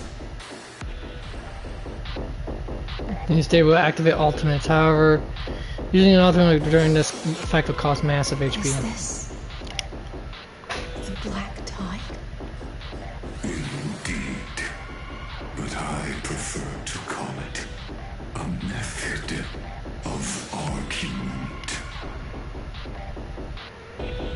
Eternal sleep is not the end. The dead will return! Abyss flower, Perfectly fine with that. bloom. Homeboy can heal himself. Good That which enough. is seized must be repaid.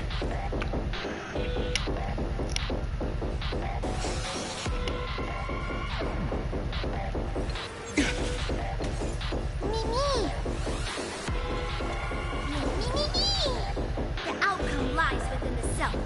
Never-raising sword strike! Allow me to see you off.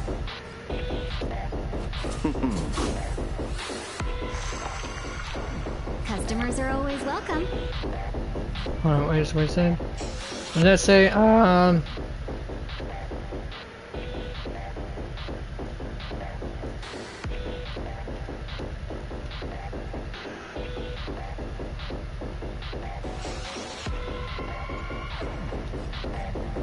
Alright. Chill out. So basically I gotta aim for him and him only. You just don't learn.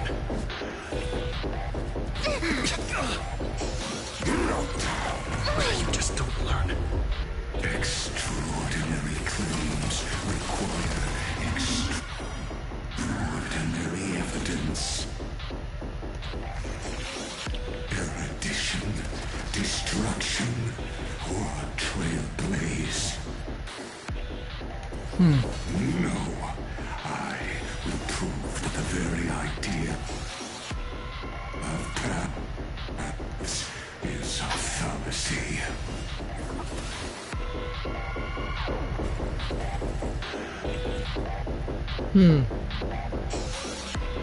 Remember that. Pity you chose the wrong enemy.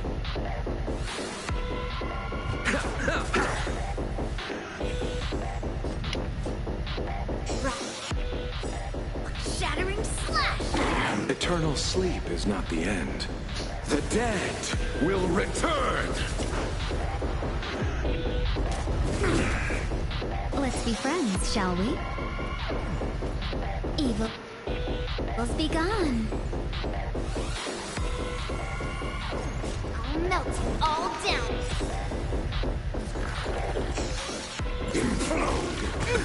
Nothing Just what I was waiting for. To Earth! It descends with might! Trust me. Man. Together, we can do anything!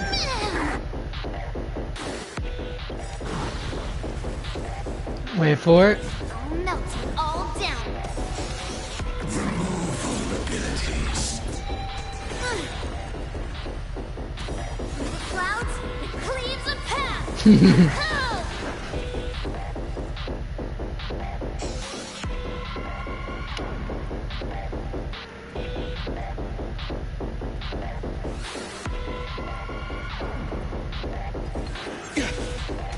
Gonna show me what you're made of? Pulverizing sword strike! Me!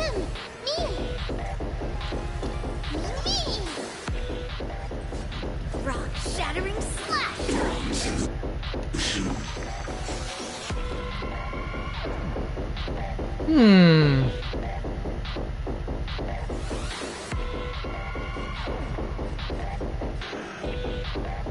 All the best.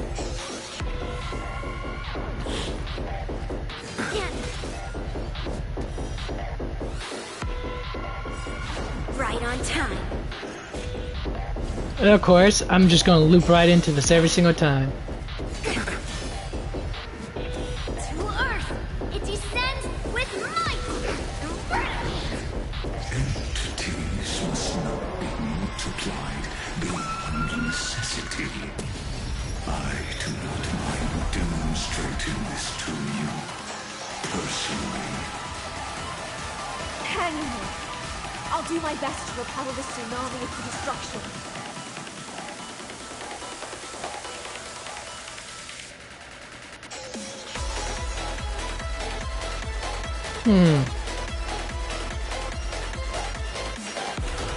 Will it dispel it? No, I don't know if it will, but let's go ahead with for now. Transmute. Nothing major. Logic is not a weapon, but a pair of shackles. Allow me to shatter them for you.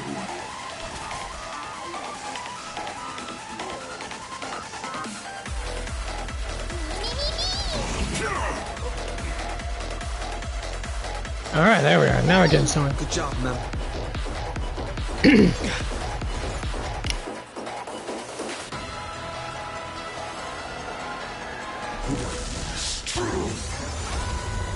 Invoking Logos.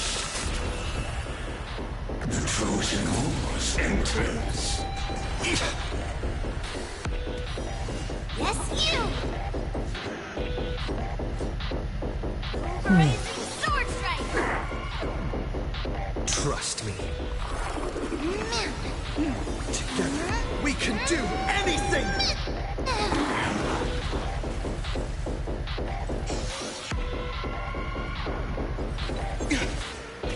Allow me to see you off. Receive divinity. Breaks over.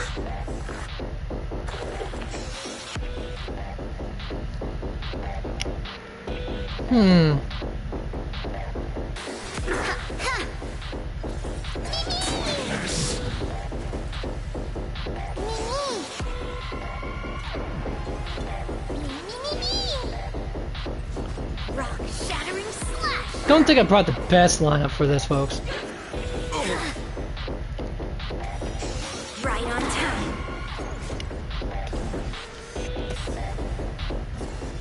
Through the clouds, it cleaves a path!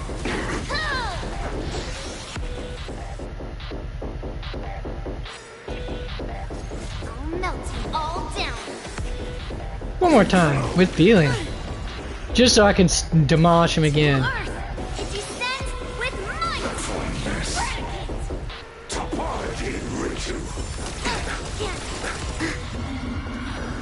Yes, you!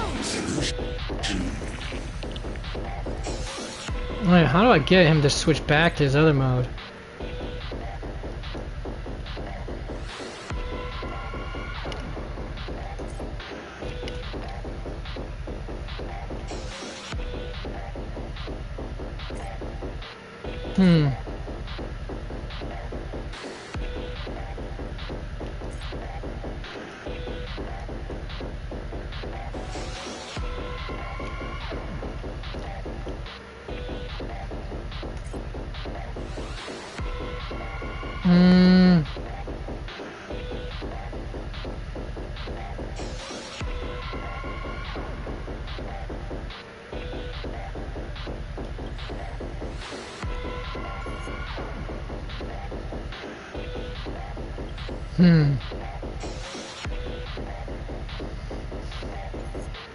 Alright.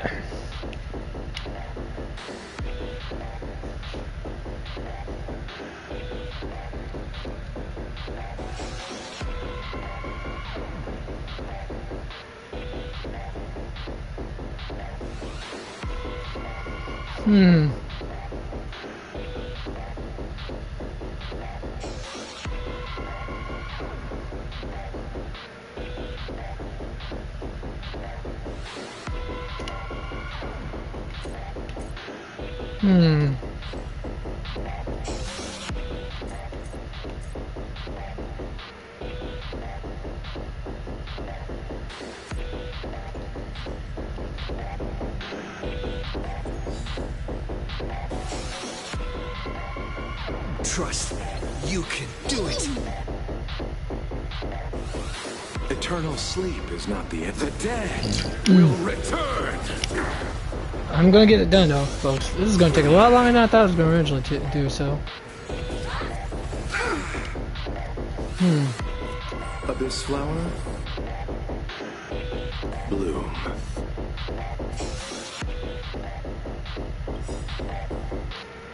That which is seized must be repaid. Right on time.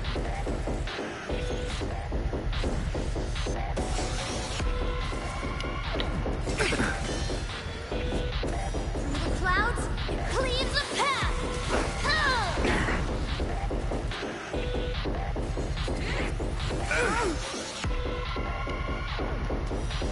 Yes, you!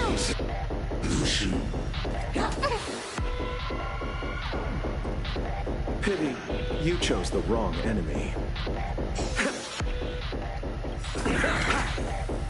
Trust me. Together, we can do anything! Exit and return. I was hoping to break his shield before that, or his toughness before that. Right on time.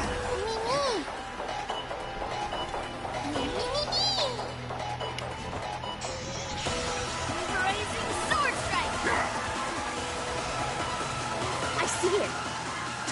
connector between his thoracic and lumbar vertebrae. Destroy that spot.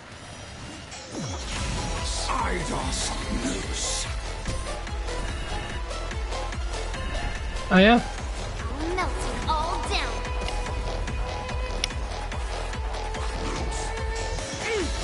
Perfect timing, as the saying goes. To Earth! It descends with might! Eradicate! Let's be friends, shall we?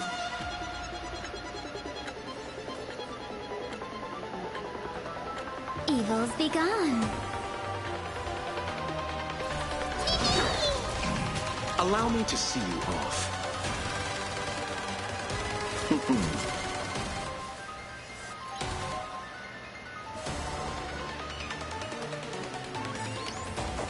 Feel your force. I'll melt it all down. Mounting commands. Remove vulnerabilities.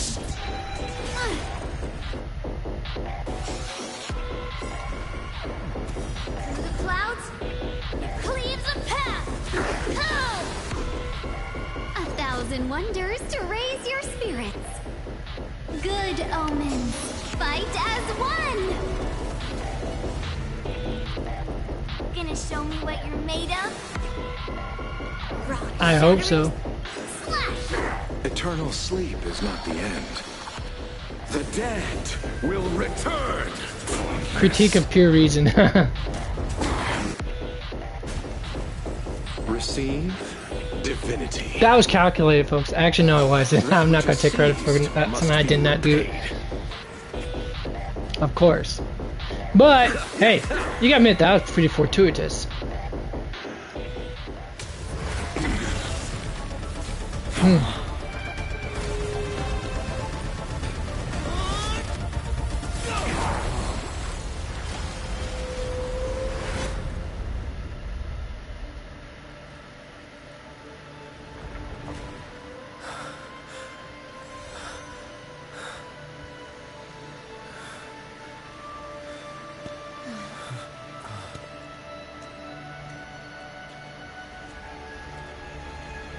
All is futile. In Erudition's calculations, the end of the saga is simply a comment awaiting completion. I don't think so, pal. I don't like such a cold statement, okay? If numbers can decide the end of a story, And what would be the point of them? then we can surely also pen a new beginning.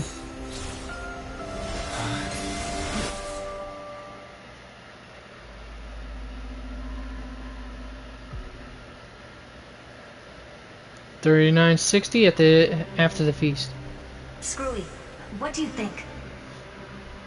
If your hypothesis of Lycus's identity is true, then even if we remove the restrictions of the Ultimate Protocol, the chances of us defeating him in a head-on battle will still remain lower than the acceptable threshold. Therefore, victory will still hinge upon Mr. Trailblazer and Miss Cyrene. Go on. Maybe we're thinking about the same thing. Lycus's cognition resides in the exomyth. He is both an instigator within the experiment and the observer outside of it. Logic. His inspiration circuit can simultaneously process the different time flows in and out of that world. This is interesting to say the That's where least. things get tricky. He simultaneously exists in two different timelines, where the internal clocks are wildly different. That old Intellitron's neurons have completely gotten used to that over this prolonged experiment. And that's why he holds home field advantage. You and I should be able to manage that too, if given more time. Unfortunately, there's no if, and we don't have more time. That's why we need to change our way of thinking and turn his advantage into a weakness.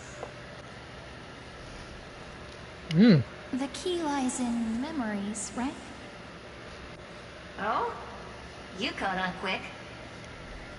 You've already mentioned my friend and I, so it's an easy connection to make, no? My intuition has always been very on point. Well, isn't she proud of herself? I love that. Girl's got confidence. Then I'll cut to the chase. Since his thinking speed far exceeds that of normal people within Amphoreus, we are going to externally plant a memory into his inspiration circuit. Then, command it to loop endlessly until he gives in.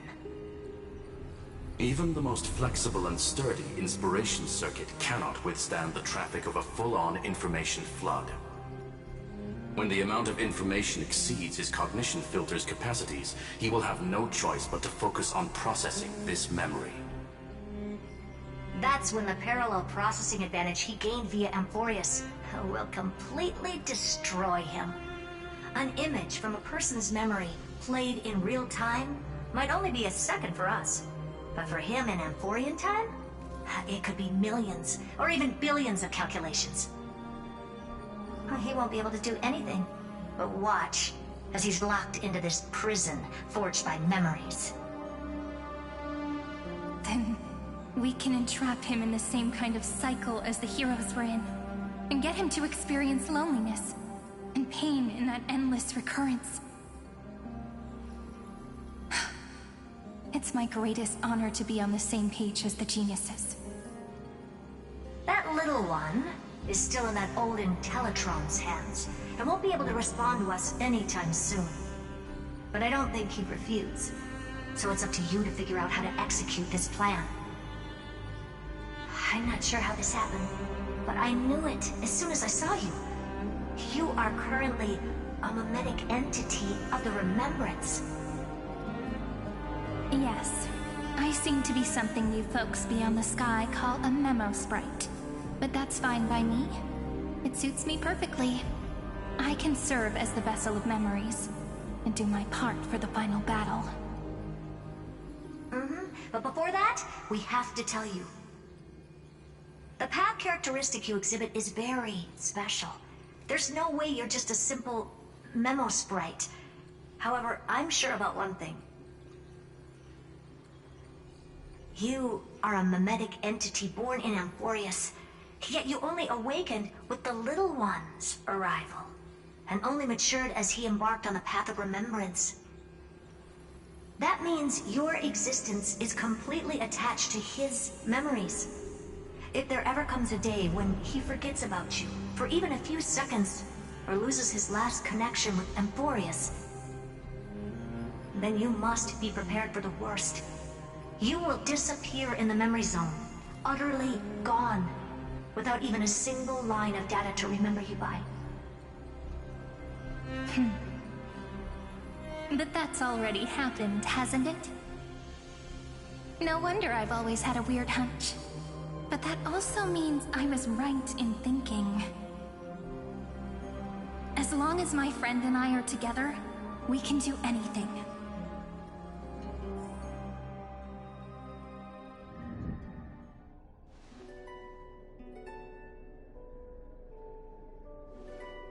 Long time no see, friend. Did you miss me while you were away? Of course. Why wouldn't I miss a pretty girl?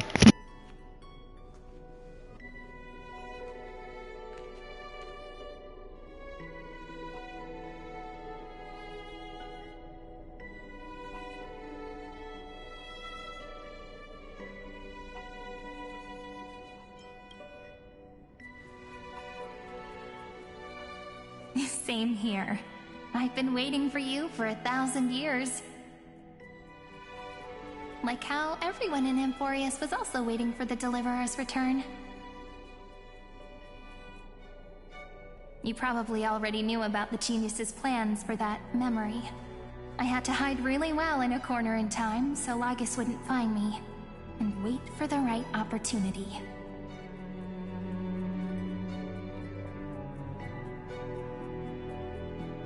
Which is now. The moment when his manifestation in this world is destroyed, and his twin timelines are intersecting.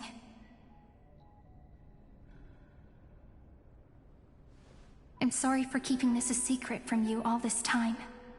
I'll tell you the entire, unedited story of this millennium as an apology after this is all over. You mean? Wait a minute.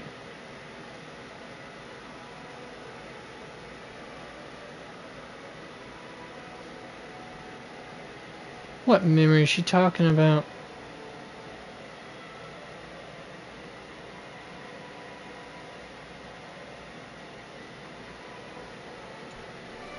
Alright.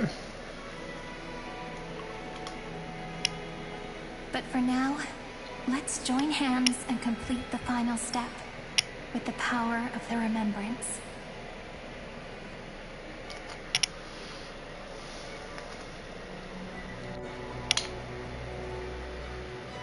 Come, let's defeat Lygus together. Yep. By the way, speaking of joining hands... Now what's she gonna do? Can I please do something before we go on stage? Of course she's gonna give us that playful wink and... Remember the joke we made back at the Grove? Look! Oh. Aren't my hands pretty now? What a fascinating feeling. Like countless memories all swelling up at once. What about you? What did you feel when we touched each other? I'm a bit nervous. Are you nervous? Me too, actually. You and I weren't so reserved around each other when I was still Mem. Human interactions are truly fascinating. Now, please remember what you're feeling right now. Write it down in your heart and keep it there. Yep, I gotta replace this thing now. Will never fade away. This is the second time I've had to replace this, only after a couple months or so of having it. They don't make them like they used to anymore. So, if the view in your memory ever grows fuzzy, just reach out and touch it. It's like reading bedtime stories together at night. It wipes away the chill of passing time, sharpens the outline of memory, and restores its What's up, my little gremlin? Hi. Yeah, I know. Hi. I'm almost finished, Baker. Now, I'm almost finished. Yeah, I'm almost finished. Yes, I am. And for a little A little longer than I thought it was going to I be. must part from you as I step into the long cycles of this world. Give me your blessings, friend. Then.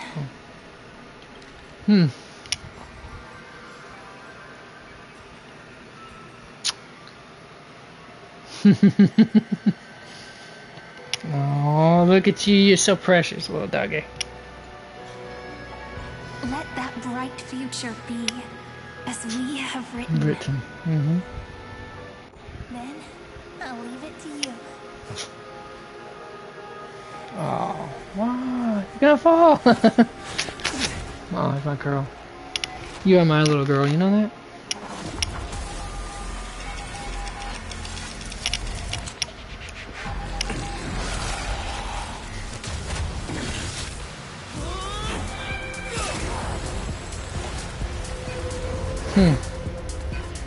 Expensive.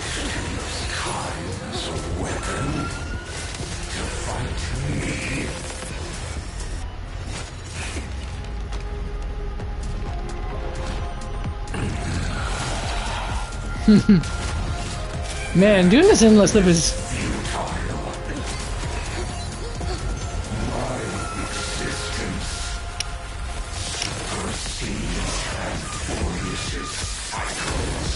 But does it really?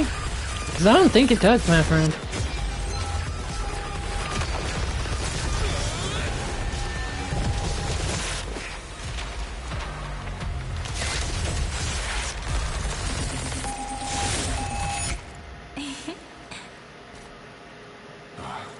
All plays are like this. Once you're on the stage, it's hard to return to the audience. Welcome to our story. How does it feel?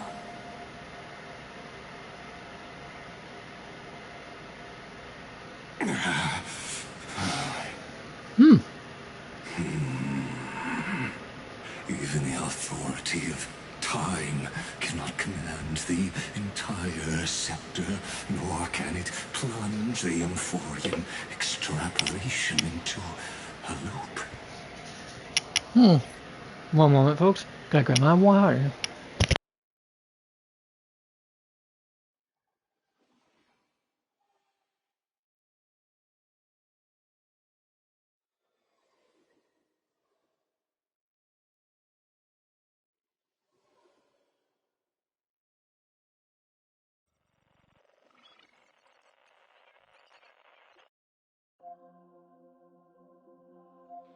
Alright, let's continue. If this was no system malfunction, then was I implanted with a mimetic entity of the remembrance? You guessed it right away. As expected from someone people call the first genius. I'm gonna keep doing what I just did if you don't stop, you know. My friend and I won't allow you to leave this memory, no matter what happens. Which means you are now trapped, Lord Xandar. An elegant idea, and an exquisite execution. Regrettably, it is you who are restrained by time, not me. Are you sure about this, my friend? Patience is my greatest weapon. Waiting and victory are the same for me. Still singing the same tune, are we? You will crumble before I do in this moment stretched out to an eternity, just like Kazlana will. Yet all I need to do is to wait, as yet another futile bug falls down the cliff and into the bottomless abyss. Now I'm a pink bug? My looks are seriously changing all the time. But you're not wrong. We're definitely not gonna solve the problem if we just put you in another prison. So that's why we never wanted to do that in the first place. Interesting. I shall answer your confusion purely out of my respect for those who came before me. Have you heard of the synesthesia dreamscape in the Asdana system? Interestingly, that place once had a prison too. Life forms living in that environment, abundant with memoria, have a chance to connect their perceptions with each other's. Even across great spatial divides, they're able to detect shifts in one another's states.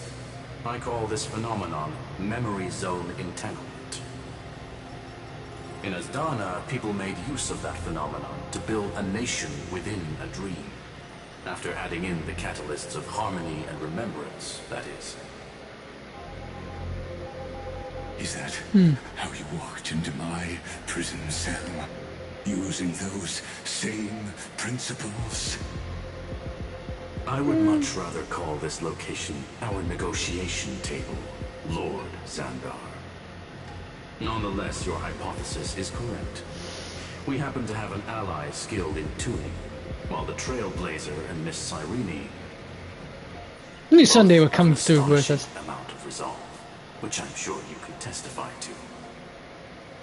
I am also sure that with the support of such a resolute memo sprite, our conversation can last for a long, long time.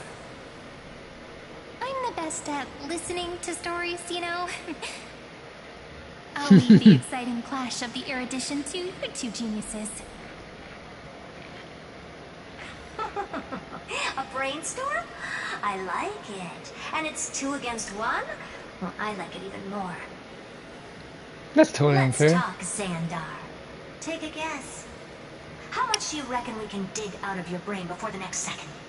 And how many ways can we find to deal with you? Besides, in your current predicament, there's no way you can take our trump card away.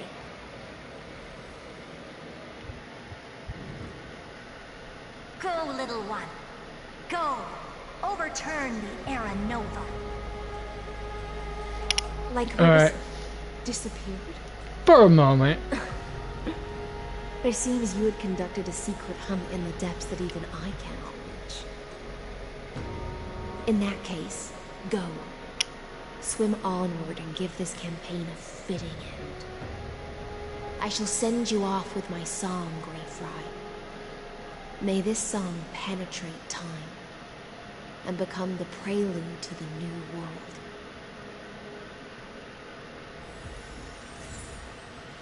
Name Mythos. Name Logos. God of Vengeance. She pours her heart and soul into singing you farewell. For 1,000 years this melody has never ceased in Styxia. Alright, let's go. Finally I can finish this. And that'll be the end of the part of this update, story for this update. Until the next update, that is. When Saridra becomes available.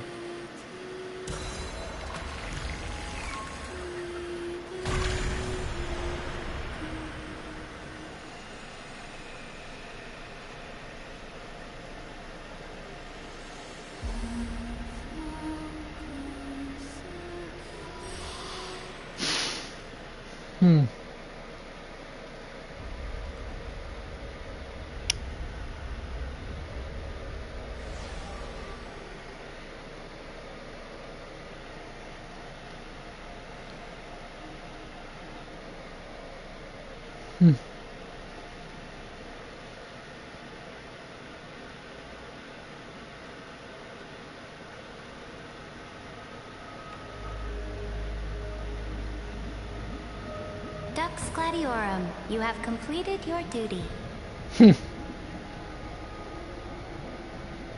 A new dawn is about to rise.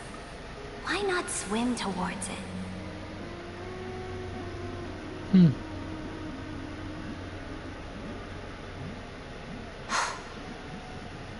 You died long ago, Imperator.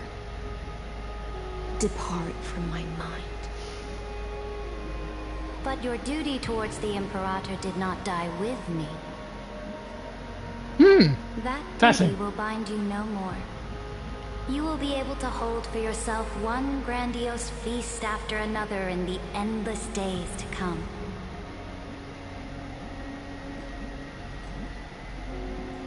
So go. Go and swim towards that ocean beyond the sky with the Deliverer.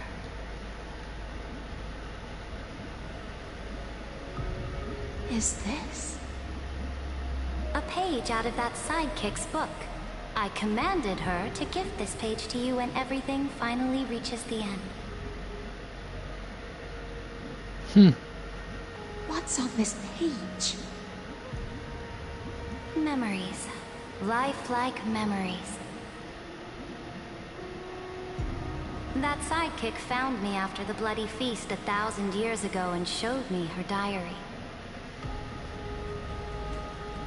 I saw within that notebook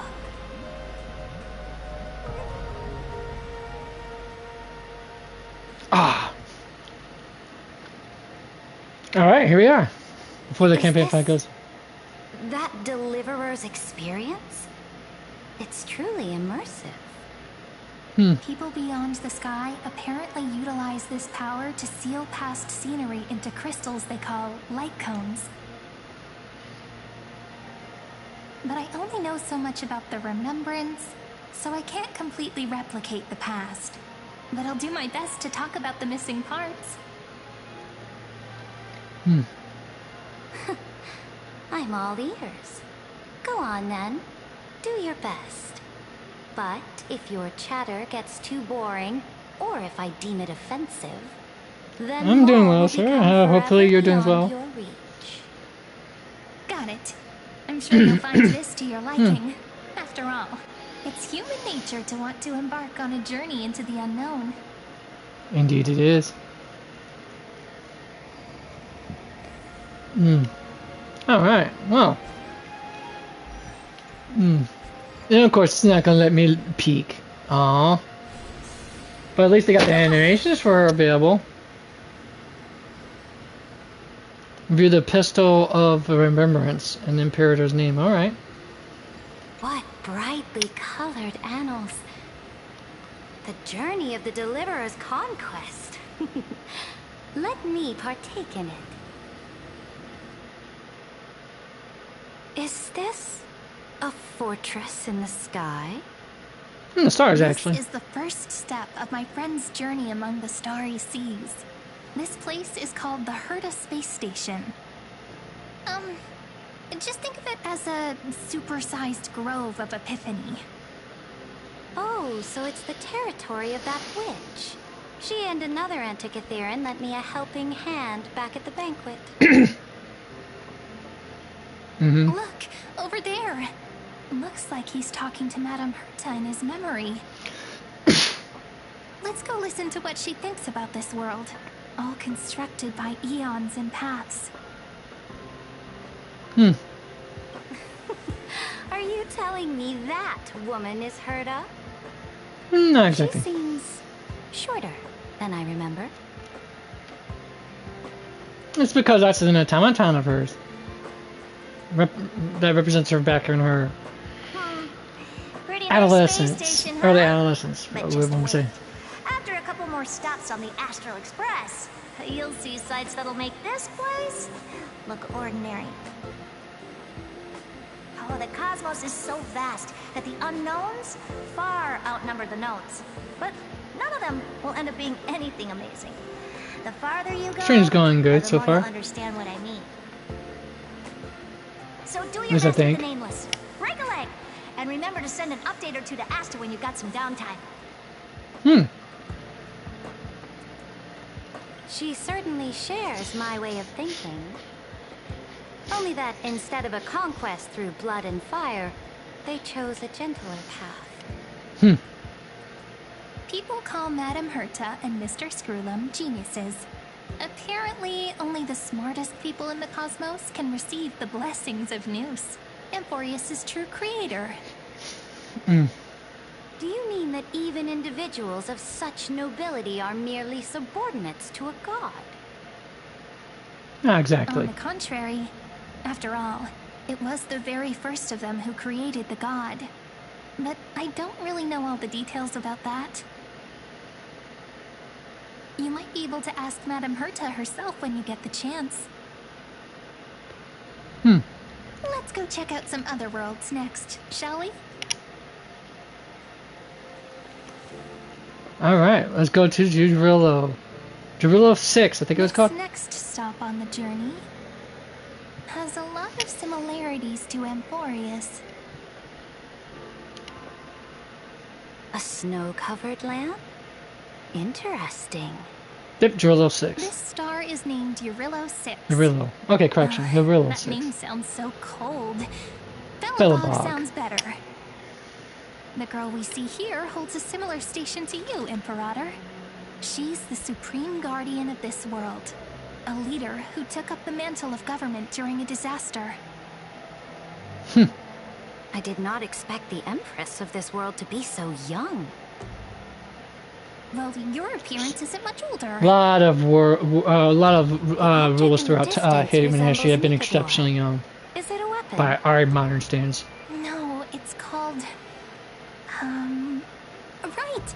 The Geological Reconstruction Unit. Just Giorios' Titankin? Disappointing. Oh, I think she's referring to the mech there, I think? If that is the mech, maybe. I mean, it's... No, that's got to be the mech that they're talking about. It's all thanks to you that we survived the crisis. The collaboration with the IPC is both an opportunity and a challenge. Nonetheless, it's an important step in our journey back into the universe. This world was sealed beneath its sky just like Amphoreus was, and they only managed to reconnect with the stars when the Nameless arrived. That IPC she spoke of, is it a more powerful organization? Yes. Fucking like a the troll. IPC conquered many worlds through trade. and opened up a vast territory that way. It's actually it's There are many a such quiet powerful alliances beyond it's a Amphoreus, the and IPC they is a all walk quiet on metaphor roads for different from America. the destruction. American marketism. No, I don't. But I do appreciate the offer. Thanks. Coming back to the Supreme Guardian and her Belobog, didn't they find a peaceful way to enter the interstellar community? That cannot be true. That IPC would never have grown so big on trade alone. It may pretend to be a wealthy merchant with clean hands, but I am willing to The cynicism on this woman, I love it. She knows it. Oppression and bloodshed. Its path of conquest must have had no mercy for the weak and would have destroyed them if needed.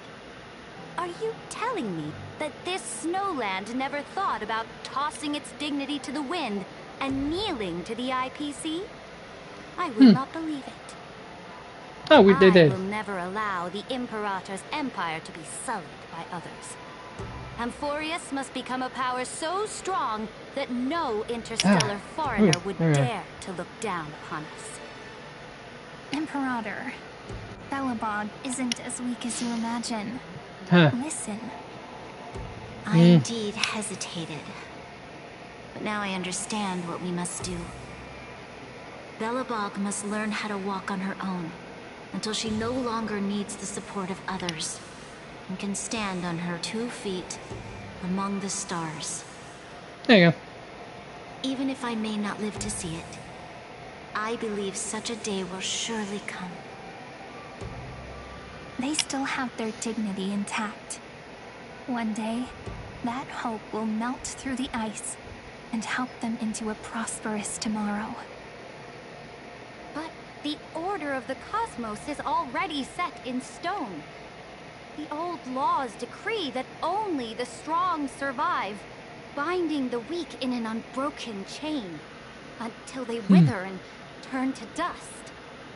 Unless they embrace the power of the destruction. Amphoreus must shatter the old law and become the new order among the stars. No, there's more to it than that. Speaking of the order, another one of my friend's companions may be able to enlighten you further on that. Oh, here we are. We're gonna go next to Let's go to the Pinnacle. next page. It's like a story recap, folks. I indeed hesitated. Okay, we already heard that part, so there's no need. Well, let's see. Is there any way we could talk to these? Nope. No interactions.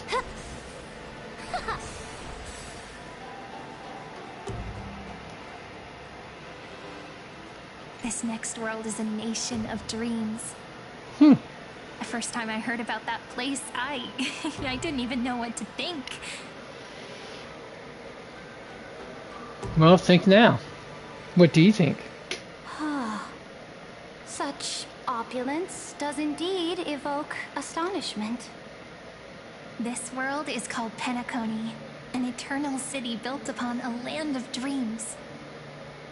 It's also my friend's previous stop, where they went through a risky but exciting adventure.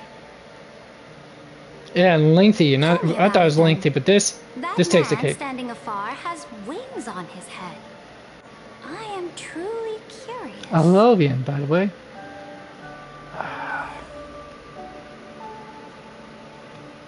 I wish to gaze upon the views of the Reverie Hotel one more time.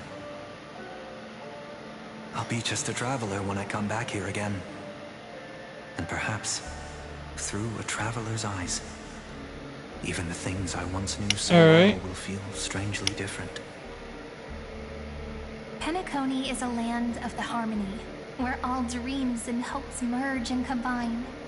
It believes in unrestrained freedom, and that's how it lost itself in shallow delights. Then, this young man before you chose to rewrite its laws, using the power of the Order, hoping to shape a dream-bound paradise of perfect happiness. Yet, the paradise of my dreams remains far away. Perhaps a brief journey with the Nameless can show me more possibilities in my search for paradise. As for what Penacony should look like, it'll be up to her. No. Up to their trailblazing now. Oh, it sounds like this ideal kingdom is no more. That's right. The people chose to wake up at the end. You can't see tomorrow when drowning in sweet dreams. That's true. This individual's law acknowledged only gods and constructs, leaving no space for humanity. And yet, the fact that he could accept defeat and resume his journey shows a rare self-awareness and clarity of mind. You are also very self-aware, Imperator. Yes, she And is. you must know that the world promised by the destruction also has no place for humanity. I am indeed very aware of Lycurgus's honeyed words of deceit. I have seen enough. Take me back.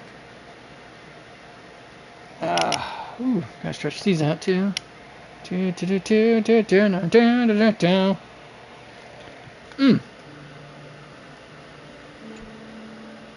Then let's wrap up this trip down memory lane with one last scene. Yes, let's. Ooh, what is it gonna be? What is it gonna be? Absolute wonder. Is what Amphoreus really Isn't is. it pretty? That's our Amphoreus. Our world flows and meanders in this endless band of light. Though we were born from the designs of the gods and are not yet truly alive, the Chrysos heirs of Amphoreus still chose to stand against fate and carved a legend no different from that of humankind. Will you really renounce the heroes in this world's previous 30 million cycles, Imperator? Including even yourself? Will you bow to brutal destiny and allow that puppet master named the destruction to have their wish? I know what you want to do, sidekick. You want to use that deliverer's memories to influence me and tilt the scales of law Get this toward charge. him and the two geniuses. Girl is sharp. You really saw right through Sharper me, than a Imperator. well-honed knife, I'll say How that. can one rule an empire if one is incapable of understanding people's minds?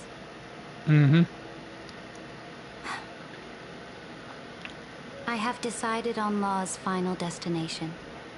However, before I move my next chess piece, before we go on, tell me this, sidekick. Throughout his trailblaze, was there ever a memory of the ocean? Memory of the ocean, huh? The ocean. My cradle. My home.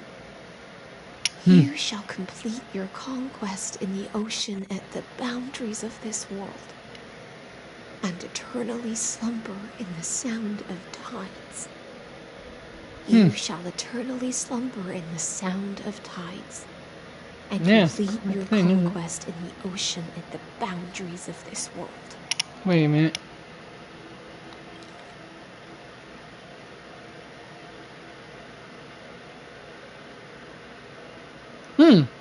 Oh, she just changed the order of that sentence there. Our prophecies aligned as flawlessly as a sea snake circling upon itself. An elegant loop, like a joyful hymn, like the circulating ocean current, like our two fates, like Amphoreus itself.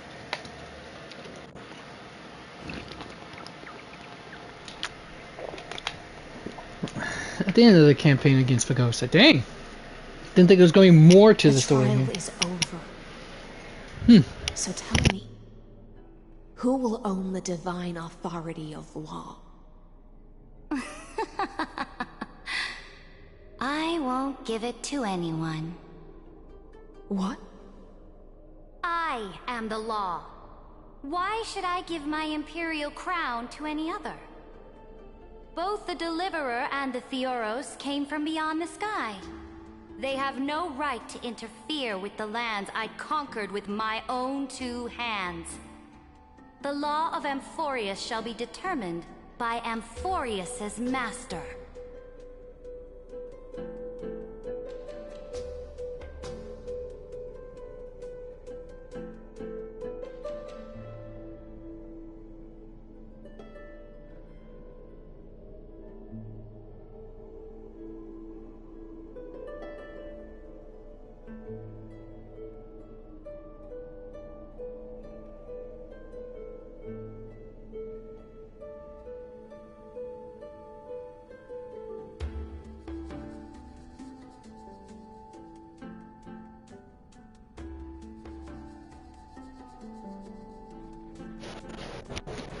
Alright, give me a moment, folks, to find what I was looking for in the fridge.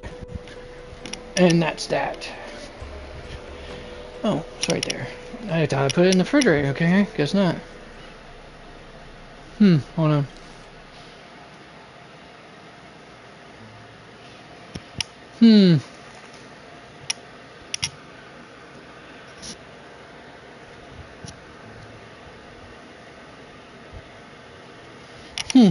Both the Deliverer... Alright, let's go ahead. What exactly did you see in the trial? Everything. I saw everything regarding the rules of this world's operation. I saw the laws of extrapolation that Theoros spoke of. I saw the ultimate protocol. As long as I offer a sacrifice of equal weight, I can rewrite the laws of this world according to my will. I can turn good into evil, ugliness into beauty, and weakness into strength. Fate gave me a very fair deal. One rule change for the life of one demigod. What are you planning to do? You can't guess. We can conquer the stars without relying on any power from beyond the sky. We just need to make some reasonable sacrifices. Your ambitions have already made so many people give up their lives for the law. And you're still not done?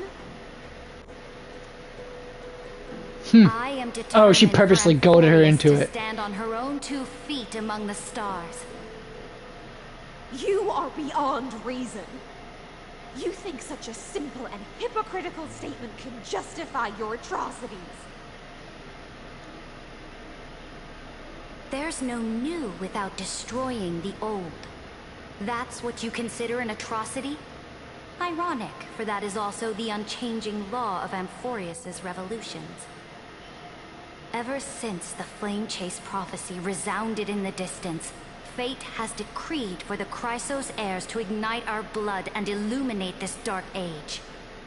People would still be puppets of the old dynasty if it weren't for my conquests. But your world doesn't seem to be any different from your predecessors. Bloodshed, tyranny, oppression. You're making the same mistakes they did. Go and see everything for yourself. Go to any library I've built. Go listen to the rumors on every street corner. Go and witness how the Imperator crushed the old laws and forged new ones.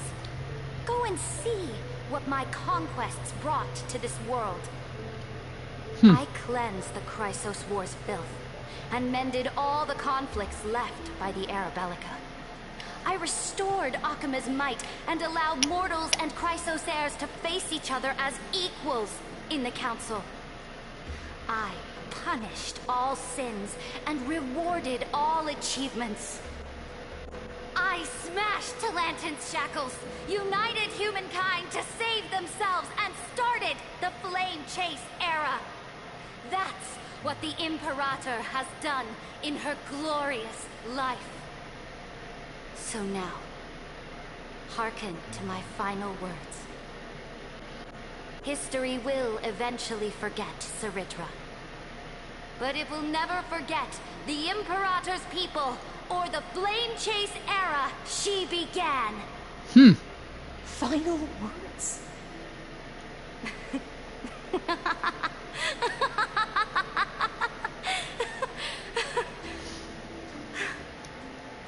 Amphoreus is about to be destroyed. There's no time left for pointless debates. There is only one law I want to overturn to aid the final battle of deliverance. So I will only offer the life of one demigod. In the name of the Imperator, I command you one last time, Electra. Either sacrifice yourself for conquest, or pierce this tyrant's chest with your sword. Thus, the Imperator concluded her final speech. At the end of her life, at the last moment before she stepped onto the altar, she The gave hardest her choice most she can loyal give her subject the someone who choice to decide fate, someone who loved her just above as all. she promised her compatriots before her very first campaign. My blood flows in you now. Heroic compatriots, follow me, and we'll seize fate's reins! The Imperator fell. Some say that the Dux Gladiorum turned traitor and killed her liege. Some say that she imprisoned the tyrant in a shallow pond of water, then left. Which meant the Imperator had to kill herself to rewrite the law. There are countless stories about her death. All we can be sure of is when the knight left the vortex, the Imperator was still mumbling about their past Dang, this story's together. This story's hard to follow, folks. I was gonna say it. And the end of her existence. Imperator, wait! How could someone of your status come to the front lines? Let me be the flag bearer. The troops defending the pass to the west of the grove. Hold Have it. they surrendered? Let's see here. Aglaya? Not sure who the other one for that core flame is. Saridra. And that one right there in the far end, that's gotta be Hyselene's. Or Electra, I should say is more accurate. Then that one's gotta be the Earth Titan, but no one knows who that They ran is. as quickly as they could when they heard your name. The Golden Cocoon Pass is now in the First Legion's hands. Good. What about the Delosian militia? The Third Legion set fire to the mountains and flattened everything west of the basin. They just need a few more days. That is enough. We cannot afford to miss an opportunity for victory. Lastly, how many Ladonian cannons are left? They are no more. The Second and Fourth Legions have destroyed them all. Very good.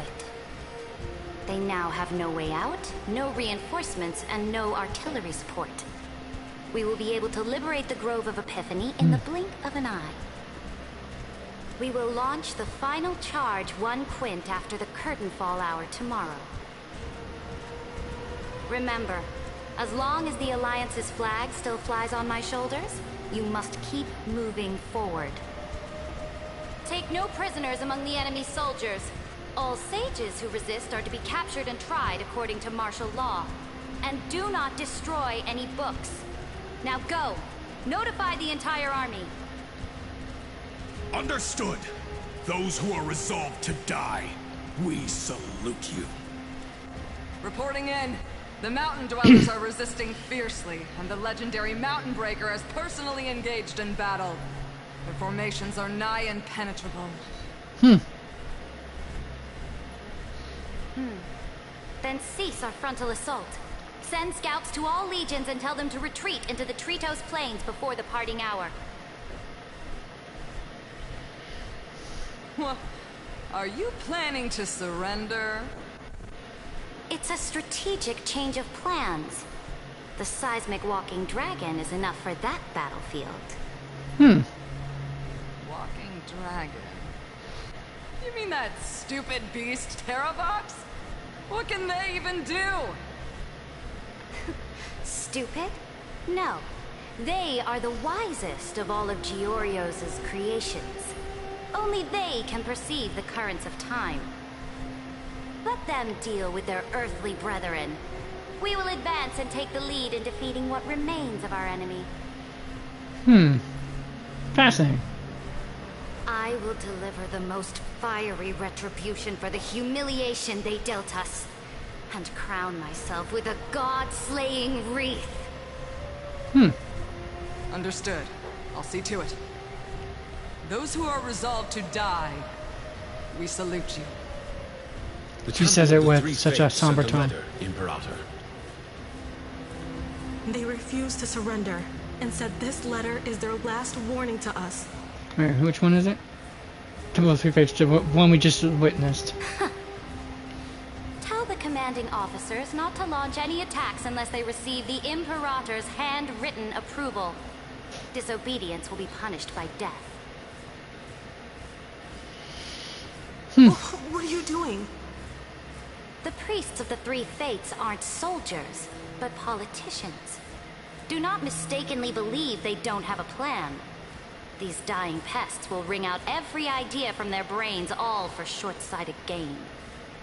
They are much shrewder than we are. I am inferior to them in that regard. They also have the prophecy to wield as a weapon, something I am not blessed with. Launching an unplanned attack will only disadvantage us, as all of Amphoreus will judge our actions. Which means I will be heading to the battlefield myself, just as I have always done. This time, however, I will go alone. I will conduct secret negotiations to ensure fate is on our side. Understood. The legions will make their preparations. Those who are resolved to die, we salute you. Why are we not allowed to march out with the army, Imperator? Imperator. This will be a long voyage. As it would have been pronounced in classic Roman, Those or of you who Latin, I bear think. the prophecy cannot come with me. Why are you personally leading this battle if it's doomed to fail? The Flame March against Chase Pagosa. cannot be without a leader. And that's when that correct. places The on Empire will be without a head the when the Goliath. Imperator falls. But remember, as long as you seize the right opportunities, even a chaotic game will remain winnable. My departure will create a long staircase for you. You will understand what I mean when news of my death reaches your ears. Saridra, is our journey about to be over? Destroy the old laws and forge new ones. My conquest has reached its limits within the borders of Amphoreus. Since the prophecy already decreed that the Imperator would never conquer the stars as she wished, I will bow out here and try no more. More Chrysos heirs bearing divine authority will be born, and many more heroes will arise. Will they demand peace or war? Will they resist tyranny or become the next Imperator? I do not care. The children of the future will decide for themselves. Do not mourn for me. Anyone can kill the Imperator, but the only one who can truly destroy her is Saridra. At the end, I faithfully recorded the most important battles in the Imperator's life. Her conquest was about to be completed at this point in the story. However, for some reason, a memory suddenly entered my mind just as I was about to put down my pen. It was a journey on a fantastical train. I had the honor of having a heart-to-heart conversation with the Imperator under the stars. And I asked her this question at the end of that discussion. How do you want history to remember you? As a hero who gave up her life for the Flame Chase? Or as a tyrant? She answered so quickly, as if she had made up her mind long ago. I would rather be forgotten than be defined.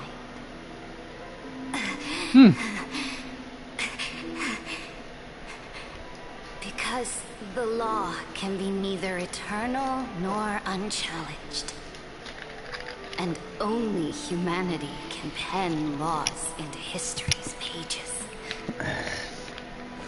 Such as a... Now, I have shattered the greatest law of Amphoreus. The game is nearing its end. Dux Gladiorum.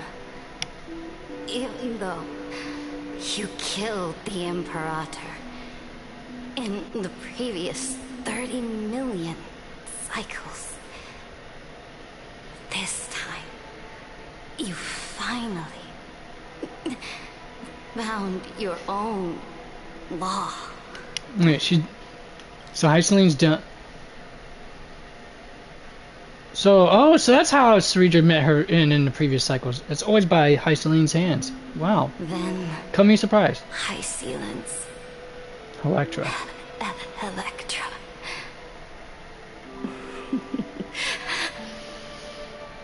I will ask someone to deliver the prophecy's ocean at the boundaries of this world to you. Will you choose to swim into that ocean? I do not care. Like every good Greek tragedy.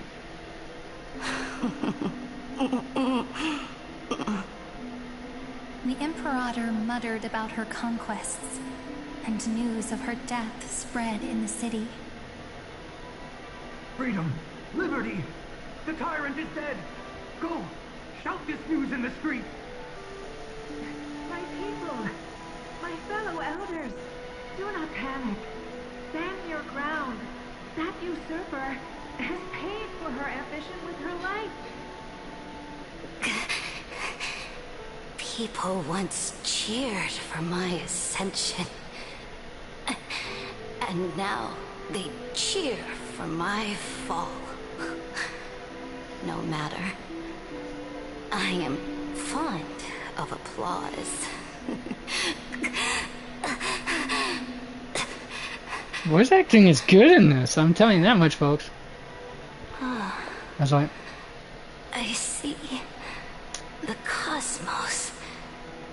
The battlefield that I cannot reach. I will return in the next cycle. The stars will hear my legion's war drums. Hear the great name of the Imperator. Hear Amphoreus' Ceridra.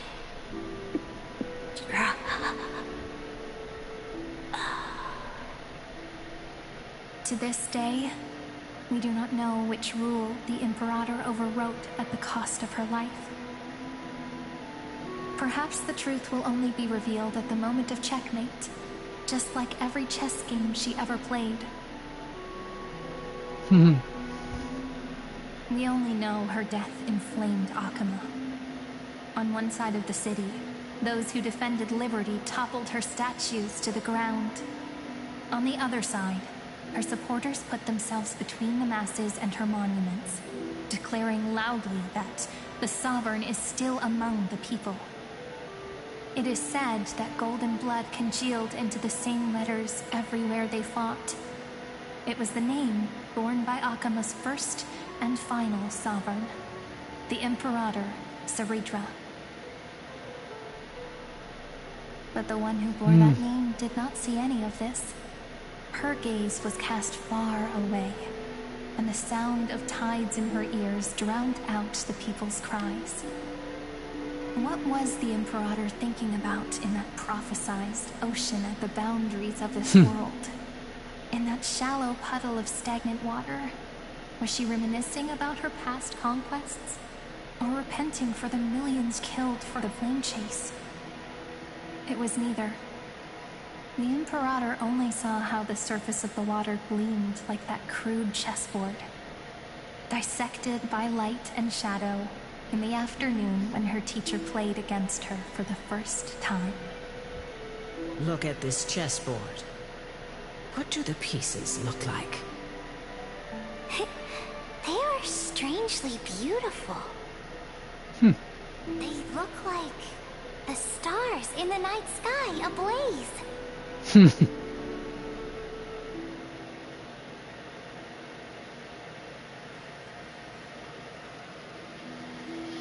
From that page, Good grief. emerged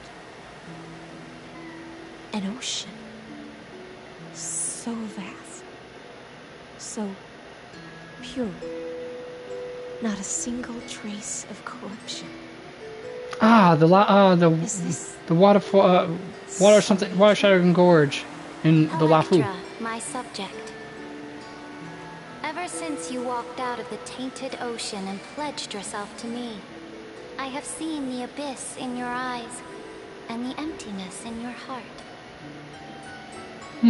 That was why I promised you a new ocean, where the Imperator's ambitions would serve as the currents, and loyalty would be its light. Electra, my subject. You have done your duty as my blade. The prophecy has now made its final decree on the road I intend to walk. My conquest is doomed to never reach the stars. But the Imperator never makes empty promises. So take this memory, this ocean, beyond the sky, as witnessed by the Deliverer. This is the final gift that the Imperator can leave for her subject.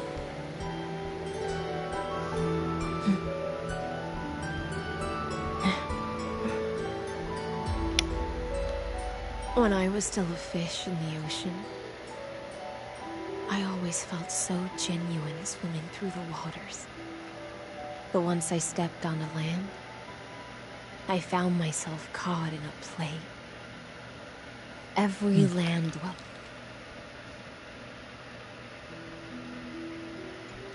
wore a mask in their life. So I, too, donned a costume and tried to find my role in this show. I became your blade in war and the violin strings at banquets. Do you still not get it? I do not long for the oceanic depths of my homeland. Nor do I crave the swelling seas beyond the sky. Perhaps even I don't know what I want. I still don't know where I should swim to, even at the end. The path of nihility. One thing right now. That's how a nihilist thinks. A fish is simply a fish. And she can never leave the ocean she's in. But whether under the ocean or on land, we two prisoners who can never escape this cave can still look outside the cave and see the stars.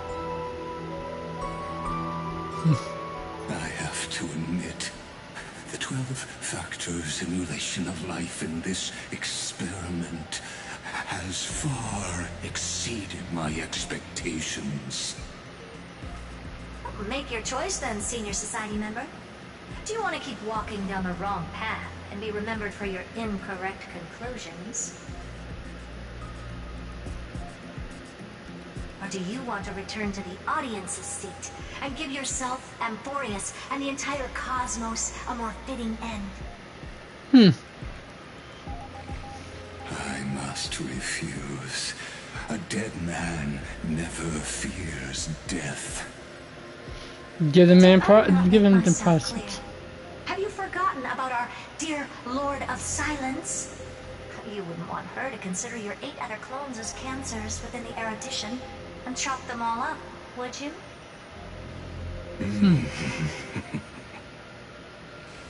You lie. logical deductions are vastly different from mine. Therefore, allow me to provide one more academic recommendation. And he's getting annoyed. Listen, my peers. Why don't you look beyond this world? Just as the Chrysos heirs did. Re-evaluate your calculations and take into account all enemies in the upcoming war among the Eons. Amphoreus is not a place where three paths entangle, but where three paths fight to the death. And that's where you're wrong, my friend. At least that's what I like to think. To resist me, but did you not consider the possibility that the Remembrance and their children might have taken this opportunity to join the fray as well? In the meantime, dang, I didn't think it was going to be this long of a storyline right here, folks. Whew. On it. How long is this storyline, anyways? Let me take a gander, folks.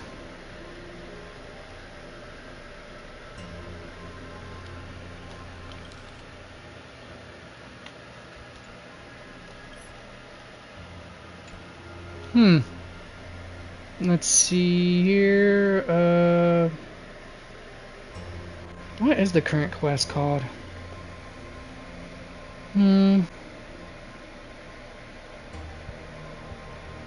Missions, Trailblaze missions.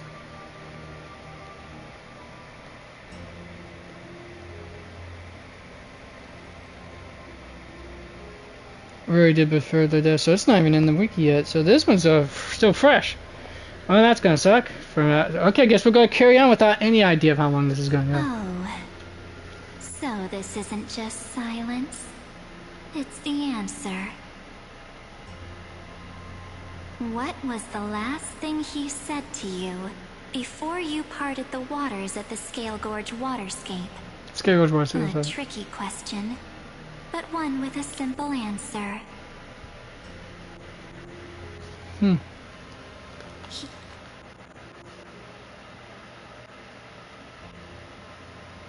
He didn't say anything back then, right? Don't know. Recognize that. That's correct. And now I'm sure. You are not March 7th. There's no way she would remember that detail.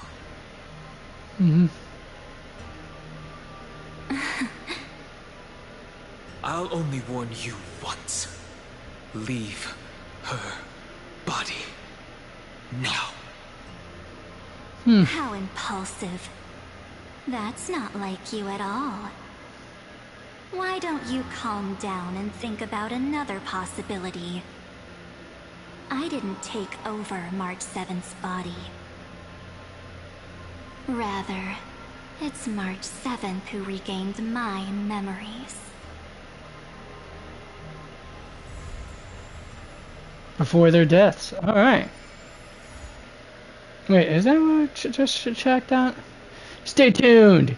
Mwah, at the interlude. Thank you, we finally reached the end, folks. That took, what, a good 10 hours to do? Jiminy Crickets. I didn't think it was going to be that long. I knew it was going to be roughly 6, but come on, 10? 10, folks, 10. That's just insanity in itself. Alright. We're going to call that there. Finito for now. Until at least we'll come back to this game. Is there any quests?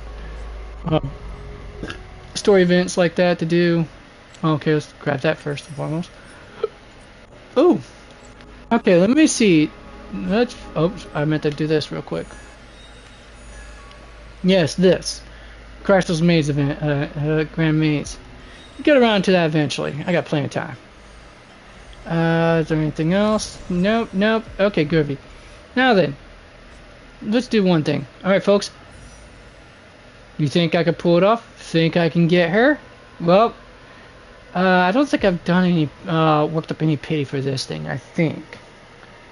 So let's find out how this is going to shake up. 3, 2, 1, boom.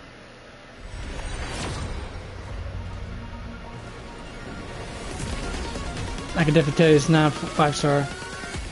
That was donuts. How did I know? Alright. Well, that's it, and I haven't got the stellar jades necessary to try more, so we'll work on that. I'll work on that some other time once I've farmed enough from the events and such. Oh well. Oh well.